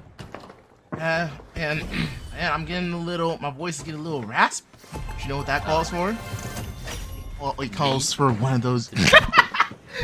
It calls for one of those soothing, yuzu voice drops from our main sponsor, One Shot Energy. You just reminded me I've got a lovely bag from behind me right here, and I'm going to grab one because I'm also feeling a little bit bored, so this will really help me out. In comes 223 yet again, going for the jugular, and they are successful. They rip and tear their way through Frog 3 and have control of Vault 3. That was a really clean fight here. It really just went in, and you could tell they knew exactly on the target. They focused one person, killed that person, got the next person, and so forth. They really did a great job, and they weren't all just coming from the same place. They did, once again, they did like a 2-1 split, I like to call it. Like, this is one of those, it's one of those basic knowledge things where you don't come from the same angle unless you have no choice. You try and get angles on your opponent and just force them to try and make a play on you. Okay, 223 moving that box towards D. The stun comes out from the Lakuz, and he does manage to drop the box. Can he do anything with it though? That's the problem. Unfortunately, the chain comes out and denies him any sort of capitalization on that. Didn't get to throw it anywhere, and it just proves to be a small hiccup in the grand plans of 223. They had it, and if it wasn't for that corner of the roof hanging off the ledge, that box was going C. Could have been. Very well could have been. And here we go. Frog 3 taking a leaf out of 223's book. They recognize the fact that they are going to have to engage at some point to get these kill points. And in fact, they decide it's not worth it. We're taking too much flat. They disengage, fall back, and let the double lights try and pick up some pieces. I don't foresee much happening in this game state for the next minute or so, besides perhaps an orange-white. Vladimir does take the life of one, and it is a 2v2 down there. Out comes one defib. That is a resource that they have burnt through successfully, the lights, so they can take that as a small win. But unfortunately, Lyco's being hooked in there by Samplebox and finished off, as well as the incumbent pink team just watching on over. That's cruel. You didn't have to gang up on them like that.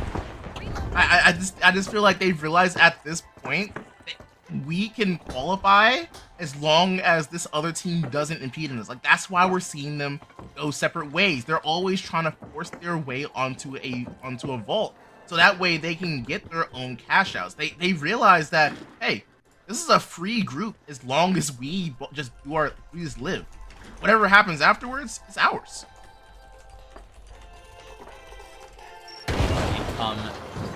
Two lights jumping on in. The steal is futile. That is the most suicidal steal I've seen in a long time. And Lakuz is now left scrambling, trying to nail that movement, jumping up through the window. Doesn't manage it though, gets caught out. And it's a very clean finish up there from the rest of the squad of Frog 3, who are now sitting ahead of the game. But not for long, as that D cash out will put Frog 3 in second. 223 will be in control for the rest of this match. 2 minutes left, 2 vaults, 2 cash outs. Let's see how it plays out. And match 3, Monaco. It's just one hell of a match we've been seeing. 1 minute 50 left on the clock, and we're just in the process of getting these last 2 vaults started up. Vlad and Full Random really have to find a way to double this up. They have no choice at this point. 22k on the board. This could shoot them all at the first point. Like, if they're not able to get these kill points, which unfortunately they're getting ganged up on for, they have to at least be able to find a way to secure placement points here. Those 10 points will go a long way. Fight here seemed inevitable as out come the guns, and some great shots landed there by a medium, but he's taken out instead. The defib comes through onto Kino as Frog 3 look to try and resurge, but they are taken out cleanly by the side of 223, and that is the wipe. Successful for 223 yet again, commanding this lobby, and they are happy to grab that Vault 5, take it over to B. You're going A? Okay. You're taking the Vault A? Yeah, that's not the call. That really isn't the call. They really should have moved that to Vault B so that they could get the double dip, right? At the moment, though, to be fair, looking at the cash totals, Full Random have done just enough to keep themselves in contention of second placing. They have to defend against Frog 3, though. Right now, it would make perfect sense for no one to go for B, so I'm expecting there to be a full fight over A right now.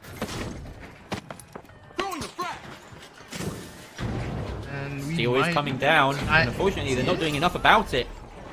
There we go. Just let it slip there. I'm not quite sure why they were so passive in that situation. Maybe find some gas canisters, find anything to make it a little bit harder for Pink to just walk in under your noses and take that box that you've worked so hard for. Vladimir left last alive here with 1 minute left. Fire some warning shots, but that's not going to do much. And Lacuz has, what, 2 coins here. Doesn't really make much difference as he's now back in the lobby. They have to try and find something here right now. For random. They're letting this go. You know, you miss every shot you don't take. That's my motto, right? They're being way too passive for a team that has to be fighting from behind. I'm just genuinely stumped. I don't...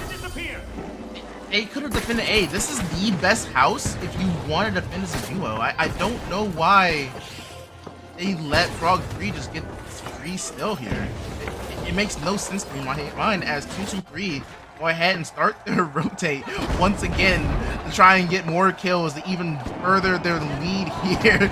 Look at the juke plays coming through as Real Random try to get the steal, but it's not going to happen. Chameleon able to stay alive, their team stay alive, and it's just going to go ahead and right there, 2-2-3 once again on top. So we've had an interesting dynamic throughout both of the groups so far, that no team can seem to string together consecutive wins. Right, we've had 2-2-3 here, winning Kyoto, choosing to go to Cis Horizon, coming second to Frog 3.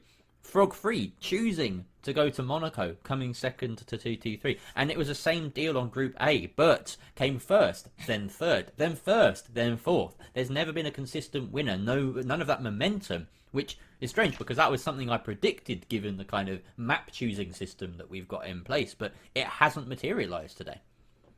And no, it's really interesting to see because I just want to see some action. Like, can we get a soul? We might see soul tomorrow. Like, can we get a soul today? I kind of want to see a soul. I don't know about you, Jerry. That pool is narrowing down, right? After the 5th map, or after the 4th map today, there's only 3 that they can choose from. So, for instance, the first map tomorrow for Group A has to be, what, either Seoul, Vegas, or... what's the other one? There's one more. Seoul, Vegas, or... I got the list here. Is Seoul, Vegas, and Fortune Stadium, the new one. Fortune Stadium, of course, the newest map. Yeah, I completely forgot about that for some reason. Yeah, so it has to be one of those 3. It's because we've only seen it once.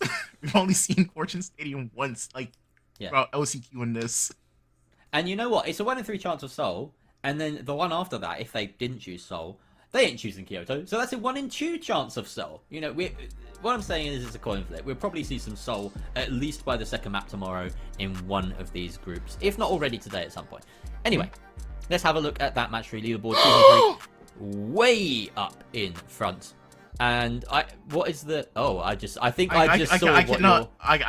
to spoil it. Wait, I don't want to spoil it yet. Okay. We'll get back. Just so you guys know, something just shocked Stars to his very core, as you probably heard.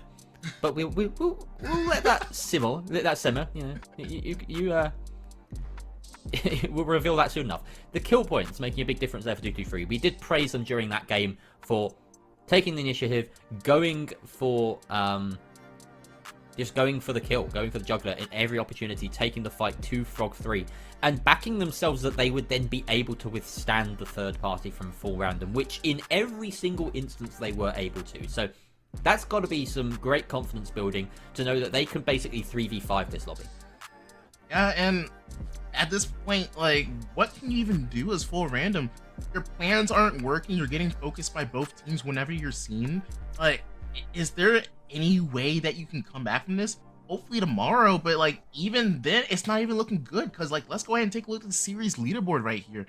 You're down 13 points from second. For you to even have a chance here, you have to get second place and you have to get kills. But like, after game 2, you guys haven't had a chance to do so. You're just getting hunted down at this point. So what can you even do for random? It's obviously, you know, all of this, I feel like we've been quite critical of full random. And I think it goes without saying that they are at a massive disadvantage, right? Like, expecting them to get as many kills as a full squad of a HML or HMM or whatever it is unrealistic. But it is their only chance. So they have to be trying to do that. And yeah, they're up against the odds. I know we were looking at the wrong graphic right now. I'm just going to breeze past that and let it come back to us. So yeah,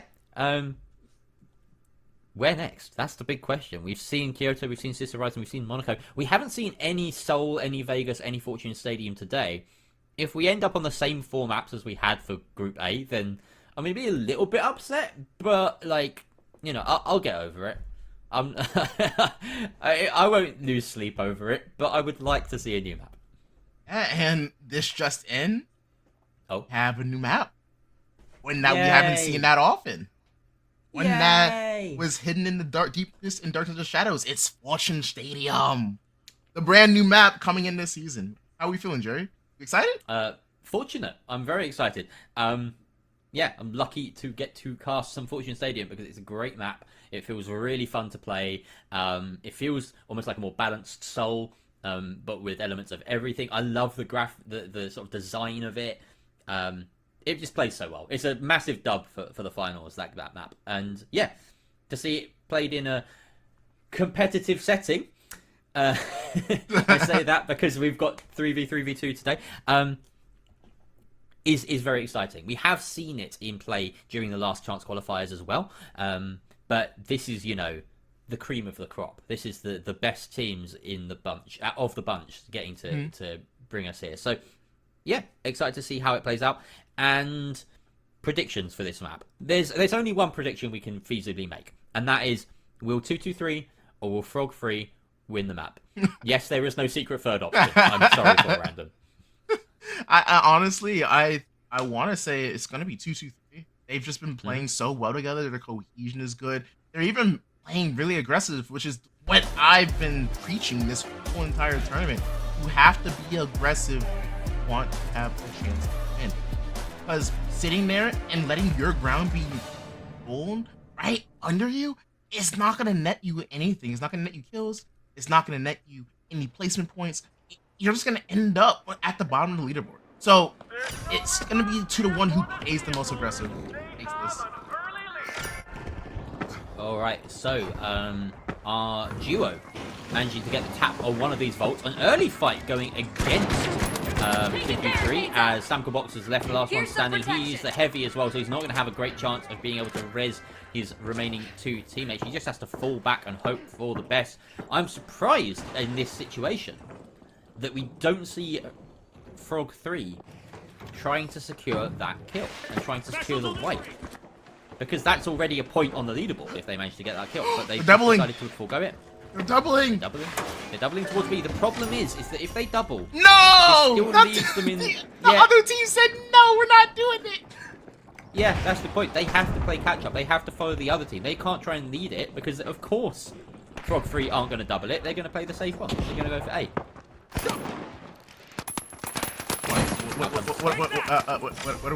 What happened? A little bit too much flicking there from our observer. Our observer, by the way, I want to give them a shout out. Huge observing skills today. That was not one of them. I don't like to. Yeah, that was just really confusing to follow. Everything up until this point today has been really good to follow, and I absolutely appreciate it in a game where it's impossible to follow without some good observers. So shout out Burrito, shout out Walt. Yeah, I fell off a cliff earlier. I fell off a cliff. Like, I literally couldn't talk for like 30 seconds. So yeah, I don't think those pellets are gonna hit, sir. I know you see so, but no. I don't. I think the spread is too great for you to do damage. Taking damage. Tampa Watts is taking a bit of damage, and he's stunned, and he's dead. Some tasty kills there. The M11 doing its dirty work, as Lacuse and Vlad are in a decent position. Vlad has been taken down, but Lacuse is still up. Noah and Natelko doing their fancy stair vaulting that I still can't do, by the way. Like, this is why I cast. I can't do that. I can't do like the really techie movement stuff in this game that is clearly just a straight upgrade on climbing stairs. Or like vault. It's like, you know, like you run out of window and then vault up, and then run out of window and vault up like that. I'm really bad. I'm just a bad player, you know. I don't know if the devs took inspiration from. There's a game that was out that was made by Ubisoft. It's called Hyperscape. That's a game that I used to play and I used to try and compete in. Really fun game to compete. I feel like and I'm not sure if this is true, but I feel like the devs took a lot of inspiration for a lot of the stuff in this game. For example, the way the movement feels. The look and feel of it, I think, is more than anything, right? It looks and feels similar to it. Yeah. The gameplay is very different. I feel like the gameplay feels kind of the same too in terms of like certain gadgets. Like for example, evasive dash, it was like teleporting, and then you have a bunch of other stuff here too as well. I think the main thing, right, is like one, the destruction in this game, second to none, and Indeed. two, the objective-based play. The way that the objectives work in this game is very unique. I think that's what really sets these apart. And then, you know, everything else just comes together. A game that's as great as the sum of its parts, which I don't think I could say the same for Hyperscape, if I'm going to be honest. And I am a Ubisoft stat, so that hurts. All right.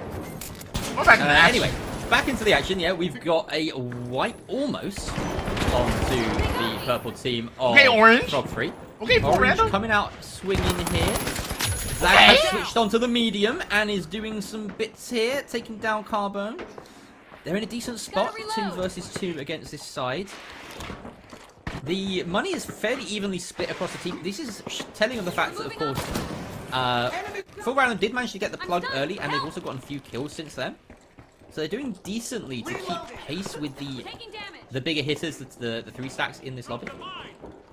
Here comes Vlad, trying to find something, but at the moment he comes down by a heal beam duo. Well, a heal beam duo, a medium and another medium.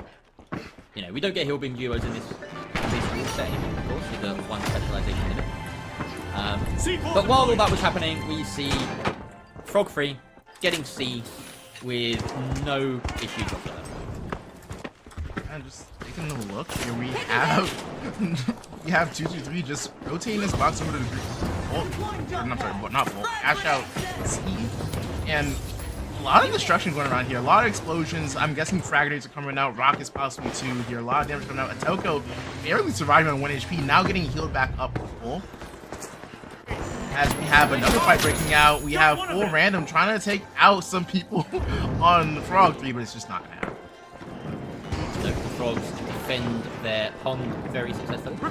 And they're just layering up the defenses now. They've got that goo in place. They've got the C4 in place. Long respawn timer for Full Random. And at the moment, Frog Free having a little bit of extra pace on 223 with their cash out a little bit further behind means that we can expect perhaps they're going to be the ones that initiate onto the pink squad and not the other way around.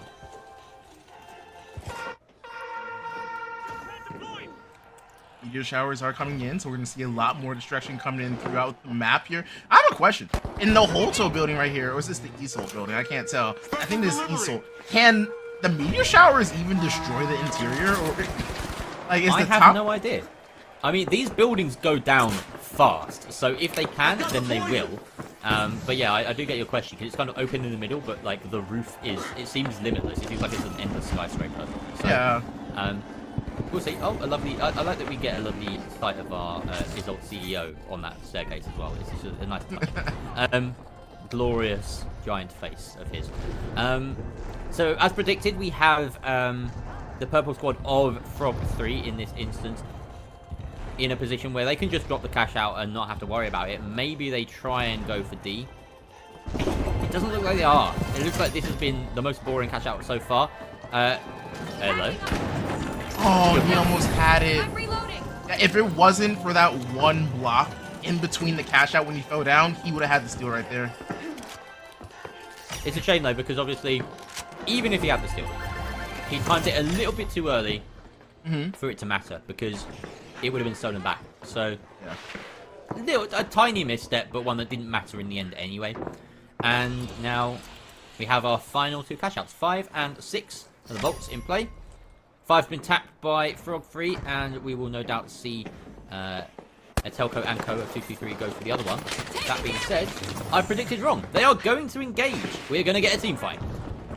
And a team fight indeed, as we have a Telco coming out with the model 1887, getting huge kills. Can he submit the result in the cash out? Yes, he can. Huge shots coming out from him and his team. Huge damage coming out as Carbone Magma goes down there, traded out. Oh. And we have full random coming in with the third party, not quite yet done. The Witch Claw does miss. Can he get the damage in? No, and Vlad is close by. Can he get this last kill coming in with the AKM? Can he secure the kill and win it out? Yes, he can. And this should be a cash out going in the direction of full random, but it might be a little too late because 223 is right here to try and get that trade. They missed their opportunity there. The coins causing them problems. Unfortunately, the stagger just a little bit too long. They didn't get a clean wipe there, and now it is still in control of the pink team. Very, very close. A valiant attempt there from Vlad and the Lycus. But it shouldn't be understated, they did manage to get a fair few kills during that time. So while it looks like an inevitability that they will finish third place here, they will have at least closed that gap a little bit during that skirmish. And 100%, like a lot of kills went down there, and that's what they need to be looking for.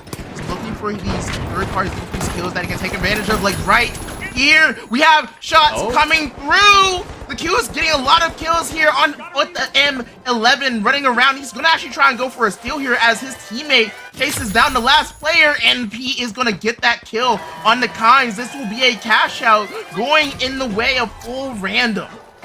Unfortunately, though, look at that tally. It's just not going to be enough for them. They've left it too little too late. And the other box, the other 22k box, not even in play right now for them. Unfortunately, it's been thrown all the way over to that far building. No chance of recovering it. And it does mean that these tallies, as you see them, are probably the ones that we're going to be left with at the end of the minute. There is still a possibility of a last minute steal here, most likely for the pink squad of... that is 223. But I don't think they're going to commit to it. I think they're just going to go for the kills. They are actually losing these fights. Unbelievable how well Full Random have come out swinging so far this game. They do lose their out at the very end. They suffer a couple of deaths, which honestly they probably shouldn't have fed to the other side there, because that will make a difference in the standings. But is it too little too late anyway? That is the end of Group B for us. Today. We still have 2 more groups to cover, so that's 8 more maps of the finals. We're only halfway through, Stars, and it's been wild. Even with a 2 versus 3 versus 3 lobby, it still manages to be entertaining, this game. Yeah, no, and I'd have to give a lot of credit to all the teams, not just UG3, not just Frog 3, but even Full Random. The way that they're approaching those team fights were very unique, just because of the unique situation they were in. So it shows a vast amount of strategy that you can have in this game. We've seen Full Random, full wipe both teams at this point, like what, 3 total times? Yeah, it's like it shows that even in down situations, it's still possible to win these team fights. And what's important to note as well is that throughout these games, of course, they've been consistently getting third place, right? Which has put them at a bit of a disadvantage. However, that's still 5 points, right? Behind the 7 points that you get for second place. So it's kind of it's not a massive loss. They're not behind by so far that it's insurmountable. Particularly tomorrow, we've seen how these 2 players perform, right, on Full Random. They're not bad players. If they manage to get their third in, maybe they can completely upset the apple cart tomorrow and turn this group on its head. For Divine Dead, it's a much bigger task to try and do that. They have to actually show up to begin with, and that might be a good place to start. Yeah, and you just gotta give a shout out to Full Random. You came out here and did your thing. Obviously, today is not going to be the result that you want, but remember, you have a whole another day to come out, hopefully as a 3-man and come back, because you've shown what you can do as a duo. Imagine if you had your third with you. So it's even though, like, if we take a look at the full leader, where after this, it's your playoff run is not over yet. You definitely have a chance. Absolutely. And we have to congratulate 223 as well. They've been very secure, only coming second to Frog 3 on that second map of Sis Horizon. We finally got to see a team put back-to-back maps together, winning both Monaco and just their Fortune Stadium went the way of 223. In this fully European group, it is they that sit atop the mountain with 55 points, 12 points clear of Frog Free. And now that we look at it, that really is quite a chasm between second and third, 43 to 28. Full Random have to hope that their third will really propel them up the standings tomorrow. And yes, indeed. I do want to go ahead and believe in them, but let's see how it's gonna actually turn out here. But next up, we have Group C gonna go ahead and come in. We have NA's best. This is the group of North America. Hoto's finest. We have Volt, Grief Party, Refine. Honestly, if it wasn't for Group A, I would call this the group of death. Absolutely. And you know what's really cool about it is that we've got two sponsors in this group. We've got Holtos and we've got Volt. Maybe Grief Party should just rename themselves like Namatama or something. Like get in on the Can we get an insult or whatever? I forgot what it's called. Injimo. Can we get some Injimo? You know what? I should have asked you this. It should have been the first question before we introduced the show, before we did anything. Who did you sign with, Stars? Yeah. Who did you go with? I haven't. I'm still a free agent right now. I'm still a You're free agent. You're a free agent. Wait, what? Have you opened the? Okay, no, I have opened the game right now. Okay. I'm between Hoto's finest and Injimo. No, I'm not. Okay, no, you misunderstand. I'm not asking you to predict Group C. I'm saying, who did you sign with at the start of this season? You have to choose the three sponsors. Yeah, I'm still a free agent, but like I said, I'm choosing between. I didn't know that was possible. I thought you had to choose and then you play your games. Are you just sitting? Are you waiting to see who comes out on top? Because I think Holto's finest. Holto is like way ahead in the league. Yeah, I'm using worlds to decide who I'm signing with. That's what we're going. I'm disappointed. Why can you not just pick a side? Whatever. I'm going to leave it to you to bring us to a break. I need to shout at you behind the scenes. I've played the game. That's crazy. I'm not saying you haven't. I'm just saying it's weird that you haven't signed with a sponsor. Anyway. Not a problem. Right. We're going to throw it to a quick break. We'll see you back in 10 minutes. Once again, get your popcorn, get your water. If you need coffee, get your coffee. And we'll see you back here. Come on, man.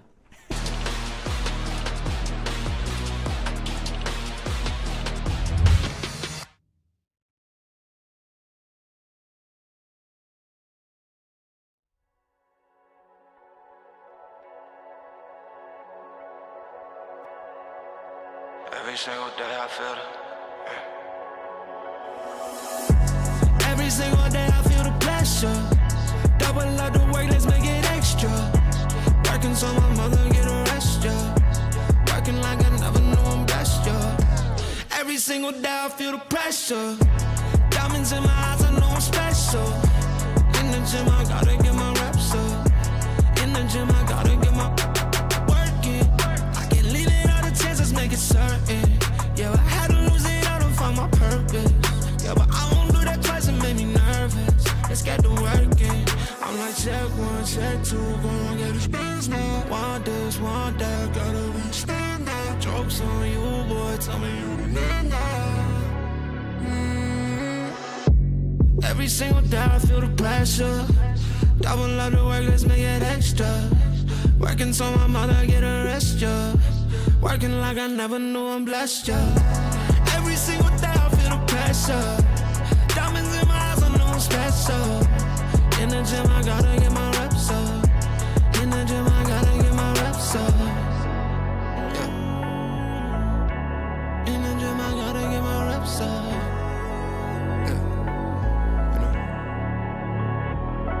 Okay, I'm him. Ain't nobody on me shooting in the gym. It's always been on me, I always gotta boom. Everybody eat before I got my fill. Ooh, keep it real, ooh, yeah. I got my family in a plan B. If I don't get it, then we don't eat. I feel the pressure when I'm not weak. My demons coming like a stampede. But trust me, man, I got it. I'm never out of pocket. We ain't never playing tag. You doubters are just nodding. Only seeing green, no wonder why I never stop it. And while you turning up, I just go up, I'm like a rocket, yeah. While you turning up, I just go up, I'm like a rocket. Pressure way down. Every single day I feel the pressure. Double up the work, let's make it extra. Working so my mother get a rest, yeah. Working like I never knew I'm blessed, yeah. Every single day I feel the pressure. Diamonds in my eyes, I know I'm special. In the gym, I gotta get my reps up. In the gym, I gotta get my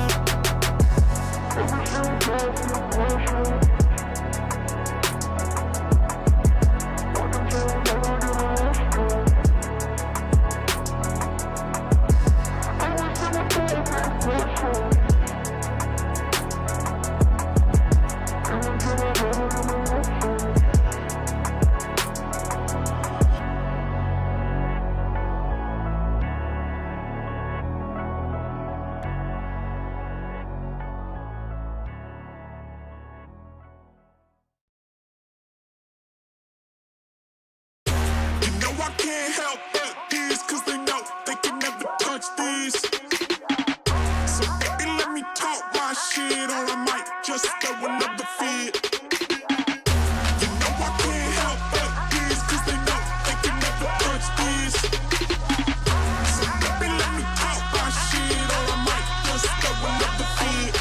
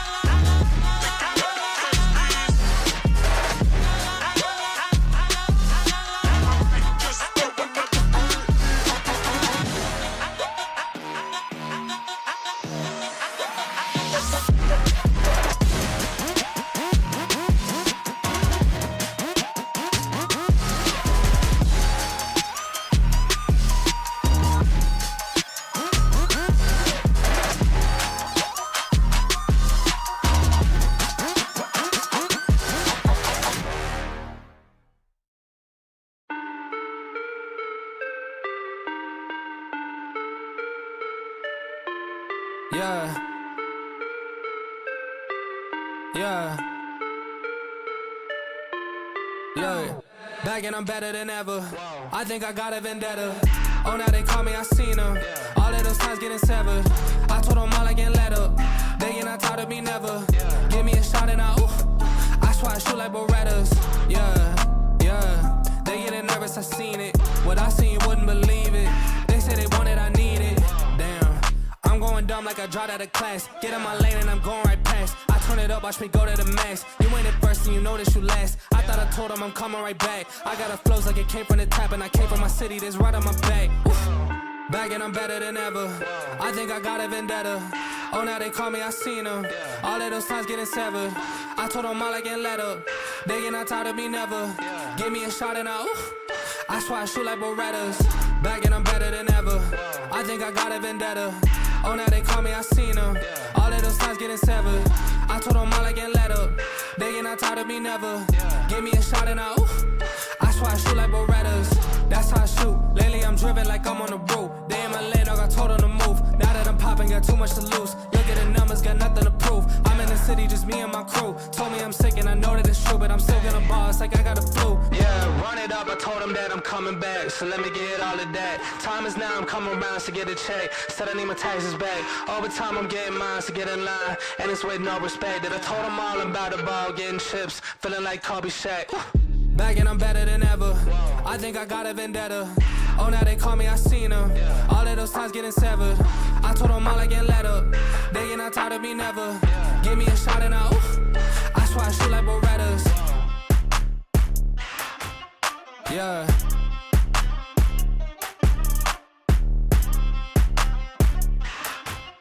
Yeah. Look.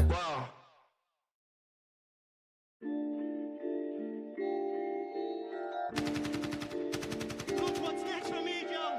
I'm gonna get that second bell. Where the f is it? They should have had them 2 bells ready. Space shine for me. Yeah.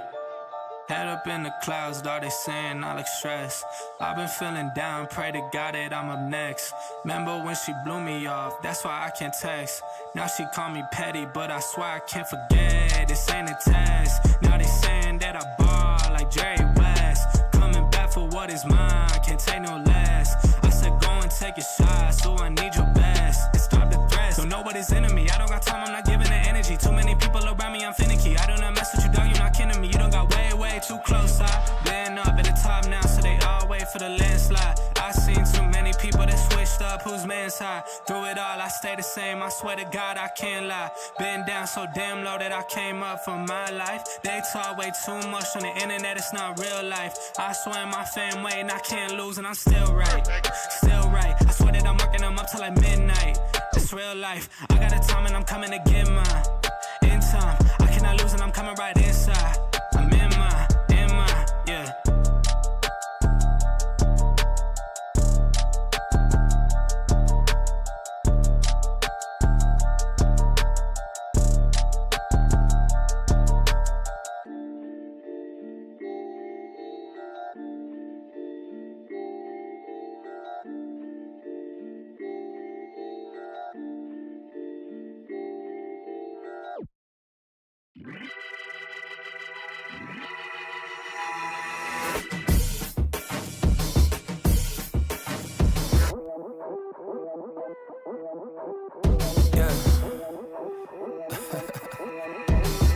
Look in my eyes, you seeing victory. We ain't taking L's, death to our enemies. You see the drip on me, you cannot get with me, you cannot stop me. Sit back and watch me straight to the top.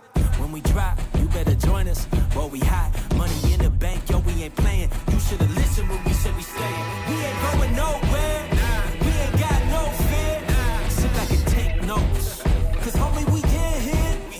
Let's get ready for the rumble. All y'all welcome to the jungle. Hold up, y'all really trying to come at me? Bring it on. Enemies all around, ready for war now. Standing on this ground, and we will not give up the crown. Fighting till the end, we stay until we win. Y'all better bring it on, cause this is our battle song. Into the jungle, into the jungle, bring it on. What in the world, huh? You wanna my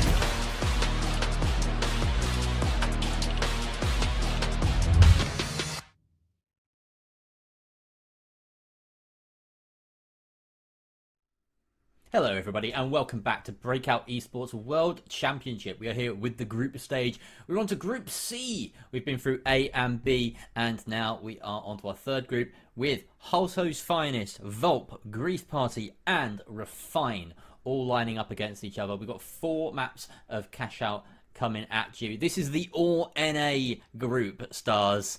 You must be excited. America! And maybe Canada. Maybe Canada and Mexico. There are other countries in NA. We sometimes forget that. Yeah, huge group. Halto's Finest being the biggest names here. The Split 2 Master Champions. We saw Bert's earlier. We were saying they may be the favourites. These guys pretty close behind, if not also potential favourites for winning the whole thing. Yeah, I feel like apart from Birds, Halto's Finest is definitely up there, bro. But like, if we're talking about teams, we have to take a look at the Volt. they are sneaky good. They made top 4. I'm sorry, I'm looking at what I said, and I said something dumb in the caster's chat, so I'm just gonna ignore that for the rest of the broadcast. I'm gonna find it. Oh no! You keep going. I'm gonna find it. Don't expose me. But yeah, yeah, that is dumb. Okay, no, I'm exposing you. I'm exposing you. No shot. But yeah, no, Volpe is definitely a very good team to look out for. This is Belize's X team. They're a really good powerhouse. They do tend to get a little overheated, and when they get angry, like the vibes go down and the performance goes down. Yeah. So if they can keep the vibes up, they're definitely something to look out for. Refine is also another team in this group that's really good. I'm looking out to watching. They came through the LCQ. They ended up taking second place because they got sent down to losers quite early in LCQ number 2, but they ended up making it through and qualifying through the lower bracket. And I'm also just looking out for Grief Party. Grief Party is one of our longest standing teams. We have Mickey back. Haven't seen him since Split 1, and the team he's put together is just crazy. Like, especially with Dirt on it, it's a great roster. It's fair to say, though, in this group that Grief Party are probably the underdogs, right? They got in with the last... They finished 16th in the global standings, and they're up against Holto's Finest, Volp, the Expo King Verti, both of whom finished way higher than them, 6th and 7th in those global standings, and Holto's Finest, 1 Split 2 Masters overall. Refine coming through that LCQ, they've got that recency bias about them. You know, we know that they've performed very well recently, and they fought their way through to be the best of the rest in those qualifiers. So, yeah, Grief Party, I would say, are my team to watch and sort of gauge how well they stack up against these sides. But you're right to say that both Holto's Finest and Volp are teams that could do very, very well. And I completely agree with you. We've seen Volp, particularly in the previous iteration of the roster. These players don't mesh in an emotional way very well. Like, if things start going wrong for them, they can start going very wrong, and it's visibly evident. So they need to make sure that they stay on top of their game. If they're performing well, then there won't be any complaints. But you're gonna have setbacks as a team. They can't let those setbacks get to them, because Holto's Finest are the complete opposite. They are vibes. They are positivity, and they will run over you with just a wave of good energy if they can. I just think it's so funny to talk about Holto's Finest, because they, like you said, they are literal vibes, bro. Like, if you've ever listened to their voice comms, unfortunately we aren't gonna have listen-ins for cash out or for our group page, but we will have it coming in for playoffs. But bro, just like, their vibes are just immaculate. Like, you thought Bert's vibes were good, like they be going crazy. Holto's Finest is on a different level. Yeah, they just have fun. And they win while doing it. Like, that's the cool thing about Holto's Finest. So yeah, I do recommend, if you get the chance to watch any of these co-streams. You know, some people are streaming their experience through these matches, which is very cool to see. We've got a lot of people tuned in and connected to the Breakout World Championships at the moment. Go have a look at some of these streamers, see what's going on, and get a little bit of a behind-the-scenes look at how they operate, what their comms are like, and just, see it from their perspective. Get right up in their grill and say hi as well. Say hi from us. Anyway, here we are on Kyoto, and yeah, I'm going to out you. You asked, what is the first map? It's like I forgot the rules that me and my boy, I made. Nice. It's been a long week. I was up to like 4 in the morning. Why is there a guy called Backshots? Wait. Come on! Bro. He said, I've got his name written down here. That should be... Who should that be? There's Yuki, Destroy, and Juka. Yeah? Juka's gone and changed his name to Backshots. What? Come on. Come on, dude. Alright. Anyways, we have Holto's Finest coming in, taking the fight, getting stunned out right now. Here's Green Space. I'm not Green Space, it's Brandy. Lamp coming in, does miss the explosive barrel here, but he's hot in pursuit, trying to go ahead and get the trophy for his team to revive. It does come through. He is going to go ahead and go down, as we are now missing the action. Trying to find out, there are reses coming out, but looks like we're just going to go straight to the other side of the map here right now, as we have another fight breaking through, and it's going to be Mr. Derp and Mick coming out on top and eliminating the other team. Holto's Finest is going out in the back. The Grief Party in pink have control of B, and we do have someone That's just his name. Someone on that light. Very interesting. We've got HML comp here, running the LH1 with the stuns, gateways, and the invis. So pretty kind of standard meta light loadout. I don't think they spied that spawn behind them. The orange team coming in from the forest will be engaging soon, and they have to contend with that possibly quite soon. We'll see how that goes. They are setting up a zip line to try and get out of dodge quickly if they need to. But actually, I've misread this. This orange team seems to be going far away, and all the action is over on that A side. Yeah, and we just have purple team shooting where down. is everyone? Well, we have purple team shooting down from Pagoda. Orange team, I feel like, is just trying to figure out which one to go. They wanted to go A, but they saw that purple team had control of the Pagoda. So it looks like they're turning away and they're going back towards point. Now, everyone's coming towards it. We even saw that zip come out from the Pagoda now towards this B site. So, I mean, yeah, Grief Party are going to come under a lot of flack pretty soon. They have set up this building to their liking quite well. They are sticking together as well. They're moving as one, which is a very nice thing to do as a light, medium, heavy comp, because you really want to make sure you get the most out of those heals and that defib, depending on who goes down first. In comes the fight with only a few seconds left on that catch up to go for the steal, and it looks as though Holter's Finest have left it just a little bit too little too late as they get cleanly wiped out there. Down they go, and surprisingly, despite so much flack from so many teams coming in their direction, it seems as though it was a bit of a stalemate. No one wanted to fall first, and what so a stun! No one went at all. Great stun coming out from someone, takes down back shots, and that is a very clean opening to this map for the side of Grief Party, who get the cash outs and plenty of kills. Yeah, and then we just have Refine just sitting up on a pagoda doing nothing this whole entire time. They're like, what's going on? It's like that meme of that cat look in the snow, just looking at distance saying, what they doing over there? Yep, they get the freebie for this map. That is Refine. Just happy to keep control of a very nice vantage point and not be contested at all. In the meantime, 3 gets tapped by Grief Party, who continue that momentum. The cash out is secured, and we have our top 2 teams in a decent amount of control.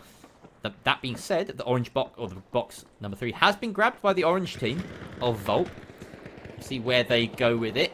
4 is being, again, uncontested right now. It looks as though we've got a pretty even split. 2 teams fighting two teams in each place at the moment. Well, I mean, if Grief Party want to get, if Holter's Finest want to get a move on. Are they just like? Are we just having? No, they're all fighting over. They're all fighting over 3. Like they're letting Refine just run away with this game. Every team here is making interesting moves. They're sort of going one way, they're doubling back the other, just trying to read the map, and it's difficult to follow. But it's, you know, you've got to assume that they're making the smartest play that they have, you know, based on the information that's available to them. We don't have. We have the overview, they don't. So sometimes a misstep from us looks like the right play to them. 100% here, as we are seeing someone and already starting to rotate over to C. Refine finally taking some fights and taking some damage here, getting rushed down by Hoto's Finest. They are shaking this fight. They are about to win this team fight, as they do. A lot of damage was done. Hoto's Finest, we had pegged as like a great team coming into this. They have done street FA so far. They've died and lost, and that is all. So they really have to pick things up. Some good kills there coming through for the defending side of Grief Party on that point. Am I correct?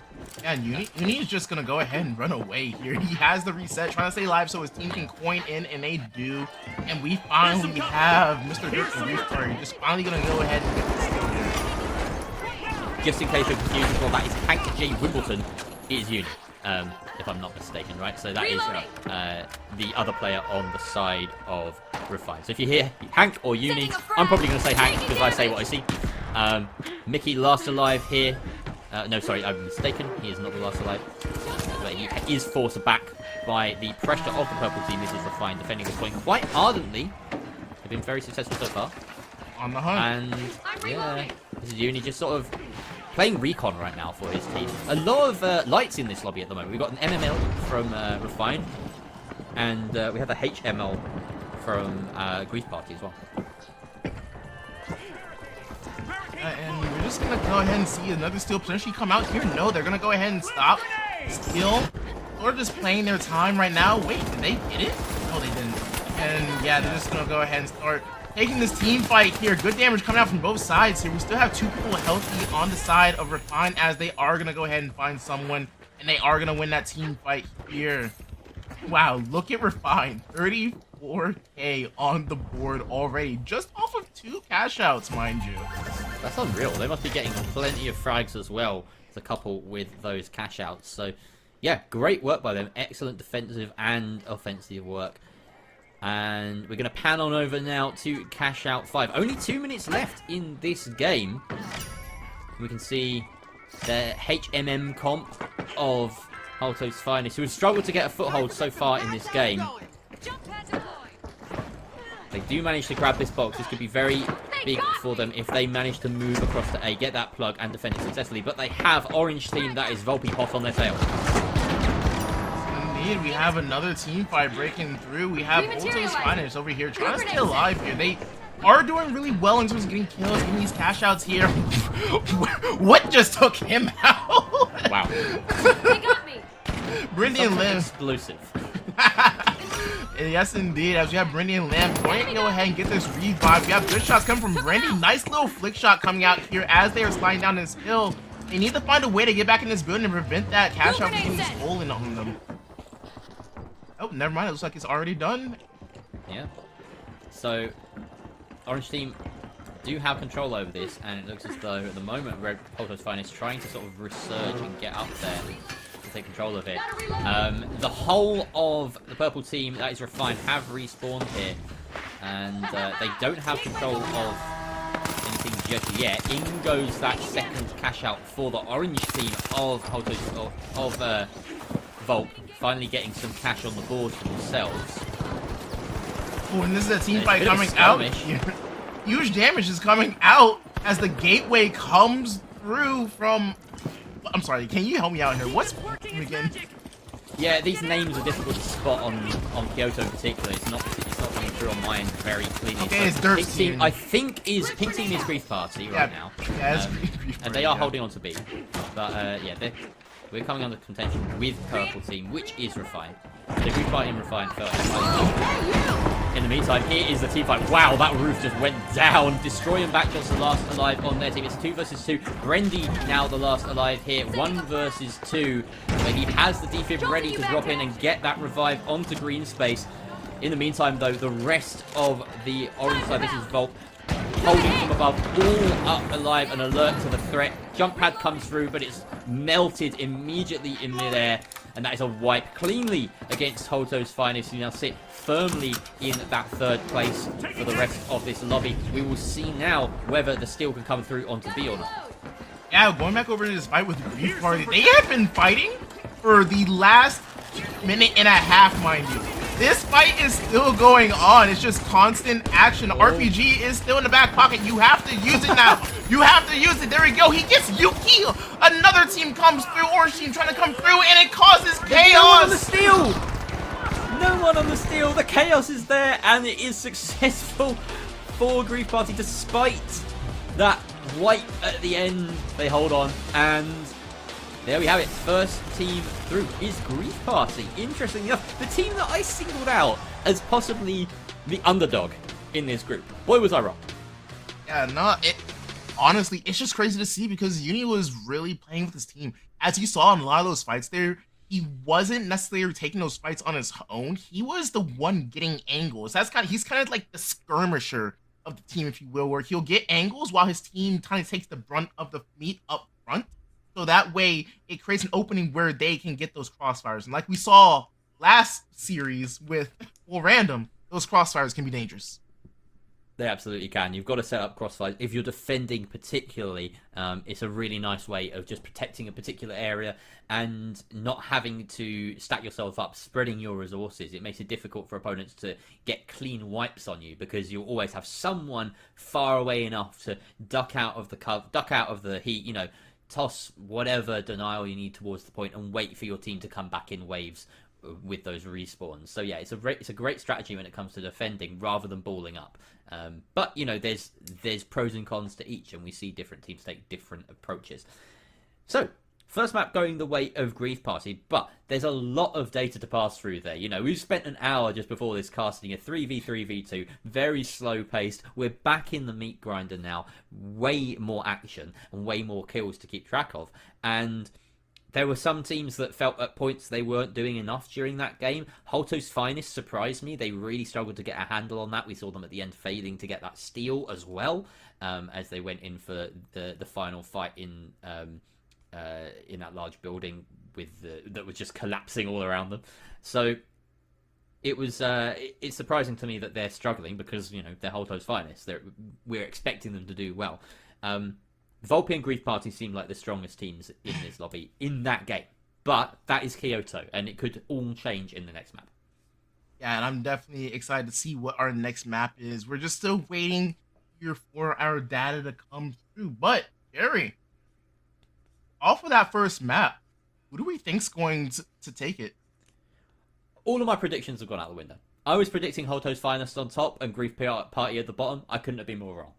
So, I don't know. It genuinely could be anything. I think if I were to be completely unbiased and cast all of my preconceptions out the window, off the back of that performance, Grief Party seemed great. It wasn't, like, outstanding, though. No team were, you know, really bad, for want of a better word. No team were really bad. Every single team put a good fight up.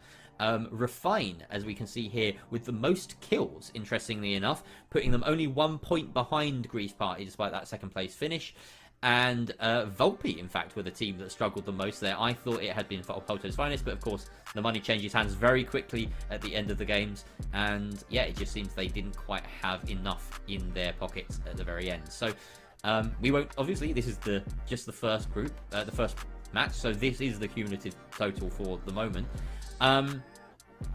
Grief Party get to choose the next map. Very important, and of course we're all on NA here, so no issues when it comes to kind of alternating servers or anything like that. It's all going to be North American servers. Do you think we see a team finally string together a couple of results in a game that isn't just a 3-team kind of anomaly, I guess? I mean, I'm definitely excited. Like we said, all these teams are heavy hitters. It just comes down to like how you take your team fights. Are you guys going to win your team fights? It really just comes down to that, and we've seen with the teams, like, I'm not going to say I expected them to be at the top right now, but they're doing good, as it looks like we have it. It's just in Refine wants to take us to 14. Exciting. Okay, so a second Fortune Stadium for the day. And already more than LCQ. yeah, already more than the LCQ. We only saw one Fortune Stadium during the LCQ, I believe. So yeah, great. That's very good for us. It means the teams are clearly a bit more confident on it than they were, you know, back when the LCQ was happening. It was only a couple of weeks into the new patch. That map was relatively new. Strats were still being worked out. People getting familiar with the map now. People are very familiar with it. You know, these pro players, sort of competitive players, they're the ones that are spending lots of time in game and will know every nook and cranny of that map by this point. Yeah, so I'm excited. I'm very interested to see whether we see the lights stick it out, because I think in previous lobbies we've seen, you know, the light player kind of being a flex slot almost, and it depends on the type of the map. I don't think that this is a bad map for lights. I think this is actually a very good map for lights, so I'd be surprised to see people switching off it, but a lot of it does come down to personal preference, how you think you performed in that game. For instance, Grief Party, who came top, I wouldn't be surprised to see someone sticking on that lights, because he was clearly using it to very good effect. Yeah, and I'm definitely excited, because I feel like all these teams know how to effectively use the light. Like, for example, Holto's Finest, they've always been, I'm not going to say always, but in Split 2 Masters, they use the light movement heavy top quite a bit.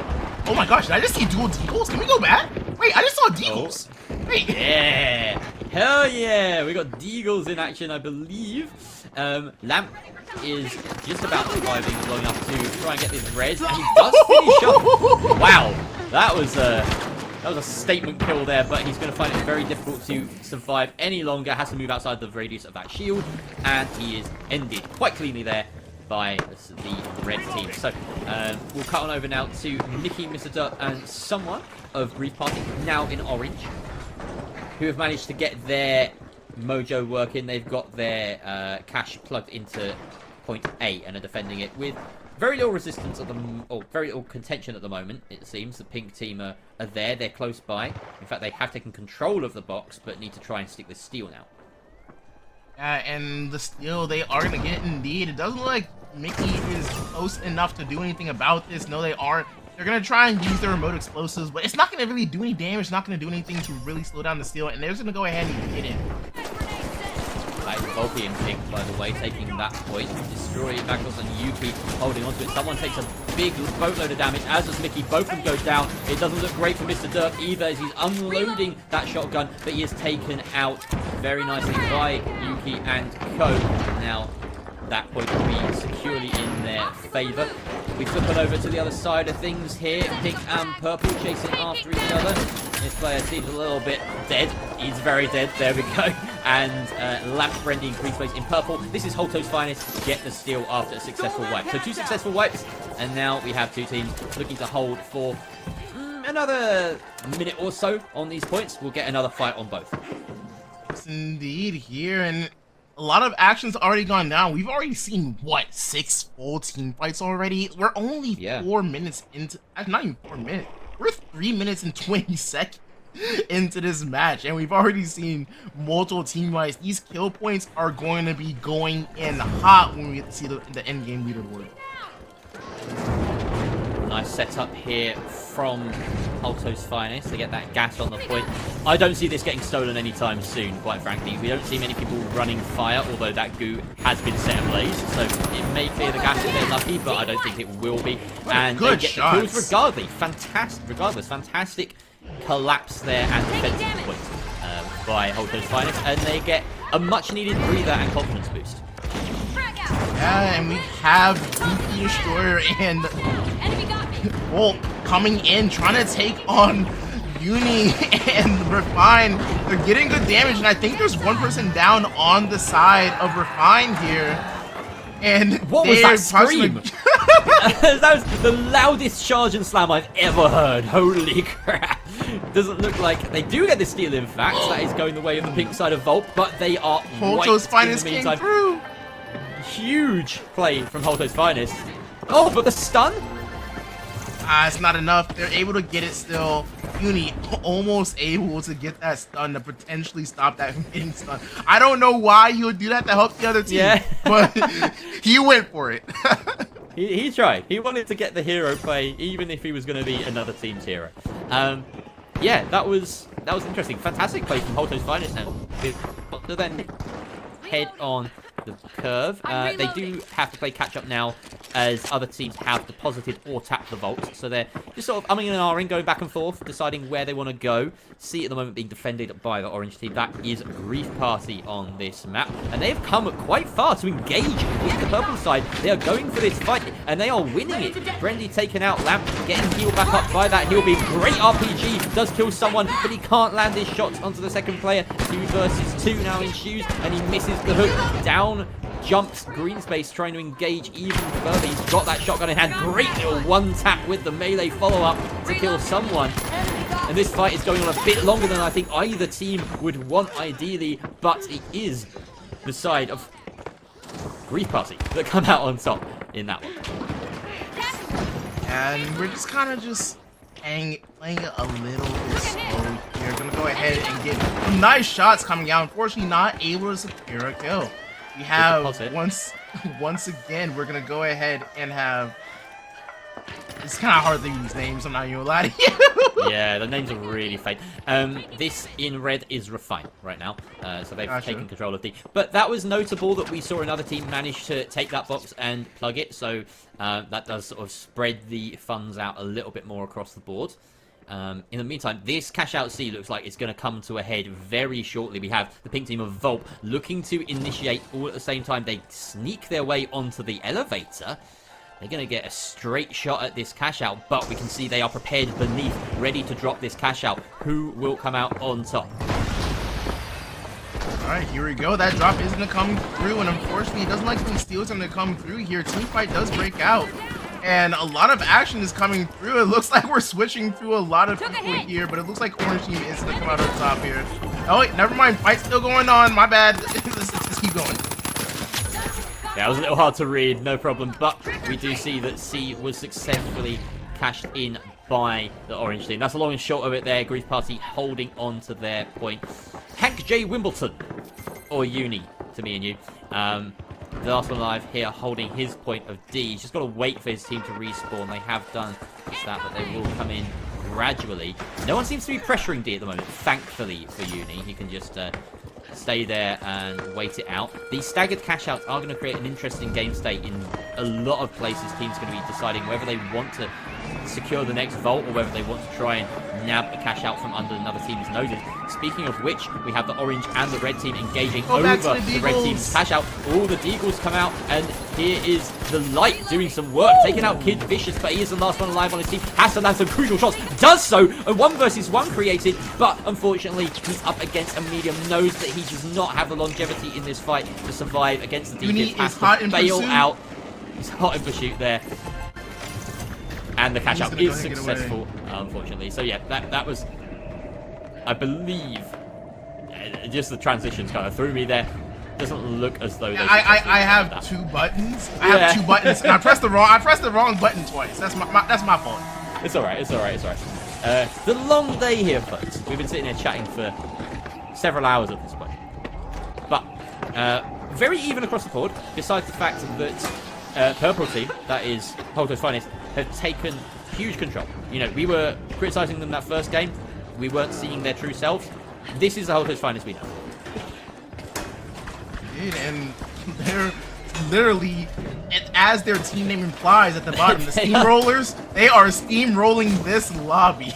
They're making this staircase as dangerous as possible. Someone takes a boatload of damage there. Mickey as well, and wow, great little two-piece there from Brendy, doing huge damage to both those orange players, and they will successfully defend this point unless another team comes in and gives them some grief, which is entirely possible. But they are having to deal with Refine, who are all up right now.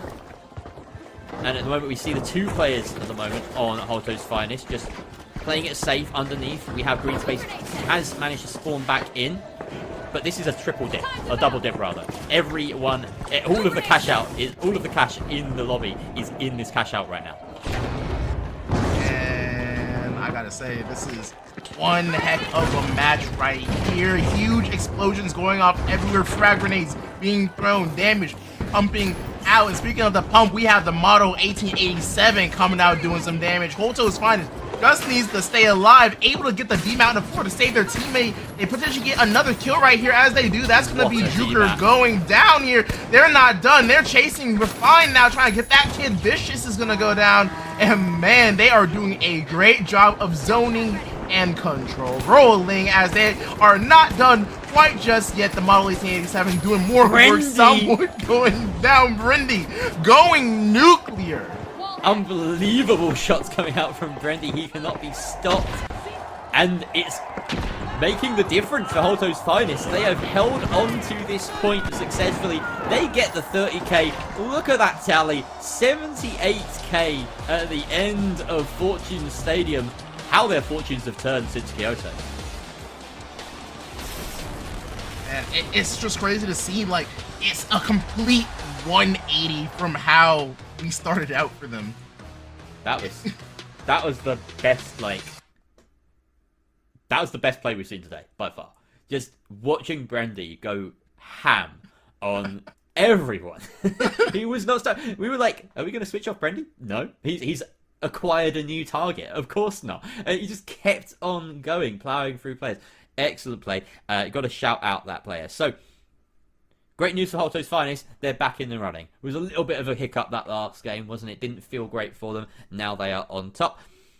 To the point where I didn't even clock how the rest of the teams did. They were that dominant when it came to the end. Of course, when you have that 30k on the final cash out, there's going to be a team that comes out way on top of the rest. And unfortunately for Holto's Finest, it doesn't actually matter how high that tally is, except in a very slim possibility that there's a tiebreaker at the end of day 2, in which case having 78,000 as the possible highest amount in a single map may give them the edge over another team if they finish on equal points with them. But if they keep performing like that, they won't have to worry about tiebreakers. They'll be at the top of the table. So more of that from them, and they'll be absolutely sorted. We saw some great plays just from every single other team at different points. There wasn't a single team, again, that stood out as a weak side in this lobby. So it's going to be a competitive group. What are the chances that Hoto's Finest dropped 30 kills? What are the chances? Did they... As in, you think they did that in that map? I think, bro, I'm not gonna lie, they were quite literally running around and just hunting people down whenever they got close to the cash out. I would not be surprised to see if they got 10 points or more.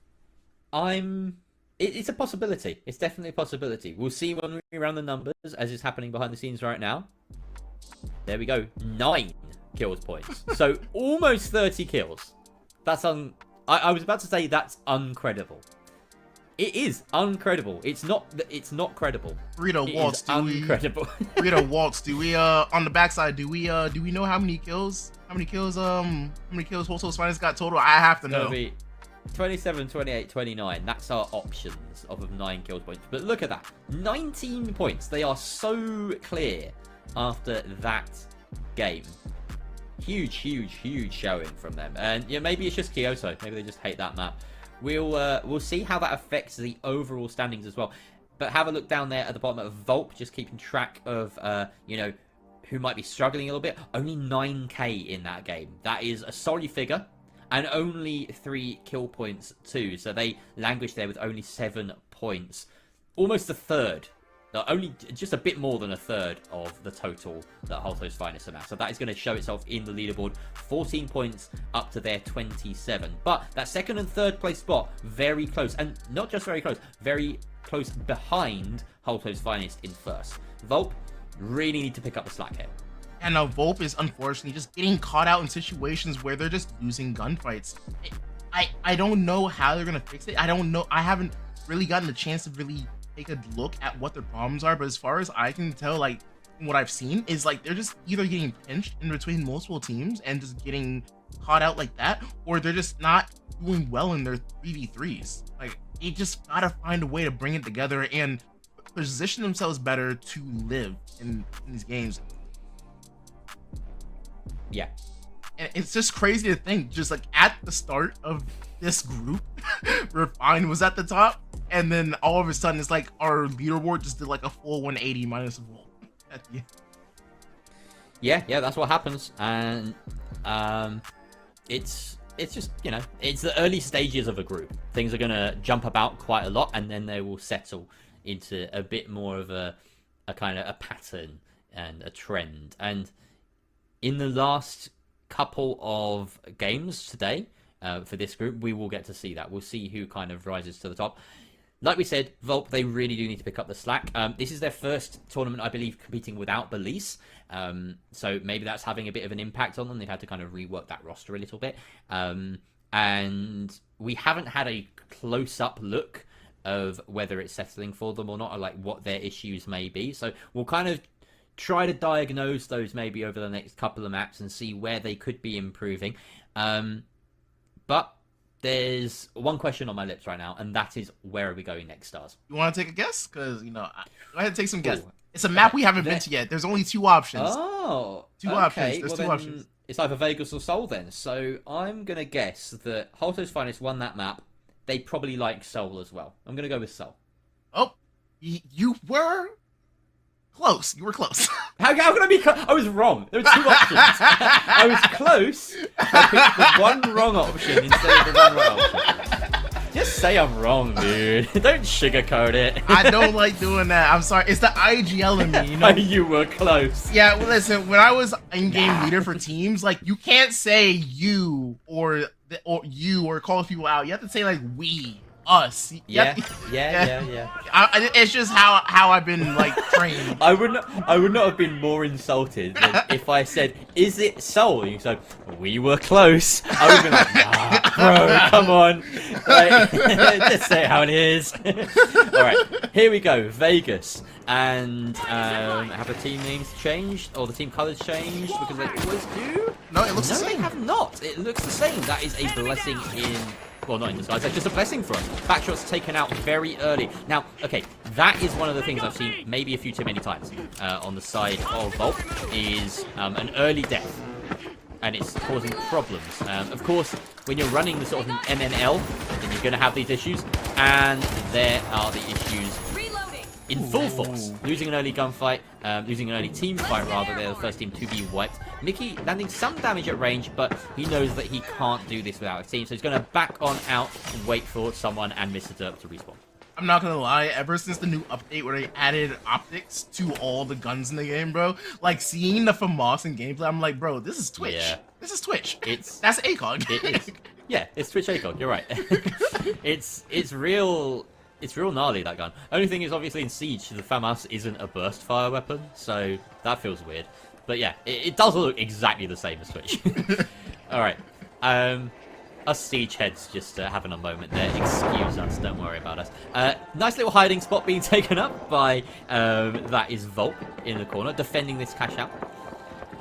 As we fly through the tiles in the roof. I think I might have got my team mixed up earlier. Volt are doing well, I'm mistaken. Or at least they had that cash out. I'm not too sure how. They are defending it, that's the long and short of it. We just run with these things in the final. Sometimes things don't make sense, and then they do. So they're holding on. They're under a little bit of pressure as the box is dropped. And oh wow, that's a movement right there. Hitting the jump pad straight through a gateway. Unfortunately, it puts him right into the firing line of the entire purple squad. That is Holto's finest, demolishing the side of Grief Party. They don't get a say in this fight now. It is Pink on top of the point here. Volpe looking to steal it from Hank J. Wimbledon, who does manage to take out back shots there. And the steal has been denied. They are trying again.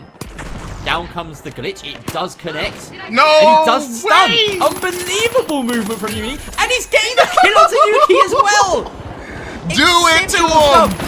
The 1 versus 3 hold from Hank J. Wimbledon, Uni himself. I can't believe he's done that. That is utterly ridiculous. Uni just able to use the movement, getting that first initial kill, breaking the bubble, getting the first kill, using the gateway to come through, get the stun gun, deny the second one, jump back down, kill another person, the glitch, and just throw the glitch mine and just finish everything off. It's ridiculous right there. And they are rewarded as well, as they manage to keep hold of that point under a little bit more pressure at the end. Exceptional work from Volt. That is a turnaround that they need. This is not Volt, though. That is Refine. Doing a great job.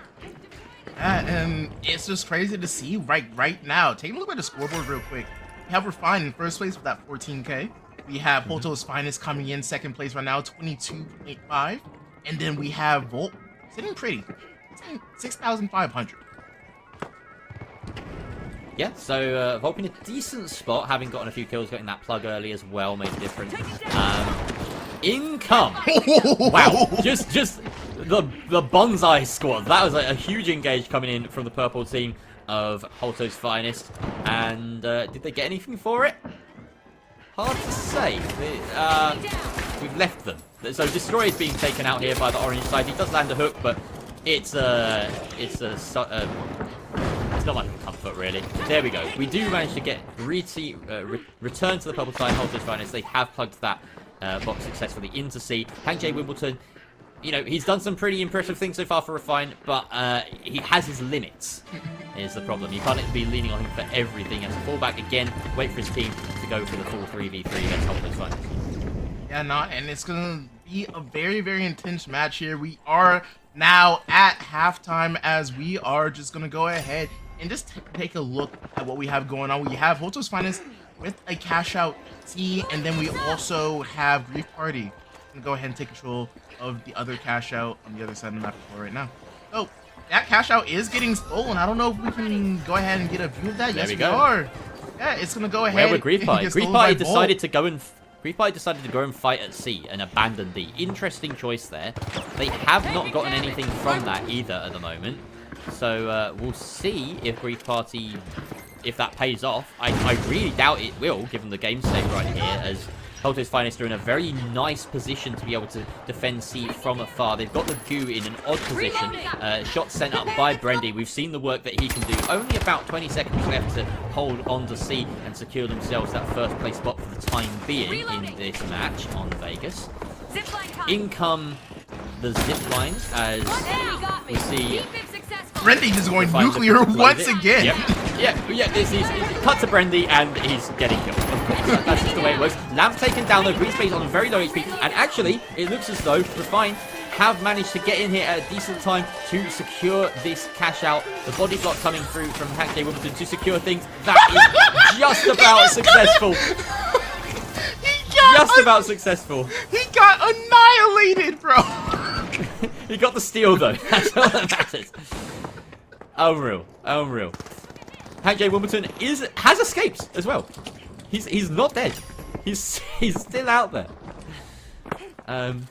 Wow. All right. Well, that is a great spot for Refine to be in, putting themselves up to first place right now for the time being. And we've got Holto's Finest in second, close behind, as we enter the final sort of wave with our 5th and 6th cash outs becoming available very shortly. Just a formality, it feels like, for this pink side to hold on to the cash out right now. A bit too much chaos, I would imagine, to try and stick a steal. There come the shots out from Yuki, taking out Land, and pink side of Volpe will finally give themselves something to cheer about in this match.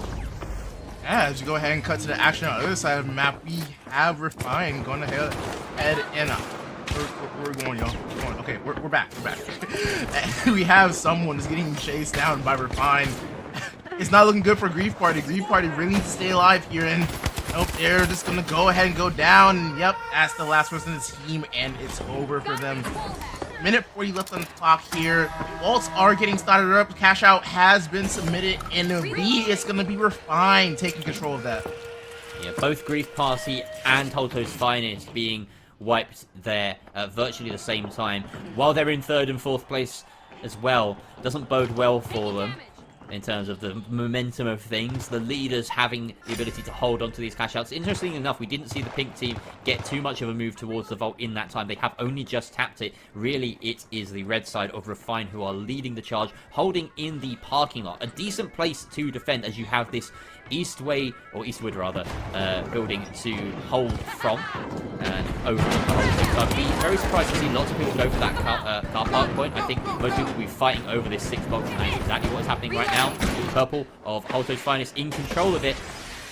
Here comes... No, sorry, the box has moved.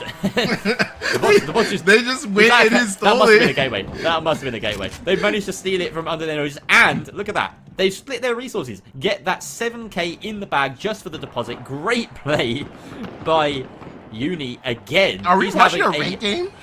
He's having a world game. He's having a life game right now. Like, unfortunately, though, both of their cash outs are now being stolen. So they're still in first, though. They're still in first. It's the thought that matters. It's the thought that matters. It's not the thought that matters. It's the plug money. They get basically 14k just for putting both of those final boxes in the cash outs. So that cannot be understated. That's what's keeping them ahead right now. Yes, indeed. And we just have Contestants is bunkering down, just trying to make sure. I think it looks like the floor was destroyed, so now it's on a bounce pad, and it's now being moved. Team is on it. C4 does go out, bubble out. They are trying to go to steal. The winch claw does come out. A trade winches player does go down here for Steamroll. That says Steamroll. Holto's Finest. They are going to go ahead and stay up. They are trading kills here, but they are able to go ahead and wipe. Oh, wow, that was a lot of stuff going on over here.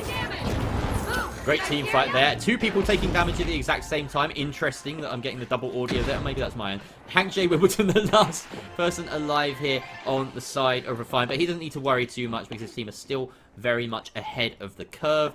And the cash out does go the way of the orange team of Grief Party, securing them second place, but only for a moment, as it looks as though, at the moment, that purple team, will they be able to hold on to it? Holto's Finest, they don't even have too much pressure being sent their way. Everyone's too far away. I don't think anyone is going to make it near enough to start a steal. They drop the jump pad onto the cash out, and it pings it around like a pinball in there, like a roulette wheel in Vegas. No chance of getting over there. And a solid win for Refine, with Holto's Finest coming up the rear with a second place finish. They will be happy enough with that. But my god, what a game from Hank J. Wimbledon and Uni. Bro, I just have to say, bro, Hoto's Finest really needed that at the end there. If they didn't get that, they might have dropped down to 3rd place here. Just because Grief Party is playing so well, then you have Refine just somehow finding a way to be on top every single match so far. It's just a sight to see here. Refine's definitely going to shoot up here to the top here. I'm just interested to see what the scoreboard is going to look like. I wouldn't be too sure about that. Because, of course, we had that last game, Hoto's Finest had, 9 kill points.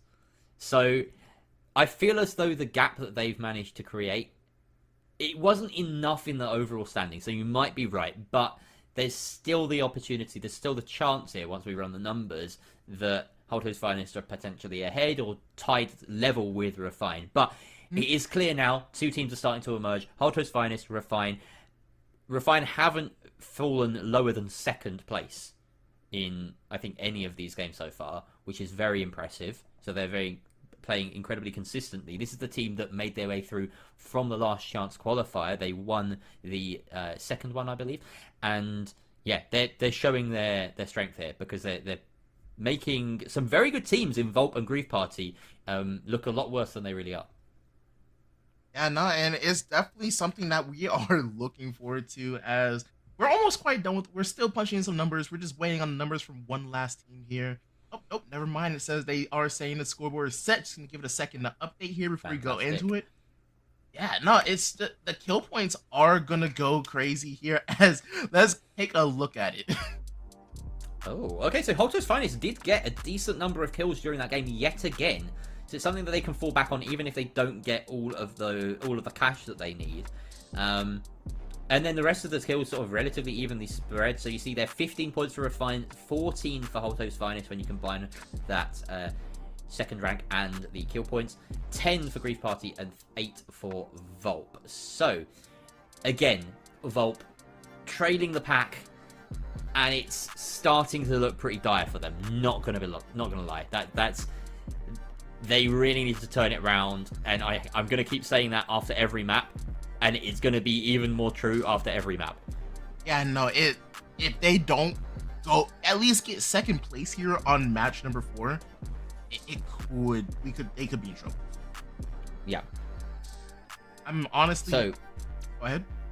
I was going to say, will we get a look at that cumulative standing? So here's a series leaderboard for Group C so far. After 3 maps, yet to play our 4th one, which will be the final one of the day for these teams, and then they get to go have their dinner, have a lovely time with their family, do whatever it is you do in the evening over there in the NA, where it's still not dark, I think, probably. Oh no, it's sunset right now.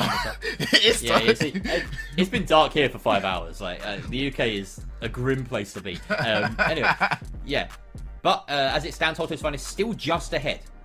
As I somewhat predicted based off the amount of kill points they managed to get in that previous map. So 2 points clear over Refine for the time being, despite both teams having had a single 1st place finish. We saw Grief Party win the 1st map, Hoto's Finest win the 2nd, and Refine win the 3rd. Volp 4th all the way.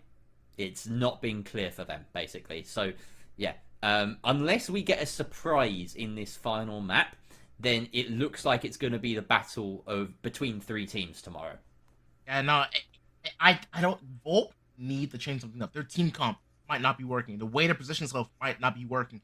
They need to figure it out fast. Because if they don't do good this game, I honestly don't think there's a chance for them to come back in tomorrow in the last 4 games. And especially with the way these 3 teams up top are playing so well. Yeah, it's the fact of the matter. If you can't come off the bottom spot for any of these games, then you're not going to make it through. You have to be better than someone. If you're better than no one, then you're not making it through. So yeah, that's the harsh reality in the Volp camp. We know how emotional they can be as a team, so they just need to sort of work themselves out of that rut if they are in one. If they're not, good. Mental reset. No matter how bad you're doing, just try and find a way back into the game. Like you say, maybe it is a mix-up thing. Maybe they've got to abandon the light play. I feel like they're not getting enough bang for their buck. We've seen Refine play the light especially well so far. Plenty of denial, plenty of prioritizing the movement and the plug money, I like to call it. You know, getting those vaults into the cash outs and not worrying too much about whether you're holding them or not, because, you know, over the course of a game, you get 3 plugs, you know, on the first, second, and third waves of a point. That's a decent, what, like 18k or something? And you'll get the rest of your money elsewhere. So just try and get that if you're playing with the light. Really go for the deposits more than anything. And then, you know, go from there, basically. We are now on Skyway Stadium with High Rise as our modifier, and we see the red and orange team skirmishing over this first point. That is Mickey and Co. of Grief Party in orange, and it should be Refine in red if these colours have stayed the same. They have managed to skirmish out of there with the box, and they will take it straight to A, waste no time at all in getting this deposited. And we're gonna go ahead and see that submission here. That's gonna be good for them here as Refine trying to find a way to hop up here. Heal being gonna go ahead and come up and heal Mr. Dirt back up the hill. Someone's gonna go ahead and get that good region. The Invis coming out and getting a nice flank. Crossfire coming out up top. Those all coming out. Look at these shots rain down. We have a chase here, stun gun. That is, wait, we changed colors? I thought red was Refine. We changed teams again, dang it. Grief Party are in orange right now, and they're in orange, yeah. Refine were red. It's just crazy. Just roll with it. That's all we have to do. We have to roll with it. So yeah. All right. Great fight there by Grief Party, taking control of A, and over on the other side of things, we see a wipe as well onto the purple side of presumably Holto's Finest. We will get to confirm that soon, as the pink team have taken control of Cash Out B. A little bit staggered behind here, so at the moment, it's fair to say that Grief Party are ahead of the curve. They are probably leading this lobby. Red team have a choice here. Do they go left? Do they go right? We'll see what they choose. It does seem as though they are opting for the latter, heading towards A again, looking for a second fight on this hotel. It's a nice position to play by someone. Frag sent way of those lovely pink health bars. Or red health bars, to be specific. Speaking of pink health bars, here comes Volpe, trying to third party on this point, but not enough action has taken place so far over here. That being said, the orange team of Grief Party are down to their last member, holding underneath with that C4, waiting for the opportune moment to drop it. It has been dropped, and the winch does not work out, unfortunately, and he is taken out. That is not a wipe against orange team, but it is a steal from the purple of Hoto's Finest, interestingly. Yeah, Holto's Finest coming in, getting good steals. Another steal position coming out. Never mind. Uni coming in, trying to do damage. Ends up going down. As now there's the bounce pad is in play. Volp unable to get the steal. Vicious. Last one up. We're fine. Now finally going down as Volp finally goes and gets that kill. Did they get the steal? No, Holto's Finest had that. Despite the fact that there was no one around at the end to defend it, the timer was in their favor, and the red team of Refined were unable to steal it. Wait, there's no way Holto's Finest is about to get beef for free, right? They're getting it for free. You're kidding me. Yeah, this isn't Holto's Finest. That's Volpe on pink, I think, right? No, purple. Am I mistaken? The purple one. They just got it for free. They swapped. Wait, so purple. Nah. Wait, no, wait. purple is Holto's Finest. Purple is Holto's Finest, but they stole it. Did I say Volp? Did I say Volp? My bad. Yeah, something like that. Either way, my bad. Holto's Finest have just taken both the starting cash outs. That's the long and short of it. That's the headline right here. Again, I don't know how they've done it, but they are ahead by at least 11k on every other team. Unreal. Yeah, Holto's Finest is trying to secure their way in first place, trying to make sure that they're guaranteed top 2 and a good seeding for tomorrow for next week in playoffs. My bad. But it looks like Uni is gonna go ahead and go down. Holto's Finest is gonna get that steal, gonna go ahead and spin that thing around and submit it into Cash Out Z. I love the way you said, go ahead and spin that thing around. It was, that got me. I just love the accent, you know. Sometimes it's just the perfect accent for the perfect words. All right. Great. So, once again, Holto's Finest in command. Strange, given how behind they were. You know, they lost their first fight. They didn't get any cash out plugs, but then they managed to come in, steal A and steal B. So, huge plays by them. 4 has been tapped successfully there by Refine. Sorry, no. In fact, that is the orange team of Grief Party that have tapped 4. It's Refine that are caught in the middle here. Just sort of scurrying their way through the streets as Holto's Finest take some pot shots toward them, but they're going to avoid that. They're going to go around instead, try and approach them on the rooftop. That 4 box is coming close as well. I'm wondering whether they're going to be bringing it to C or putting it in D. I really doubt that they'll put it in C because that's just free money for Holto. Catch box is dropped. Shield is out. Are they going to stick with the steal? No, they are not. They're just facing forward utility. They don't take any damage in that engagement as well. Huge for the early moments of the fight. But unfortunately, Destroy has gone down. Backshot and Yuki left standing. They do get the kills. One of the heavies has been res. Green Space though, and Lamb and Brandy on Holtos are all still up and running as they get their reses. Just a little bit more value on their side, and now they can keep control of the cash out. Again, no third party coming their way. They will thank their lucky stars for that, as they were maybe under the cosh a little bit there. And now they have a moment to breathe. And no, nice little moment to reset here as we are just letting them reset here. The action is, however, kicking off. Well, here comes Orange. Right over here. It's Grief Party. Coming in, and the LH1 does a bit of damage from someone, but he does get taken down. Brendy and Green Space left on very low HP, though. These are the 2 mediums. They can cycle these reses and keep each other alive. And the C site is still under their control. Great DMAT, as you mentioned, to maneuver away from any threats. Finds Mr. Duck right in his face after reloading.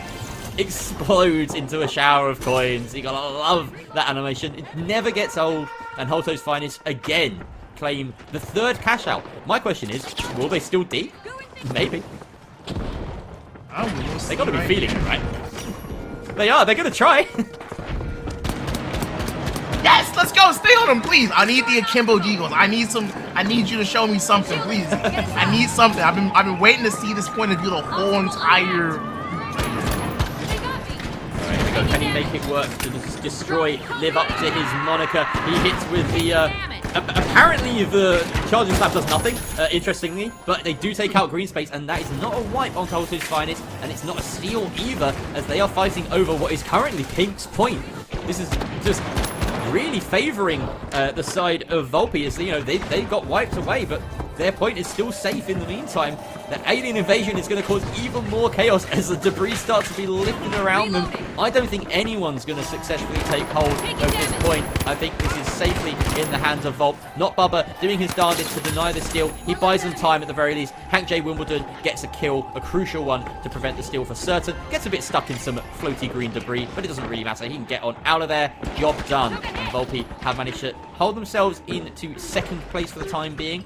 Meanwhile, Orange team of Grief Party have deposited at A, but it's early doors for them at the moment. Yeah, and we have our team refined. Just come off a respawn now. Great job by Uni to stay alive there at the end, and just to make sure that him and his team can make it through and make it out alive. We have Ronald here, the Orange team, which is Grief Party, going against Volpe, trying to get cash out A. Volpe finally doing some good damage. This could be their time, but never mind. That's going to be Juker going down. And it's not looking good for Volpe here. They're once again at the bottom. They have only 40 seconds, not only to get this cash out, but the other Volpe's not even started up. This is going to be it. This is the last one. Yeah. I don't even think they can push themselves into 3rd place if they get the steal here. So that's got to be demoralizing, knowing that at this point, even your best will not be enough. But right here, we see Holto's Finest currently sitting in 1st place, with the current situation being that if Grief Party can hold on to A, they will secure 2nd at the very least. They're getting some action coming their way. Of course, it is Refine in red. They don't want to step to 3rd place. They're coming hot. They're getting the kills. They get 1. Can they get the 2nd following through? No, they can't. They are struggling with the location of this cash out and trying to get a steal going. But in come the purple team. Holto's Finest coming in to help them out. Lands a crucial shot there, taking a lot of damage onto the defending orange side, but the steal is not coming through. They need someone to commit here. Finally, Destroy gets in position to try and do something, but he's not going to manage it, and there's too much chaos, too many teams involved now. Grief Party have missed their opportunity, or no, they haven't. They took it back, but it's being stolen now. No, it's not. Interesting move there by Green Space. The stun come out. That was the stun came out to deny him, and Grief Party do manage to get that steal there and secure themselves 2nd place under Holto's Finest, who of course coming 1st yet again. And we talk about that transition at the end there. My boy jumped into the air with a jump pad, and as soon as it said game over, like, he exploded into a mass of coins. Yeah, sometimes it's just perfect like that. It creates cinematic moments, this game, so easily. And yeah, that's again, Halter's Finest coming out on top. They will almost certainly, unless there were like a buttload more kills from another team that we didn't quite catch. Like if Grief Party got like 40 kills or something, which they didn't, then that should mean that Halter's Finest are sitting pretty at the top of the table for the day. And I got to be honest, my prediction for the day was that Halter's Finest would be on top. I was very scared after that first map, right? They did not look like themselves, but they warmed into it after that. First place on Fortune Stadium, second place on Vegas, first place here again on Skyway, and they looked comfortable, right? It was really only the heroics of Uni on Vegas that gave them that first place spot, gave Refine the first place spot there, that put any sort of stunt on the train of Halter's Finest during those last 3 maps. Yeah, and once again, it's just a shout out to how good Brendy's been playing. Like, if we talk about the Splatoon Masters, we're talking about Lamp and how he showed out. We have to take a look at this tournament and see how Brendy is showing up. Brendy is just going nuclear with that model 1887. Honestly, like, have you got? I know, Stars. You've got some of like the behind the scenes stats, right, where people are putting in every single kill from every game. Can you find Brendy's kill stat across those 4 maps by any chance? Just a little bit of quick maths. I know I'm putting you on the spot here, so I'll just fill for a bit. But yeah, I wouldn't be surprised if it's astronomically high, especially after that second game on Fortune Stadium. We saw him go nuclear firsthand, and in a game like this, you can only assume that moments like that are happening off camera as well, right? There are moments where they're winning fights and he is being the difference maker. There are also moments where they're winning fights and Lamp is a difference maker or Green Space is a difference maker. It's a team game. But I get the feeling that Brendy's kill stat will probably be the highest amongst the players that we've seen so far this, not even this group, but all day. That's my bet.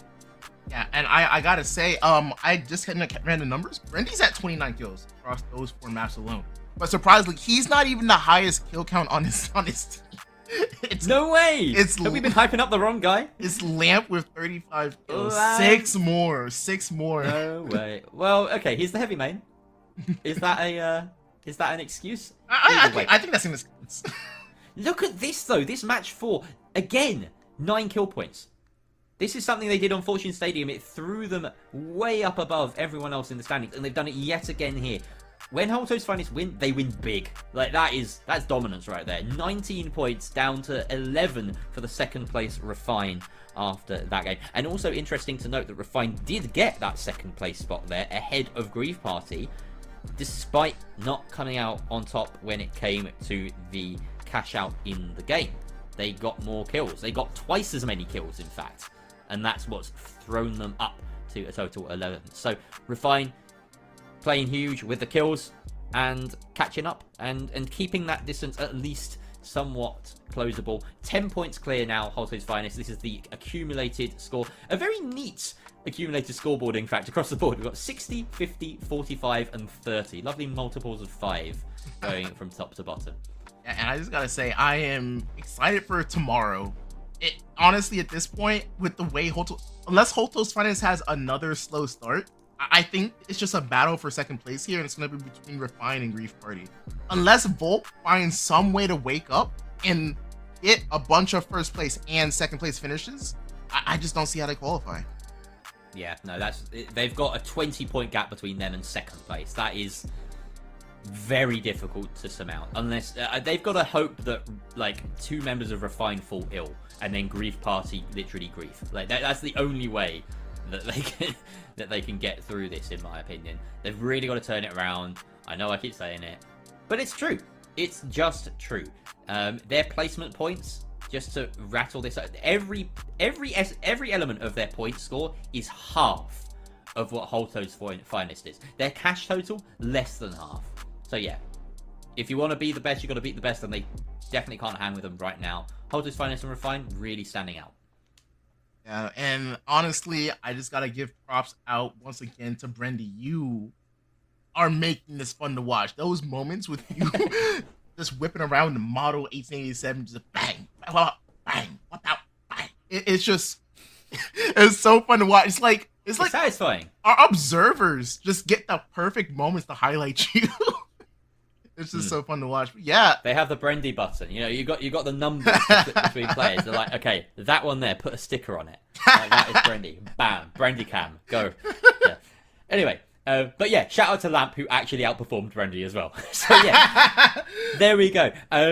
Holto's Finest coming top of Group C, joining the prestigious ranks amongst, I believe, we had Burt topping Group A and 223 topping Group A. So far, the teams that are topping the groups are the ones that have performed best in the Split 1 and Split 2 Masters events. But, interestingly enough, the ones that are close behind are often the teams that came through the last chance qualifiers. So, if you've managed to run the gauntlet somewhere, if you're not just relying on those global leaderboard standings, you're proving yourselves to be the better sides in this tournament so far. We'll see if that trend continues when we get to Group D, which is up next. We've got Scallywags, Quattro, Basement Dwellers, and Abyssal Assault. So, Stars, how are you feeling about that? And, yeah, I'm leaving it up to you.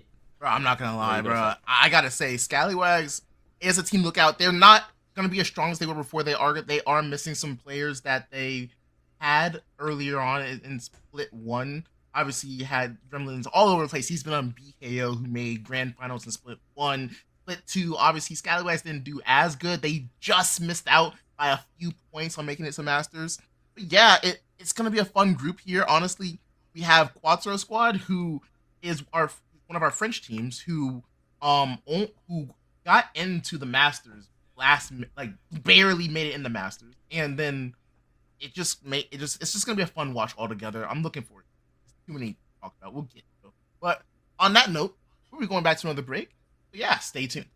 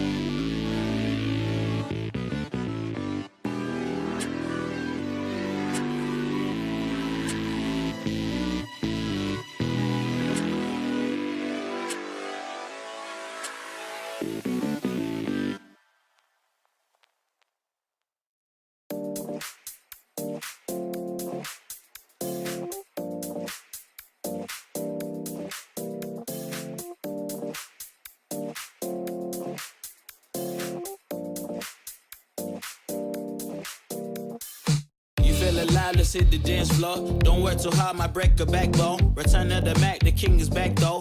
Corvette and cash, I never lack those. She saw the stone, you know how that go. Fatality, my diamonds that cold. Versace trunks, I hit my backstroke. Knock on the door, she at the back, bro. All I really take is a little taste. Island girl, blue eyes with a little bass. Here for the thrill, I don't need a chaser. Wanna vibe at the getaway. Shimmy, shimmy, yeah, I got the semi-four way. Don't step out the line like this a probate. You hit the line and try to locate. This for the time, got time for no day. One, too many, I'm going. Too crazy and I got bad ones and they ready. A good time, so now it's into it, we left that. Can't remember anything, but I know we got lit. Good times. Live in the moment, feel like summertime. Obsessed with nature, not a world mine. The room is spinning, but I feel fine. Oh my. Chandelier, limousines. Really think I'm seeing things. Read the line in between. Yellow light, I gotta speed up. Get home to a cold shower. Need that pronto. Look like a rave at the condo. Heck of a night in Toronto. She said, boy, you in Morocco. Pearl white mention in the top gold. Fill up my cup with the pop, whoa.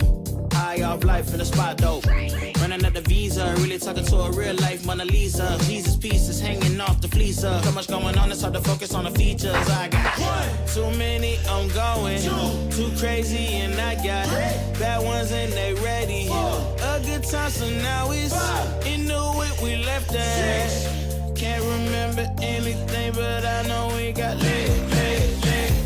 Good times. Live in the moment, feel like summertime. Obsessed with nature, not a world mine. The room is spinning, but I feel fine. Oh my, oh my. 1, 2, 3, 4, 5, 6.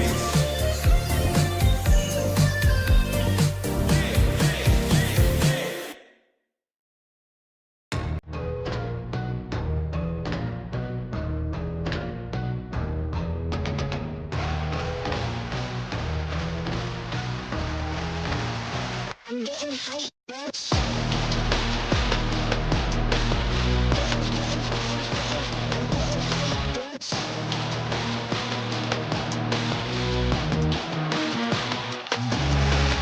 Cool, these brothers my guys, know that they fly, know that they ride or die. I keep waves on the side, CJ never gotta roll with ice. No rush, storm you dumb, push and storm you dumb. Peace and love turned to peace and gloves, now you got a deal run up. Generations caught up, look how things will switch. People get quick, now they wanna move on the bits. Boy wanna grow some bitch, nah. Unless you heard it from me, and you ain't heard it from me. Got it from me, all that energy extra. They see me with the hitters. Sure, leaving the beaters alone. Me with a squeeze, I get no feelings involved. Leaving them beaters alone. Me with the squeeze. I'm getting hyped, bitch.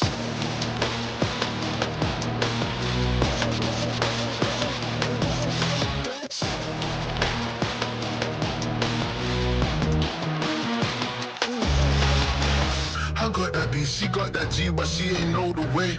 She knew my face, she heard my name, pulled up and caught the wave. I'm feeling lonely, so I hope she stay. I'm confident when I'm drinking rain. I hope you get a taste. This black ain't a stereotype, I'm up on the hand. These niggas, they coming around, they tryna just fuck with my vibe. Playboy like my name was Cardi. All my black Barbies, they come around along me. It's like I got a arm. Sure, leaving the beaters alone. Me with a squeeze, I get no feelings involved. Child, leaving them beaters alone. Me with the squeeze. I'm getting hyped, bitch.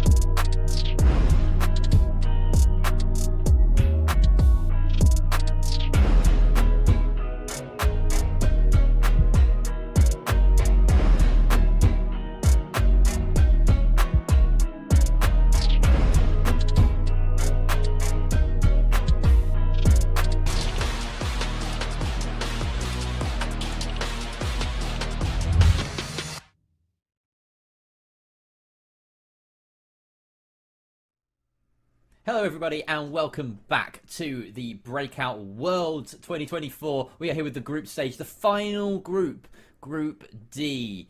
And we're only halfway through. Once we're done with that, we've got a whole other day to deal with tomorrow. But by the end of this hour, we'll have a pretty good idea of who is hot and who is not in the finals right now. I'm Jerry, this is Stars, and we've got our last 4 teams of the day. Quattro Squad, Scallywags, Basement Dwellers, and Abyssal Assault. Some team names that are maybe less familiar than some of the bigger names that we've come across so far, but you have some thoughts about these teams, don't you, Stars, and who might be ones to watch for? I definitely want to look out for Scallywags here. Gremlin has been around the block, traveling from BKO in Split. Actually, he started with Scallywags, subbed in for BKO during the Masters when the OG Oppenheimer was trying to create a team there, and for them because he qualified literally off of one event, so he didn't play the rest of the split. And then actually no, he played 2 and then quit. Anyway, that's beside the point. Gremlin's been around the block. He's really good. He's probably one of the best heavy players in the game. If he's not top 3, definitely top 5 heavies in I would say in the game right now. And then you also have a lot of other players on his team. Obviously pickups that he picked up in Split 2. It's gonna be interesting to see because his team dynamic from the OG roster, when it had Elvin, who's now one of the casters with us on the desk, it was casting. Elvin was on that team. His first registration of the team was good. So it's gonna be interesting to see because of how Scallywags didn't perform this most recent split. It's interesting to see how if they've improved at least or have better strategy going to games. Quattro Squad, obviously one of our other teams here, and I had to double check. I believe they just missed out on Masters. They got a spot because another team backed out. But it's going to be interesting to see how they do. Because I really like them. Elemanda's a really, really nice person to talk to. And I always enjoy their games. So as of right now, I kind of think Scallywags might come on top and Quattro Squad might be coming through again as well. Alright, so Skyway Quattro Assault. I'm personally looking at Abyssal Assault as the team that made their way through the second last chance qualifier, because so far we've seen that those teams in these groups have done particularly well, and this is the only group where that side is not up against like a really big name like Bert's, like 223, like Holto's Finest, that has won a Masters event. So I'm putting a pin on Abyssal Assault as the team to watch out for in my money, which means that we're left with the one team that we haven't mentioned, which is Basement Dwellers, Fatman Jack, Hyperspeed, and Jay Konas on that side. And we'll have to see how they do. Again, I've tried each time to kind of put a little ranking before we go into each game, and it's always been like slightly off at least. But I've been all right at guessing the top teams, so I'm going to stick with my guns and go with Abyssal Assault here. Should we talk about Kyoto just for a second, because this may be the last time that we get to see Kyoto, perhaps even this entire tournament, right? It's been forced in as the first map for every single group, and then each map after that is chosen by the winner. So it's unpopular. We understand that. There have been some moments on Kyoto where it's shown that it's still an exciting map. I don't think it's an unfun map or a particularly unbalanced map, but it's just that little bit larger, that little bit more stretched than every other map, and that does affect teams' mentality and their play style. Yeah, and it's just interesting to see because like it's such a big map where it's really, rotations are important, your rollouts are important, how you get across this map really matters at the highest level here as we are hopping in. We have the clear skies today. We've seen every variation. We've seen foggy, we've seen nighttime, now we're getting daytime once again. And an interesting spawn here. We are a little bit further into the map than this immediate transition would suggest. This is the first engagement will come through. Gremlin, Salvo, and Walios. This is Scallywags currently winning out this fight. Wow, lovely, efficient, brutal murder of that purple squad, and they have control of the first box. They are being chased by Pink, however. Here comes Pink squad coming in hot to try and deal some damage. Vega, Lotus, and Lamanza. This is the Quattro squad, and they are doing some pretty good work here. Not landing their shots as cleanly, perhaps, as we saw Scallywags do, but getting the job done regardless, and they will, in fact, claim this first box. And no, those are some nice. Why are purple here now? Everyone came to the one. No one's gone to 2. Oh man. Why? This is bizarre. Everyone's come to the same box, and in the meantime, 2 has just been grabbed from under everyone's noses by Pepe, Ruizes, and Remsky. This is Abyssal Assault. Abyssal Assault is getting a free insert because everyone and their mothers wanted to rotate over. No, they're still fighting! They're still going. It's a 3-team skirmish over here. It's a 3v3v3 over on this A site, which has been closed successfully by the orange squad of, I believe that's Scallywags. That's Scallywags, yeah. So they've just managed to win a second team fight as well, which is very good for their kill total. As you can see, they're already way ahead of the other team that are controlling a catch out in Abyssal Assault on the other side of the map, who have had a relatively peaceful time up here in the forest. Yeah, you see these trees. They're just chopping trees at this point. They're playing Minecraft, trying to get some wood, you know. Trying to make sure they can set up fortress, set up pull down, but they don't even need to. They're not a very eco-friendly team. Bro, they're all going for A. And everyone wants A. At the moment, Pink are AFK. I don't know what they're doing. They're biding their time. They're waiting for a moment. They're just, I think, probably watching the scoreboard, waiting to see what happens, where Purple go. And that Purple team is Basement Dwellers. Basement Dwellers have opted to go for B. We'll get to see how that affects the movement of the Pink team, whether they opt to third party or whether they go for the fair 3v3 on A instead. That being said, it's Purple side of Basement Dwellers. They're taking their time to engage. They need to get a move on, start getting some frags going their way and get the steal on. The jump pad is used to boost themselves towards that engagement, but it's not really far enough as the Pink side, or rather red side of Abyssal Assault, are holding high up by this building. Very nice glitch barrel sent over the goo. Means it's very problematic for the rest of this side in Basement Dwellers to engage properly. And that timer is ticking. Yes, it does seem as though the Pink squad of Quattro squad decided that they wanted to third party this. They're going in deep, they're going in hard. Basement Dwellers are trying to stick the steal. Are they successful? Yes, they are. That is a steal at the last moment for the Basement Dwellers. In the meantime, that looks like Abyssal Assault really did suffer from the fact that 2 teams decided to focus them. The real winners in all of that are the orange team, right? Of Scallywags. Here they come. You can Scallywags. They're going to go ahead and rotate in. One squad comes in, getting some more kills here.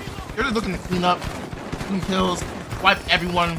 And yeah, it's not looking good. Yeah, it's not looking good for anyone here. One of the first mesh shields we've seen all day, in fact, just coming out there. Didn't work out very well for the Pink side of Quattro squad. I'm not quite down on exactly who's running what operator or what contestant just yet. But it does look like Gremlin is the heavy main on the side of Scallywags. So, of course, you know, one of the better heavy mains about, one of the more well-known names, as you mentioned, in this server. I'm just going to, you know, note that down. We've got HMM comp going for them. I don't think we've seen a single light. I think it's HMM all round from what we've seen so far. Yeah, and this is one of the more common comps we've seen. I was very surprised when we saw so many light, medium, heavy comps last game, because that is something we don't see that often. So obviously the meta is starting to shift, and we're starting to see a lot more variation in these games here.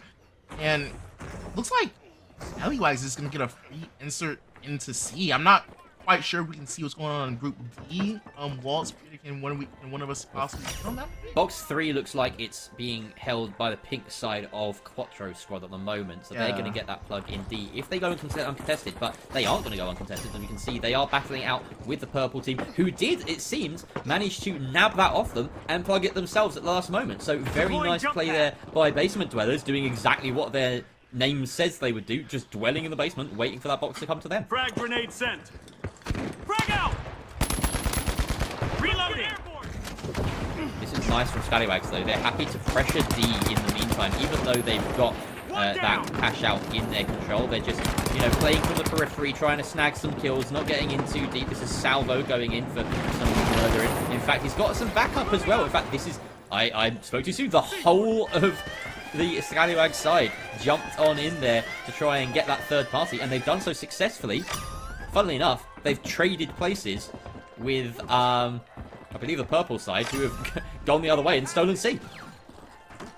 It's just so funny because, one, we have 2 things happening here. One, every team is playing to the last minute, right? Like, you know, these last few matches we've had, they're all running at each other trying to get kills. This one, they're waiting till the last minute to try and get steals.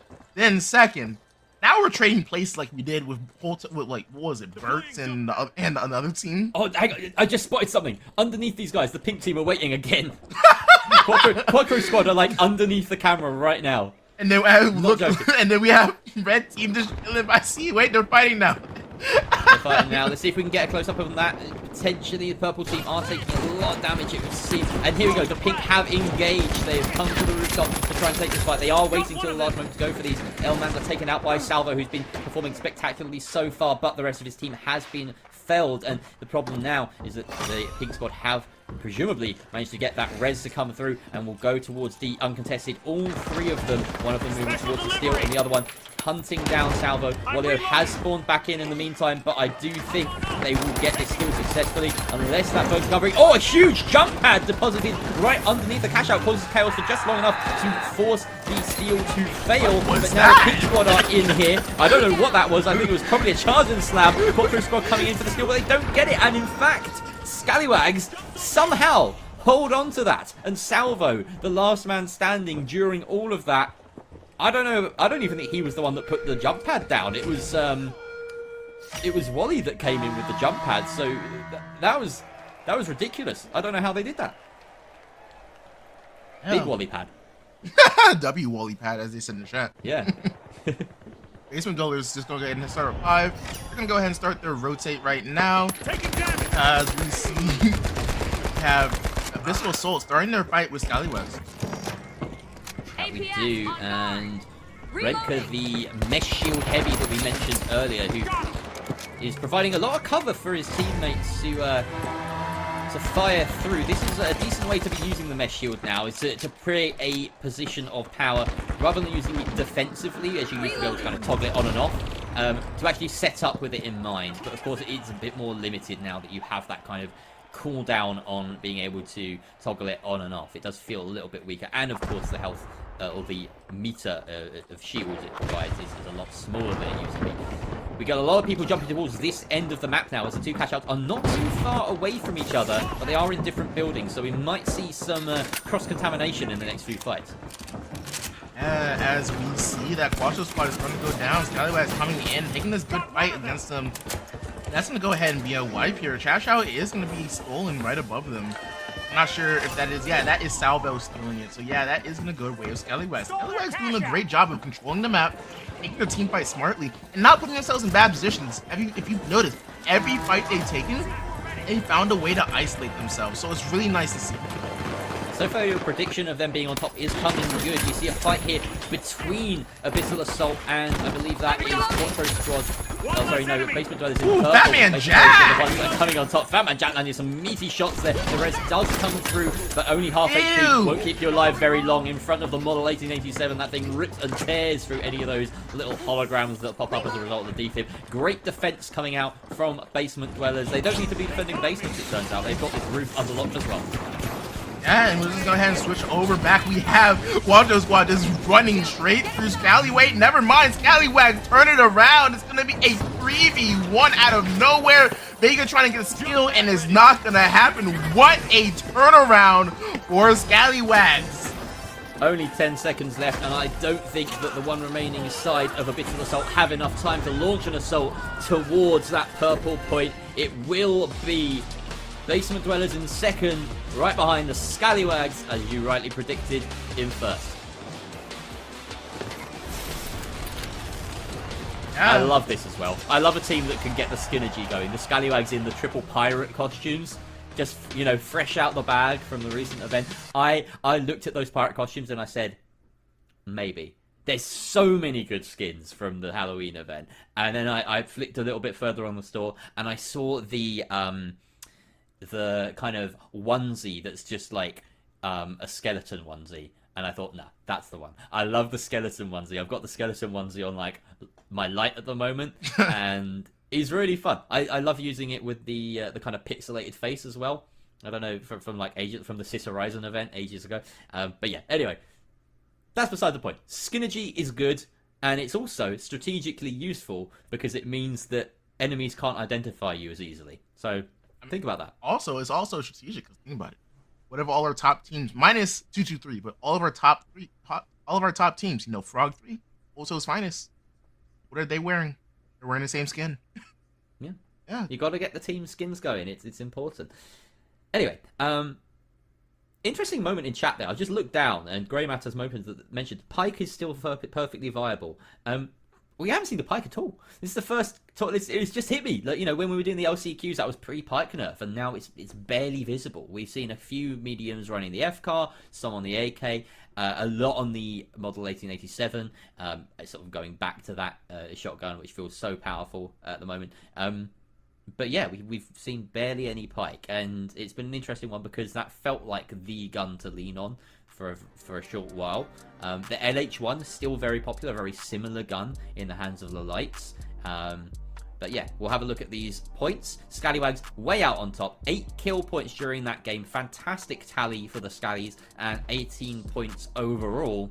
Puts them way ahead of the rest. Abyssal Assault, oh, I'm going to have to eat my words. I thought that they would be challenging for the top spots. They looked a bit miserable there. Only 3 kill points for them. And so despite that 3rd place finish on the leaderboard in the game, they are in last here behind Quattro Squad. Yeah, Abyssal Assault was just found themselves in the middle of too many conflicts. If you notice, like at the start of the match and in between, they were often once getting pinched out. Like for example, that first cash out, bro, they had control. They were taking that fight, I believe, onto basement dwellers, and then out of nowhere, here comes Quattro Squad from behind them, taking the high ground, and it's put them in a bad position. So it's really just positioning problem for Abyssal Assault, but outside of that, their team fights have been really good. It's just a matter of finding a way to position yourselves and being able to react to the third party good enough, fast enough. Maybe they will find it a little bit easier on maps that aren't Kyoto, if it's a positional problem. Quite honestly, you know, this is a map that obviously every team would have known they're coming into this. They have to play a Kyoto at least once. So there is that, but also they'll be far better practiced on every other map that's been in the game for a bit longer and that's been in the competitive rotation, or at least the competitive sort of preference for much longer as well. In fact, even when Kyoto came into the game back in Season 3, it wasn't in the map pool for Split 2 because it just wasn't favoured enough. We kept the old map pool, or the existing maps, and it's only since the LCQs that we've introduced Fortune Stadium and Kyoto to widen to a 7-map pool. Because now there's more choice, so you can just avoid it if you want to, which obviously a lot of teams have chosen to do. But yeah, maybe on a different map, Abyssal Assault will have a different story. We did see, for instance, Holto's Finest really fall short on their first map earlier, before then completely sweeping their Group C. So it's not out of the question. Maybe they're just a little bit cold. The only thing that we can say for certain is that Scallywags have turned up. They are really ready to fight, out fragging everyone in the lobby, twofold at least. Yeah, and I have to say, speaking of maps right now, we are getting noted that we are headed to Cis Horizon. And honestly, I will say, every time we watch Scallywags and Cis Horizon, they have struggled when it came to rotation. So it's going to be interesting to see, have Scallywags fix their rotational problem on this map to be able to not only secure those kills, but also be able to navigate their way around and not defend the cash outs. That is the biggest question here as we are hopping straight in. One of the most notable things about rotation specifically on Cis Horizon is because of the way the map is structured. You've got these huge long lanes, these roads that you have to cross to get from A to B. Those don't really exist on every other map. There are ways that you can avoid those lanes in some maps, maybe besides Seoul. It's the only standout with like very clear long lane sight. And yeah, your rotations have to be smart. Already we get some fights here, and it's Purple, which is Renka, Rezus, and Pepe. This is Abyssal Assault, so we do have a bit of a colour swap going on, so don't mind us while we kind of wrap our heads around who's who. Purple have managed to tap this Vault number 1 fairly successfully. No wipes as of yet, and where's the other Vault? I can't even see it. It's my Two pink is in the hands of Pink. 2 is in the hands of Pink right now. Okay. And I believe we made the lobbies because once again, this game appears to be played on EU server. So we are in a mixed lobby, which means we are going to be switching between NA and EU. So now that we're on EU, it also means that the colors are more likely to swap between them. I'm just now realizing. Wow. I love that movement. Unfortunately, it's a bit scuffed. Would have been nice if they pulled that off, saved them a bit of time, but there's always another way up. There's always at least 10 or 11 ways up in the final. But it does mean that they force themselves into a fight early on with the purple squad, and they do take out one of those players, like the heavy, taken down. Pepe as well out for count. And the orange team look like they're coming up good, but they're having to fight another team in the reds as well. Lotus, the last one standing on the orange, actually taking his teammate away. Does he get that defib? Yes, he does, but he is taken down. The Scallywags are there, and they are struggling to hold their own. They are in fact up. They make their way through. The Scallywags are the ones to no. There's another team here as well. Are you kidding me? There's another team here. Scallywags. I have an excuse. I got a phone call in the middle of that. What? Hey, don't worry. I got one earlier. I get a freebie. That was my freebie. Yeah. All right. Pink v purple over on A. You take it. Always get one.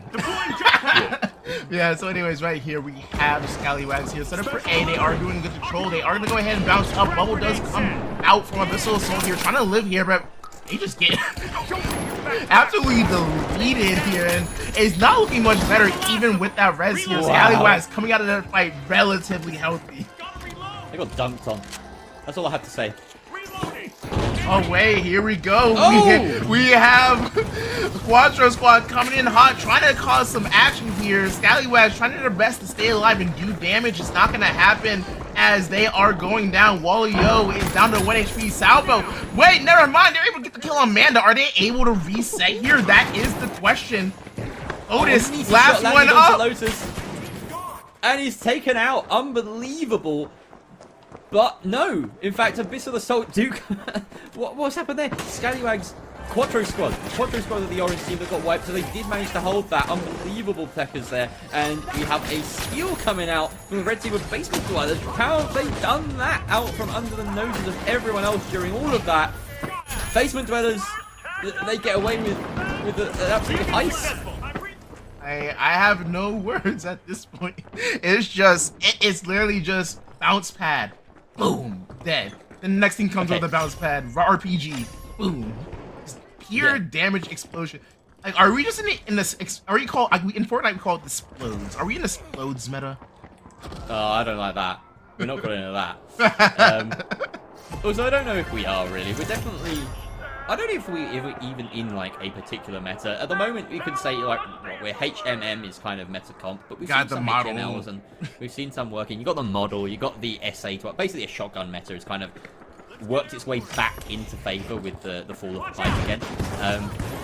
But I always think burst damage in a game like this is going to prevail personally over any sort of beams that really run. We've got a bit of a loss here for the orange squad. It looks like Wally-O, the last one, to go down there, but he immediately res, and the Scallywags are taking names. They're taking names right now. Oh no, they're taking casualties. Never mind. They're not taking names. They're taking casualties. And yeah, Wally-O, Salvo still up somehow. But there's no cash out in play right now. So all of this is just death matching right now. And unfortunately, it is Quattro Squad that come out underneath. They are wiped yet again. Yeah, 100% here, as we are starting to hear some gunfire coming out from across the map. We're trying to locate that right now, but we're just going to go ahead and relax. We do have red team moving over vault number 3. It's kind of interesting to see where they go. They're more than likely going to probably rotate and maybe double it up, it looks like. Possibility, and 3 teams now fighting over that third vault, it would seem. Oh, big RPG there, taking out an enemy, and we see Salvo with some shots as well. The box is being run away as far as possible, and this is the pink squad of Scallywags chasing on after it, having won that fight in theory. Stole a vault and put it in C. Orange team. No, sorry, pink team. That is Scallywags. Scallywags managed to take the bolt and also win the fight. I don't know how they've done that. Maybe some division of labor working quite nicely. And they're still around. They're still taking these fights. Still taking names. Fatman Jack taken out. I don't know how they're defending C from here, but they're doing it. They're just winning their fights. They believe in each other. Like what they say in Gurren Lagann, believe in the me that believes in you. That's what they're doing. And the power of friendship comes through as they rotate back to C to try and defend this against Abyssal Assault. Oh, good RPG there. Frees us down for the count. Abyssal Assault taking a little bit of damage here. Renka out as well. And it's just trade after trade after trade with the defib coming through, and finally Abyssal Assault wiped out before they can mount a proper assault on C. The cash out being moved for some reason, I guess slightly more out into the open to prevent anyone from stealing underneath those staircases. And that should be pretty solid for the time being. We'll head on over to D now, where the orange team of Quattro Squad are defending their cash out from basement dwellers who, true to their name, are attacking from beneath. They bring it down to the basement and they are trying to steal it right now. In fact, no, that is not the basement. They say, okay, we need to bring it down a bit further. We're the basement dwellers. Bring it to the ground floor. At least there isn't a basement in this building, but unfortunately they decide, no, we haven't got the time to do that. We haven't got the resources. We're just going to go all the way to C instead. And Quattro Squad have themselves a bit of moolah, a bit of money in their pocket. Frag grenades coming out on the stairs, and Jesus is going down to nades. When are we getting nade indicators? Can we get some nade indicators? That's kind of been my... Oh my god, please. I die to random frag grenades all the time. All the time. I feel like he was going up the stairs, and he didn't even know that they were coming. He just instead. Nice aerial shot there from Salvo to take out the flying Rusus, and it's not a wipe onto the purple squad. Their totems are still floating about, but it's definitely a 3v2 here. Very easy for the Scallywags to secure that cash out. They lead by quite a margin. 38,000 is 20k ahead of their next two competitors, who are swapping places as we get a couple of wipes apiece there onto both purple and red. Not great news for Abyssal Assault or Basement Dwellers, who are both struggling right now. Quattro Squad have control of the 5th vault. But, interestingly enough, the Scallywags are going right for them. They want to take the fight rather than go for 6. And a bit of a score update as we go into this last minute of gameplay. We have Scallywags firmly in first place, 38k. We have Quattro Squad with 19,000. We have Abyssal Assault, 18k. What was that? Oh, it was the low grab. I was like, how the hell did the gas canister fly so straight? It looked like a red canister with that trajectory, but it wasn't. And now we've got several coloured shields all over the place. Let's just wait and see who wins. It's the Scallywags, as per usual. On the other side of the map, we have Abyssal... No, that's not Abyssal Assault. That's Basement Dwellers winning that team fight against... I want to say... I actually didn't get the who it was. But yeah, they win their team fight, and they're getting a free rotate to A. Quattro Squad. Yeah, Quattro Squad going down over there, the orange team. And, oh no, it wasn't Quattro Squad. Either way, it was another team. And they... Yeah, we've got only a minute left now, so these are going to be very, very quick cash outs. Either one, if stolen, would put a team in second, so watch out for that. We've got, at the moment, Quattro Squad and Abyssal Assault chasing from behind. They only need to win a single team fight, realistically, to get this in their favour, but the gas canister is going to cause a lot of problems. Jonas, the last one alive on the side of Basement Dwellers, may be able to hold on to it for just about long enough, but no, he is taken out, and that is a wipe. So cash out A is up for grabs right now, but at the moment it's the Scallywags that are fighting over it. They may suffer from a little bit of greed. That piracy in their blood, in their veins, may cause to be their undoing here, as they are being targeted by a float. That was the funniest fucking charge and stab I've ever seen. Excuse my French. He was floating through the air like a beautiful ballet dancer, and they are still fighting here, the Scallywags, but they're not getting anything from it. The pink team, of course, in Scallywags, they still have control of B despite being fighting over here. Abyssal Assault has to get on it now. They have to get on it now. No one's gone for the other site, which means that the points just stay the same. Scallywags fought on a completely different point for that whole time and still got a cash out on the other side of the map. Yeah, wow.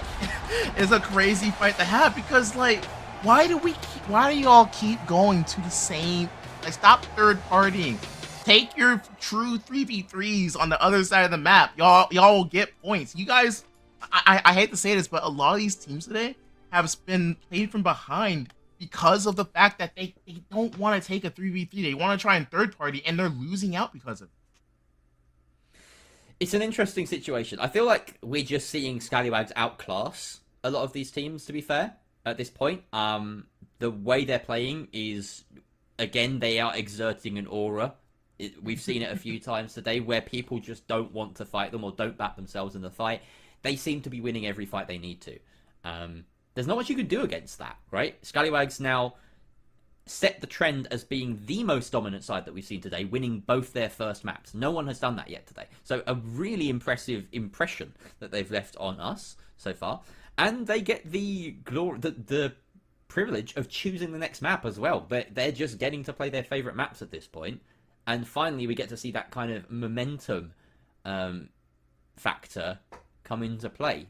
So how long will it last? They're going to go through what? They'd have to go through the whole rotation of maps, at least 5 of them, before they can choose one that they've done before. But maybe I'm extrapolating this. Let's not get ahead of ourselves. They've only won 2 maps so far, but that has put them very much at the top of the pyramid. Hey, that's 2 out of 4, so that's really a good start here, as we do have our scoreboard coming. I was told. Wow. Yep, there we go. Wait, that's just this one match? Yeah, this is just 14 kill points? Nah. There ain't no way. Hold on, let me go double check this real quick. There ain't no way that they didn't do that. Hold on, we've got to. Maybe if that's the cumulative. Oh my god, they went. Maybe they nuclear. did just do that well. They went nuclear. Okay, cool. Can we get the 15? Are you looking at 15? Are you looking at the stats? Yeah, I'm looking at the stats. 15, 12, and 16 across those 3. Who got 16? Salvo got 16, Gremlin had 15, and Wallio had 12. Well, if I had to guess, I would have guessed Salvo at the top. But yeah, that is incredible. I mean, Salvo's that's the most kill points we've seen in any game. I think probably it's definitely the most kill points I've seen in any game like I've casted here. I don't know what the record is. I think I'm pretty sure that's the record. I don't think we've had more than 21 was the most we had before. I think this breaks it. Just for reference as well, just to remind everyone how the kill points work, you get 1 point for every 3 kills. So that 14 kill points represents, quick maths, 42 kills across that map between the 3 of them. They are farming. They're not pirates, they're farmers. This is the distance. I honestly think Scallywags could just relax. If they go nuclear these next 2 games, they don't even show tomorrow. Why do you all need to come here tomorrow? Just stay home, rest, get some sleep. Wait. Okay. All right. So the fight for second. Right now, because that's what it is. It's the fight for second. They're already 22 points clear. That's unreal. The fight for second is close. 20 points, 19 points, and 15 points. Even Abyssal Assault, dead last, are not beyond the reach of second place, right? They've come last now. I didn't even check what their placement was in that previous match, but I have to assume they've closed the gap a little bit there, because they are now only 4 points behind Quattro Squad, 1 point behind Basement Dwellers. It's definitely doable. Yeah, honestly, with how close it's been, because bro, look, we have 14 placement points and you have 9 for the other 2. I just feel like if Abyssal Assault wants to qualify, they have to start taking more fights here. They're playing very, very passive, and the fights they are taking, they're just getting annihilated. They're just, and it's not even their fault. It's because they're just in a place where they get hit by an RPG. So if anything, and I know it's hard because it is cash out. It's not quick cash. So you're not going to really have the APS in cash out like we would in quick cash, right? So I feel like that's their saving grace right now, is just bringing an APS, because every fight we've seen, they just get hit by one rocket and the fight's just over. Yeah, it's kind of it harks back to the old meta in a way. We're not actually used to seeing the kind of triple jump pad or triple man jump pad with an RPG engage as much now. It used to be the way that it was fought all the time. We see it a lot when it's a 3v3, when we have the final rounds or quick caches type rule set. We will have those next week when it comes to the playoffs, and it's a single elimination, just one team versus another. Who is the best team in the server out of those 2? That can happen a lot more frequently when you need those clean engages. But in a situation where it's cashed out and you've got to be kind of poking and prodding and surveying and working out what's the best time to engage and when can I maximize the damage and when are these teams off cooldown, can we third party, can we get a backstab early on, can we do some damage from range before engaging, whatever it might be, you have that. It's often easy to forget that you also have the gung-ho approach in your arsenal. You can just jump on And speaking of, we have a very early fight here again. And a lot of damage being pumped out by Jonas here on the pink squad. That brought him down? Yeah, that was an interesting glitch. But it won them the fight, and that is the pink squad of Quattro squad, in fact, this time. Being taken out early. Yeah, and honestly, that's gonna be a free submission going in. I just realized I have to redo my notes on colors again. Yep. So Yep. just give me 1 second. So that's It's Jake. the way, it's the way. Orange. So orange team is basement dwellers. I just gotta figure out Orange team's who everyone else. Orange team's basement tellers. I believe Quattro squad are in pink, who have respawned now, but the red team. This is Scallywags. Easy to recognize Scallywags. They're in purple. They are pirates. Always easy to recognize Scallywags. Very nice. The red team do manage to plug that, interestingly enough. They managed to grab it from the hands of the other side that were moving it on over there and get that deposit. And they dealt a decent amount of damage towards this side too. Basement dwellers, now only Fatman Jack is alive, and he's back his way on out. A lot of fighting going on around this staircase. The res comes through onto Pepe, or rather onto Salvo from Wolio. Frags come out. This is chaos, utter chaos. The shotguns reign supreme as they, unfortunately, no, they don't reign supreme. Wait, he's running the M60. He is the M60. He said, you know what? I'm tired of using the sausage as a Rainbow Six reference. I'm tired of using the sausage. God, the sausage, yeah. I'm gonna start using the M60 LMG. So for those who don't know, the SA SA 1556 or something, I forgot what it was called, but 1216 I think. 1216, yeah, the SA 1216. In Rainbow Six, I don't know who started it, probably Bikini Body. But yeah, everyone calls that gun in Rainbow Six the sausage. It's the SASG 16, I think they call it in that game. So yeah, every gun in Rainbow Six Siege has a different name to what it is. Kind of like here, where we have the F car instead of the SCAR. But you know, that's just how it works. You got like gun licenses are required to give them the accurate names. Weird little quirk of FPS shooters. But anyway, we have a death here on the side of basement dwellers in orange, as they are defending A relatively successfully, it seems, but it is being stolen, as is the pink, but both fall off the steel. I'm just watching these flashing indicators in our top left. Lots of deaths on either side here, as you see Vega taken out. Wolio being brought back up by Salvo. Salvo continuing his reign of terror left over from the last match. They are just chaining kills together. They don't really care too much about how the point is going at this point. They have not been wiped yet, but no, they have. Skywags are down for the count. The orange team of basement dwellers are down for the count, but those cash outs, only one of them got stolen, I believe, by the pink team, and that is Quattro squad managing to throw themselves right to the top of the standard. Can we get a blue team? We haven't had a blue team all day. you don't get a blue team, do you? Like everyone sees themselves as blue, but we don't see anyone as blue. I don't think that. I want to see blue. It's fun. Yeah, if we're gonna beg for things, can we just beg for like team names on screen? That's all I want. Team names and colors. Team names and colors. Team names and colors and a kill feed, and my job will be so much easier. I'm doing my best to make this a followable game for everyone here. By the way, amazing turnout today. Thank you all for coming on and joining on us. We've had some fantastic numbers throughout today. Thank you very much for trading. All the players that have been like, what do you call it? Not multi-streaming. I've forgotten the word. Watch party. Everyone's been watch partying and streaming their perspective. It's been great to see so many people turn out and support the Breakout ecosystem. So yeah. And another you are the people. And another thank you to Embarks coming through as well and dropping 1,000 to help us. Not only help us, but also help the players. Remember the prize. They deserve it. Well, they are doing some great stuff. Nice little jump pad into DMAT through a rooftop. That's a neat little bit of movement. We love to see it. Here are the side of the... Why am I lost? Red. Why can't I find it? Red is... Why can't I find it? This is Abyssal Assault. Abyssal Assault chasing down orange. This is the basement dwellers.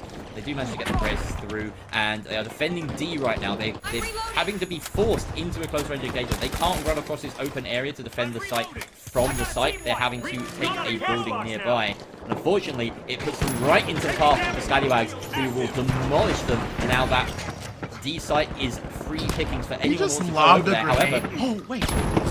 they need to get this team kill first. There's no way otherwise they're they- winning a 2v3, bro. You can't make this up. They're just this good. Wally and Salvo with the shotguns are menaces. You cannot Oh, stop there's the them. shield.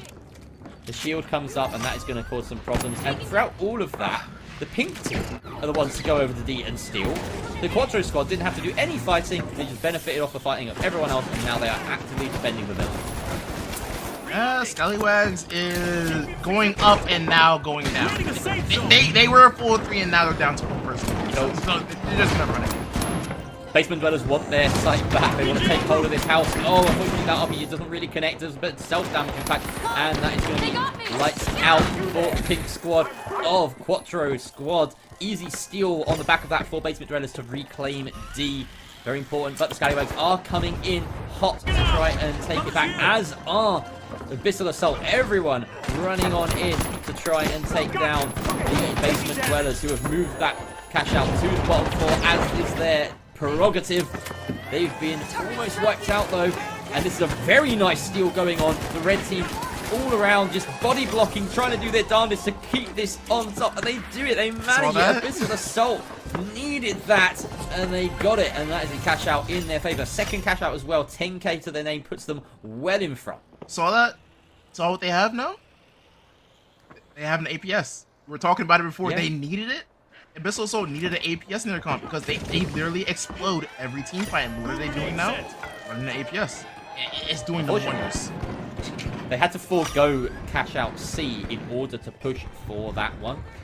But now, in fact, they've said, you know what, we don't mind. We're going to play for the bigger vaults now. They actually managed to get themselves into a team fight over on the far side with the Scallywags in purple. Scallywags often coming out on top in these team fights, but they seem to be struggling in this map in particular. Crazy. Or stars, rather. I just called you crazy. That's wild. That's wild. That's wild. It's the 5-letter name. Production. It, you know? Production. Am I 5? Production. Yo, do we have anyone else here? You know, I'm over here getting disrespected. Like, no? Any casters in chat? There probably are, you know. There probably are. I did see someone earlier asking about it. You wanna hop on? You wanna hop on? We have like let's get TriCast going. We got one more game after this. You wanna hop on? You know, do a 3-man cast? Where's Dixie at? Alright. Back into the action. C is being held successfully right now by the Quattro squad. They are taking some flack from the Scallywags who bring it down a couple of levels, but I feel as though positionally they are in a very strong spot here. They can watch over this point. No one's going to even bother attempting to steal it right now. The Scallywags have scarpered. They have set sail. They've headed for the hills, for the horizon. And yeah, they're nowhere to be found. If I wanted to say a fifth way, I would, but I can't think of a fifth way. They're gone. Alright. And look, right here we have Gremlin and the Scallywag trying to go for a steal here. I'm not sure what they have in mind here, but Abyssal Assault is just gonna let them get it? What? Yeah, cool. I guess because did they know? They're playing for the retake. I don't know. I'm looking at the money, and I think that put that would put all 3 teams on 29k. What the hell? It's a 3-way tie. They're just playing for the draw. They're playing for the draw. What is this? Okay, no. Obviously, that's not what they're doing. They're waiting for an opportune moment to engage. Scallywags have a glitch barrel in hand. That is huge for them when it comes to Are they really just gonna hide here? Yeah, they're just waiting. They want to pick their moment. Sadly, though, there's going to be a bit more chaos than okay. So all 3 teams that are going to be teams that are being influenced by this argument. Goodness me. You know oh no, basement dwellers are walking into a trap. Listen, guys, we're about to see a lot of orange coins explode. Go for the 3-way tie! Go for the 3-way tie! If anyone gets a kill here, there's not going to be a 3-way tie. Of course, money is gotten by kills as well.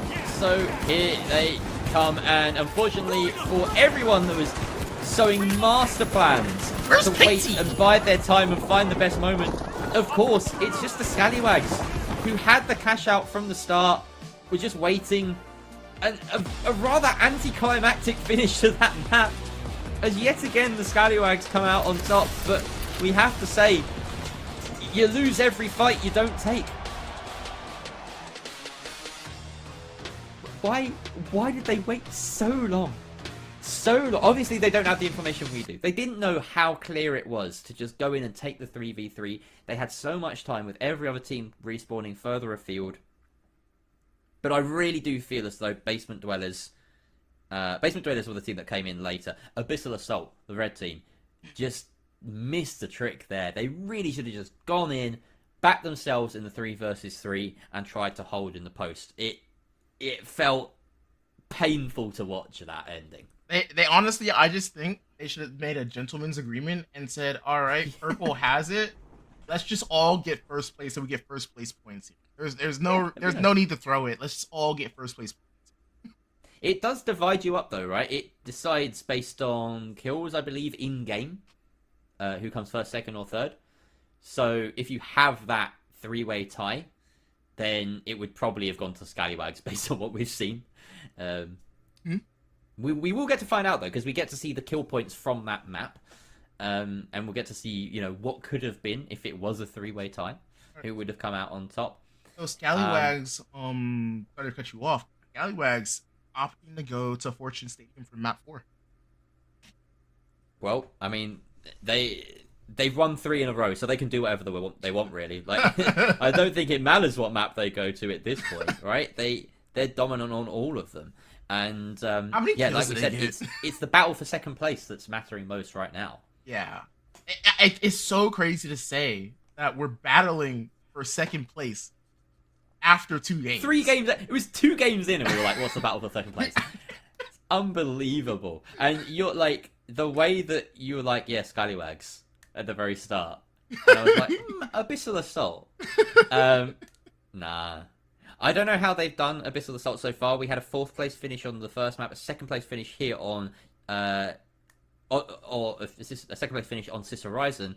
At the very end, again, lots of trading back and forth at the very end with very close coin tallies. I didn't see who came in 2nd or 3rd or 4th, but we get to find out momentarily, perhaps. Yeah, and before we hop in, so like I said, Abyssal Assault is one of our split 2 teams. They did have 2 teams, Abyssal Assault 2 and Abyssal Assault. Abyssal Assault 1 had one of my old players, because I used to own an esports sports called Sen.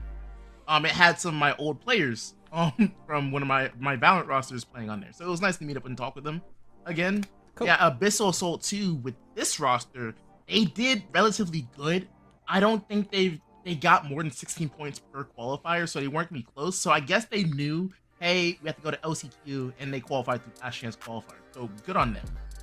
So you know what's interesting here, looking at this match leaderboard, if we keep it here for a sec, you can see the cash totals exactly the same for 2nd and 3rd place team there. So it was the kills that made a difference, not just in server for determining who came 2nd and 3rd, but then also for the kill points that we assign afterwards. So kills really did matter massively in this match between Abyssal Assault and Basement Dwellers, and AA were the ones that just did that bit better. So you can see that's a very wide point spread at the end of that map. 16, 12, 8, and 7.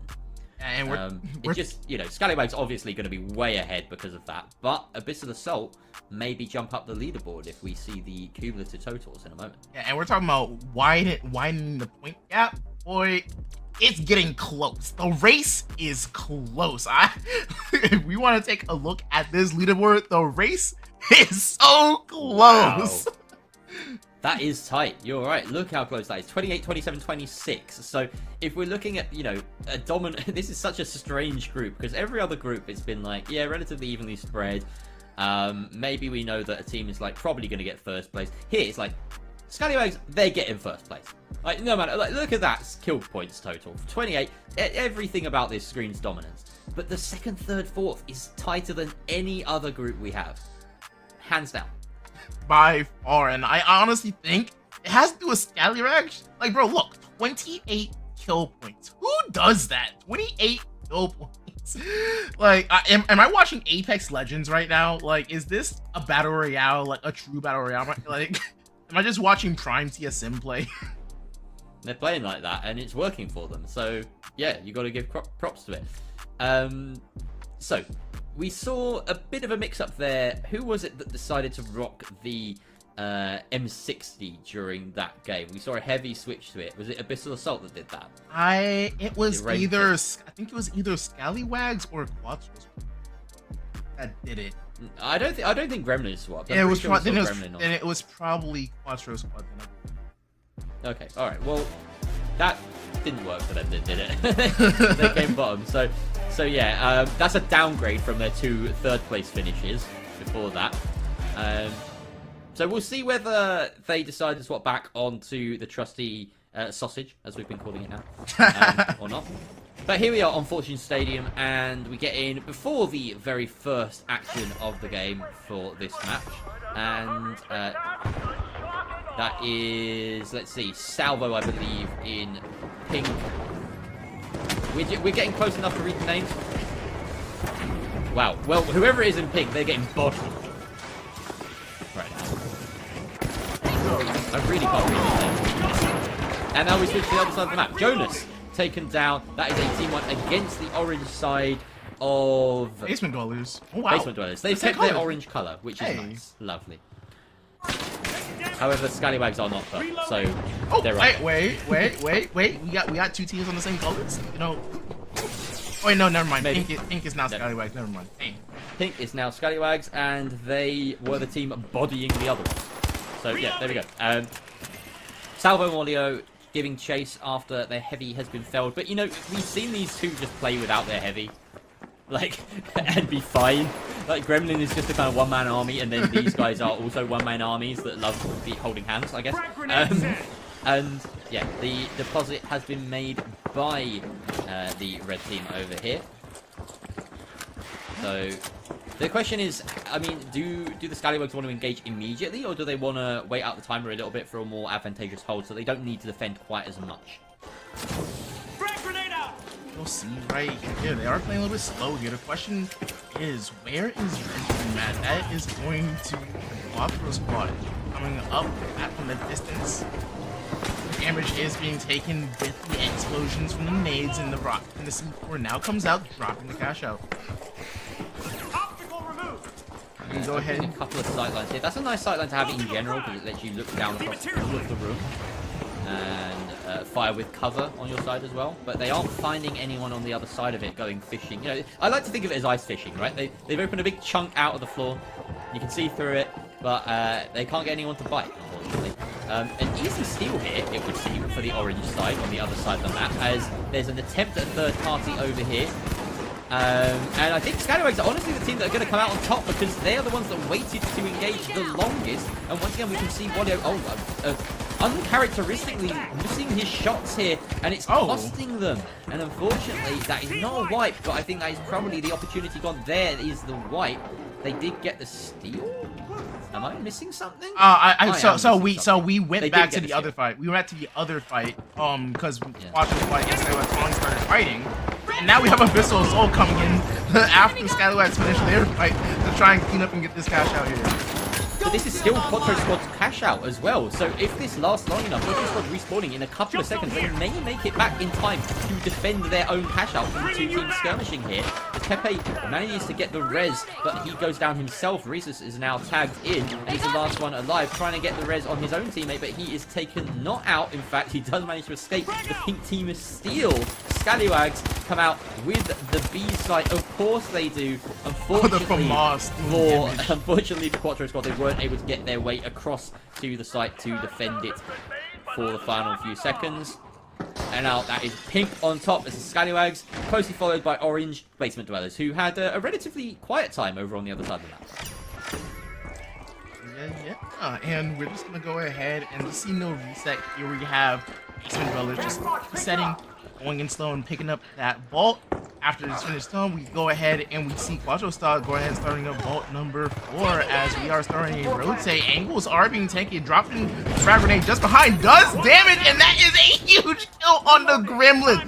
I think he took the full damage of that grenade and then just got completely obliterated as they turned around. That was a crazy 200 IQ play from the basement. Excellent, and they've, made their mark, taking down players on the side of the Scallywags to be able to move their box towards D. They have now plugged that successfully. We also see the red side of Quattro's squad having successfully grabbed this box, moving it towards C. A great point to defend, mind you. This is way out in the distance. Quite difficult for teams to opt to go for unless they get a preferable spawn. They will, however, be behind the pace ever so slightly here. So expect a lot of action around D to begin with, and then we turn our attention to the reds here of Quattro's squad, who have plenty of time to set up. There's the action around D that we were talking about, but the roof is caved in, unfortunately. Maybe it won't be a quiet time for the red side of Quattro's squad right now. Now backing on up, sensing the heat, not wanting to be a part of it. The Steel is going through on the other site right now. Purple losing control of their box. That goes the way of the pink side. That is the Scallywags, of course, is. And now they set up above. Zipline time! Now we just have Abyssal Soul starting their way up. And keep in mind, this is the last game of the day. So whatever happens here will make an impact on what happens tomorrow. Absolutely, that's the way the rules work. In case you were just joining us, this is the final map of the day. Group D. The Scallywags way out in front. We can see right now, this is Abyssal Assault looking to launch from above. They have a hole above, almost too inviting hole to take into C. Meanwhile, you've got right there, that is Quattro's squad lined up to deal with the assault from Abyssal.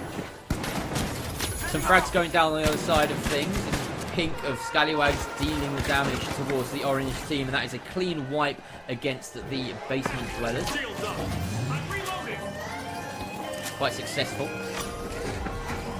Good steal, and that will be all theirs to keep hold of. Their booty grows ever greater. In the meantime, there was a good defense going on the side. In fact, no, there wasn't a good defense. We see a wipe against the red side of Quattro squad. They have forgone control of that, and Purple have claimed that the Abyssal Assault attack was successful, and that will put them cleanly in second place, just behind Scallywags for this final wave of cash outs. Alright, and it looks like we go ahead and let's go ahead and start our vault number 5. We're just gonna have to wait for that time when the finish goes down before we get that started. Oh no, it's already in progress. Yep, basement dwellers have got. Oh, a missed hook there. Whoa, what? A very delayed registration on the hook coming through. Gremlin is taken out, unfortunately. He's rezzed as well as he comes back up into the fray. Some good damage being dealt by Salvo, who has switched onto the FAMAS, interestingly enough, for this map. Can't finish off the play right in front of him. Goes into elbow Fat Man Jack in the back and take him down just like that. But Salvo's the last one alive. Gets the slide res to bring back Gremlin and goes for that great jump pad. He's completely undetected, able to melt his way through Jonas, and this is the fragging capability we love to see from the Scallywags. They just make it work no matter what. Salvo still alive, Gremlin's still alive. I believe Wally will probably come back and coin in a bit, but they're just regrouping. They're way ahead. Why not just play it safe? Yeah, and then we're just gonna go ahead and see Scallywag just running on a rooftop, just hunting for kills at this point here.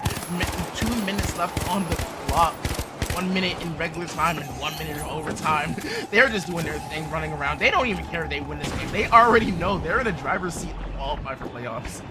They are locked in right now. They are hunting down the Quattro squad, who have managed to get that cash out going. It'll only be a 1 minute 40 timer, so shorter than usual. Meantime, B has been plugged in by the Abyssal Assault squad on the other side of things. B is under Quattro right now. We're going to see this team fight right now. We have it taking place just below the point. Some great burn coming through there from the F card. Doesn't quite finish off, and they do follow in. And we've got the sledgehammer. Wait, when did this happen? Raimka has switched to the sledgehammer on the heavy. We haven't seen this all game. Let's just get a Raimka cam for the rest of the game, please.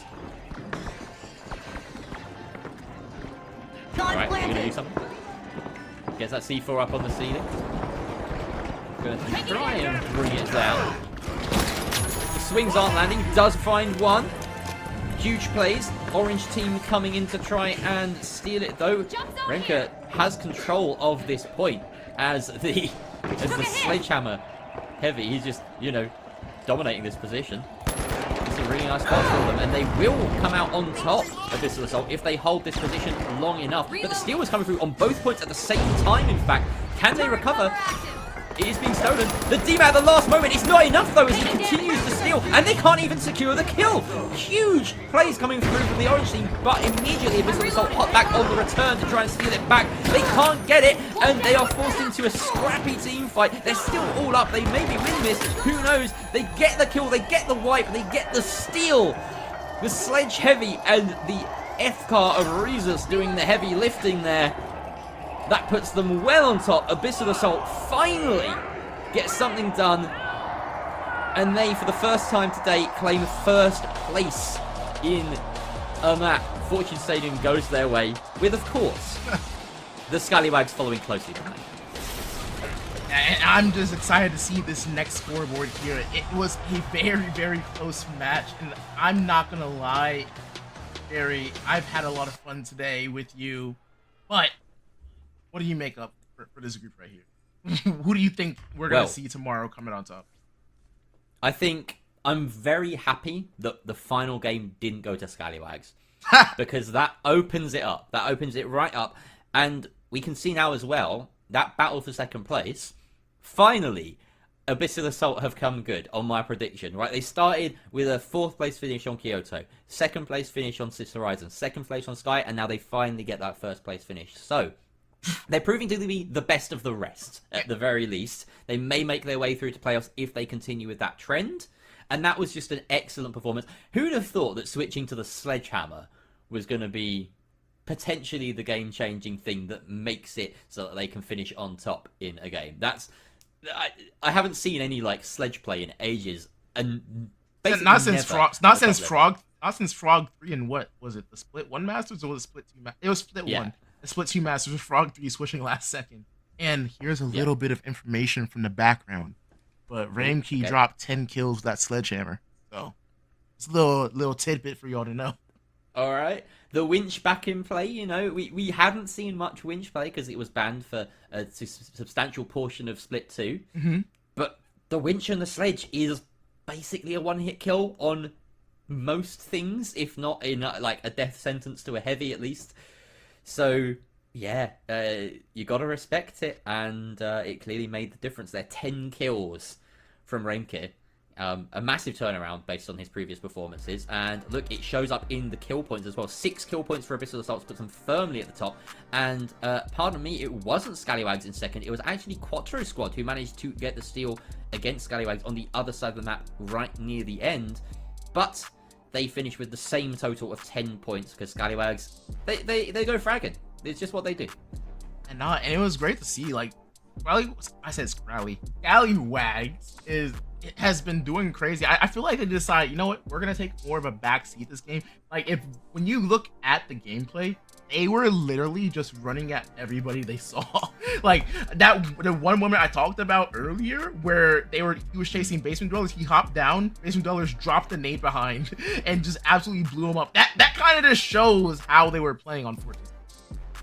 Yeah, unfortunately that was the highlight of Basement Dwellers' performance in that game. So, yeah, it's unfortunate for them because, of course, they are currently, after that, bottom of that map, I presume bottom of the total standings, only just behind Quattro Squad, who are on 36, but look at that, that's opened it right out for Abyssal Squad. They were within a single point of their fellow teammates in second, third, and fourth, and now they have opened that gap, stretched it quite wide to a solid 6 points ahead in second place. Great play from Scallywags. Don't let that third place finish on that last map fool you. They are the most dominant side that we've seen so far today in our first day of the group stage. It's not all over, folks. That is only the first half. We have the same thing tomorrow as we have 4 more games in each group. So, Stars, what a day. 16 maps, back-to-back non-stop finals action. We do it all again tomorrow. How are you feeling, man? I'm definitely excited to hear, like, bro, we saw Fortune Stadium more than one time. We saw it more than one time. And 3 times. Yeah, and not to say that it wasn't picked in the map veto and last chance qualifier, but we just never got to see it because we never made it to that final map. It was always the decider. So yeah, definitely something excited to look out for. But yeah, looking out for group. Going back over the day, we had Group A, like Bert's just absolutely dominating dominating. NTHX trying to make it back up top, and then we also have 223. You know, Group B. We call that the group of fun. We call it the group of fun. 223 is on top there, and then we have Ulto's Finest and Refine just taking over Group C here, and then finally we have Scallywags, and I'm not gonna lie, I already forgot it was Abyssal Assault just taking over Group D. So who do you think from each group? Who do you think's gonna find a way to take second place in those groups? That's a good question, because the first place seems almost locked in every group. Maybe besides Group B, where we had a bit of an anomaly today with only 3 teams able to play. The second place team, I went back and I said in Group A, I think it will probably be NTHX based on the fact that they have that probably the strongest team mentality of any team in this tournament. They do a lot of prep, they do a lot of work behind the scenes, and I think that their counter-stratting and their adaptation will carry them through tomorrow. They were not too far behind Ape Squad, I believe it was, in second place at the end of the day. So keeping my eye out for them. And then in Group C, it's got to be Refine, right? Refine are the ones that have really stood out above Grief Party and Volp. Volp don't look like they're here in any sense, and I don't think Grief Party stepped up to Refine enough. We'll see what happens tomorrow. If Grief Party turn things round, then they might steal second in that group, but my money is on Refine and Holto's Finest going through that group. And then here, I'm going to stick with my prediction of Abyssal Assault going through, and Scallywags, after seeing them perform today, I've got to give it to them. Like, they were so dominant. I didn't respect Gremlin's game enough. That was unreal. Salvo and Wally also just putting up insane numbers.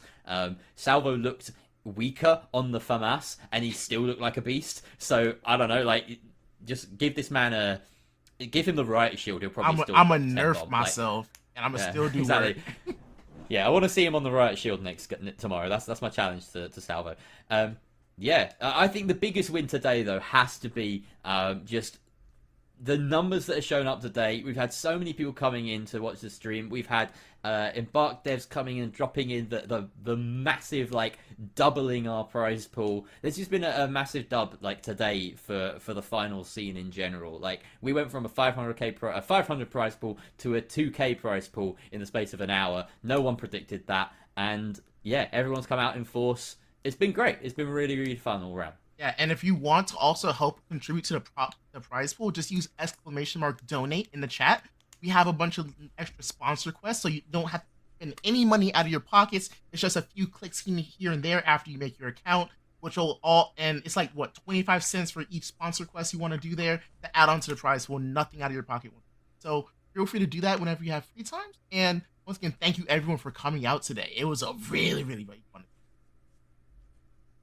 Absolutely was. So, Stars, I'm just going to leave it over to you to close us out. But yeah, it's been a pleasure today. I don't know whether you're going to be casting tomorrow. I think it's going to be Rio joining me on the mic. But it should be Rio, yeah. I just want to say that it was really fun casting with you. You bring so much energy, and I'm addicted to your laugh. It's a great laugh. This makes those moments even more special. So really, really fun time. And yeah, I'm looking forward to the next cast with you, man. Yeah, and I'm definitely looking forward to another cast as well. It was a pleasure, Jerry. I don't get to do this at all. I'm usually in, the back and just, handling the behind the scenes. But every here and there, I get to hop up on the mic, give my little 2 cents, And it's always fun to do so because I've always strove to look at games from the top down, not just like what you see in front of you. I like to see the map from above, to see like all moving pieces. So being able to take the knowledge I have from my experiences competing and also like being a computer is also really cool because I get to bring that into the finals, which while I didn't compete, I was an avid gamer of, and I'm not as avid anymore, but I still do play every once in a while. Yeah, but it's always fun to do. Absolutely. So before we go, just a big shout out to Burrita and Waltz, our incredible observers for today. They did such a great job. Shout out to you, Stars, as well, running production like a king. We had a lot of people working in the back end as well. Craze doing a great job running and putting all of this together. There's probably other names back behind the scenes that I'm going to forget right now. Apologies for those guys that are putting Cyber, I love you. Thank you. Cyber, great job, Cyber, today. That's going to be it then. Thank you very much for joining us. Do tune in again tomorrow at same time, same place for the second day of our group stage, where we get to find out who will be sending their way through to the playoffs next weekend. I've been Jerry. This is Stars. Take it easy.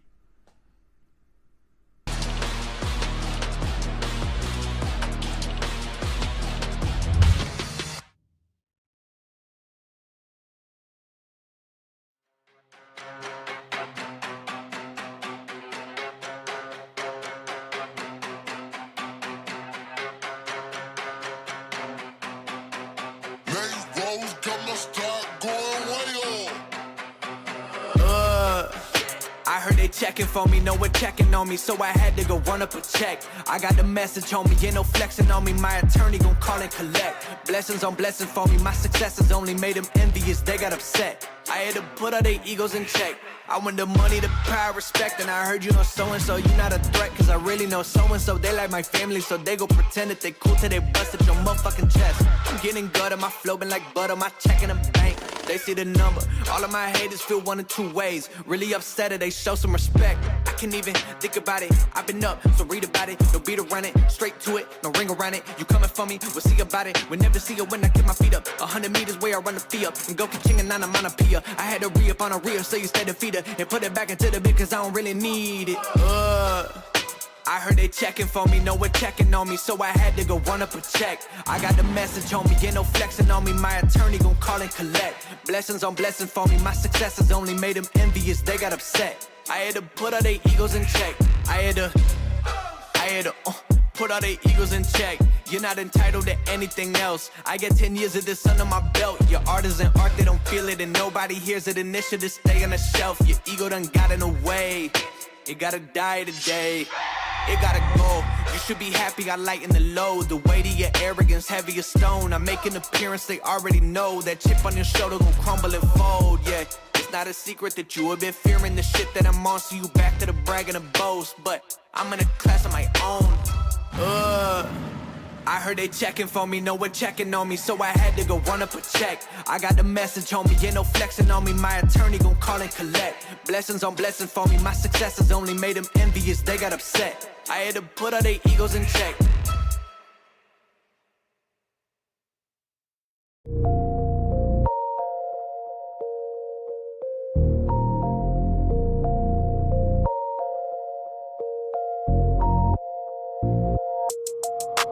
Phone started jumping, what a day. Swear to God I need it, now I can't afford to wait.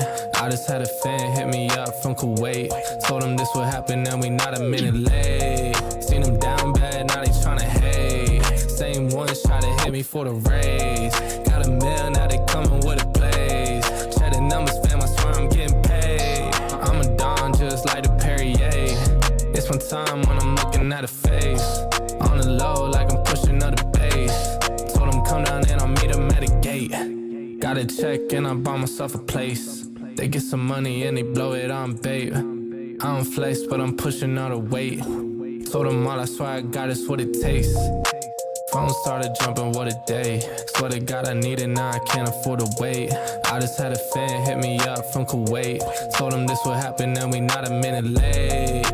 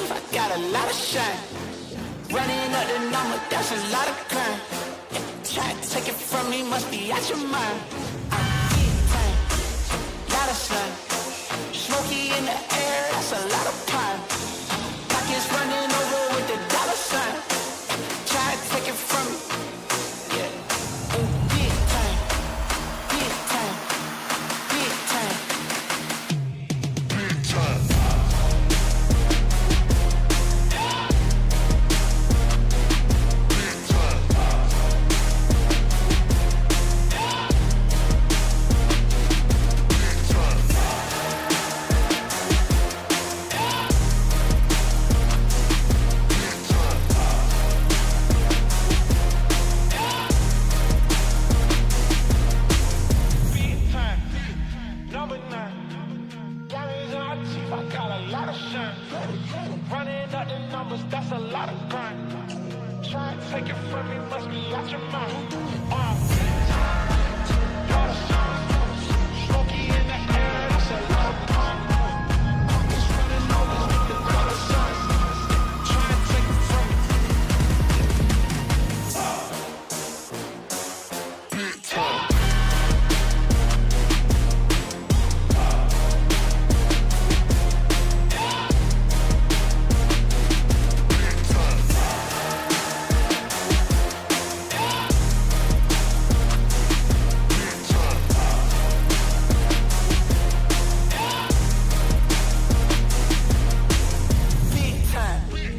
Number 9. Diamonds in my teeth, I got a lot of shine. Running up the numbers, that's a lot of grind. Try and take it from me, must be out your mind. I'm big time. Lot of shine. Smoky in the air, that's a lot of pine. Pockets running over with the dollar sign. Try and take it from me, from me, from me, from me. Big time. Number 9. Diamonds in my teeth, I got a lot of shine. Running back the numbers, that's a lot of grind. Try and take it from me, must be out your mind. Big time. Lot of shine. Smoky in the air, that's a lot of grind. Pockets running over with the dollar sign. Try and take it from me. Take it from me.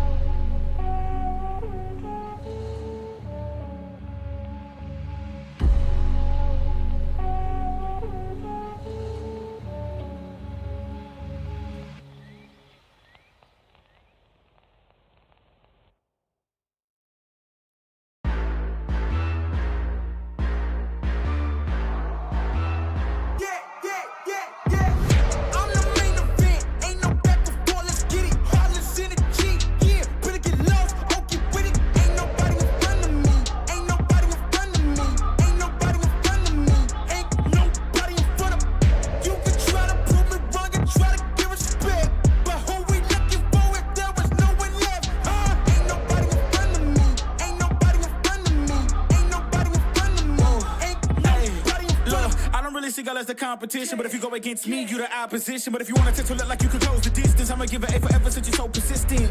With you, I'm just practicing, cause I'm back to back, let's get back to winning. As a matter of fact, I'm not that forgiving, cause you did this to yourself, that's a bad decision. I don't see no one in front of me, you is a ghost, you ain't got a soul. Whoa, always say that they gon' come for me, knowing they won't, they doing the most. Whoa, chasing my, gotta get already, not selling my, you on the, y'all moving, ready to, whoa. I'm the main event, ain't no back and forth, let's get it. Heartless energy, yeah, better get lost, oh get with it. Ain't nobody in front of me, ain't nobody in front of me, ain't nobody in front of me, ain't nobody in front of me. You can try to prove me wrong and try to give respect, but who we looking for if there was no one left? Ain't nobody in front of me, ain't nobody in front of me, ain't nobody in front of me, ain't nobody in front of me. This my game won't stop. No, I can't fit in your box. Whoa, that's demolishing shots. Froze, set the scene, no plot. Pose, whoa, please don't play me. Cause when I let the beat sound, you think I'm crazy. But none of you critics gon' phase me. So when I talk like this, don't blame me. I know I'm bad with it. Go against a goat, that's bad business. All of y'all are jokes so sad with it. To me, you're just a ghost, don't get mad with me. Just, it's a my, gotta get already. Not selling my, you on the, y'all moving, ready to, whoa. I'm the main event, ain't no back and forth, let's get it. Heartless energy, yeah, better get lost, oh get with it. Ain't nobody in front of me, ain't nobody in front of me, ain't nobody in front of me, ain't nobody in front of me. You can try to prove me wrong and try to give respect, but who we looking for if there was no one left? Ain't nobody in front of me, ain't nobody in front of me, ain't nobody in front of me, ain't nobody in front of me.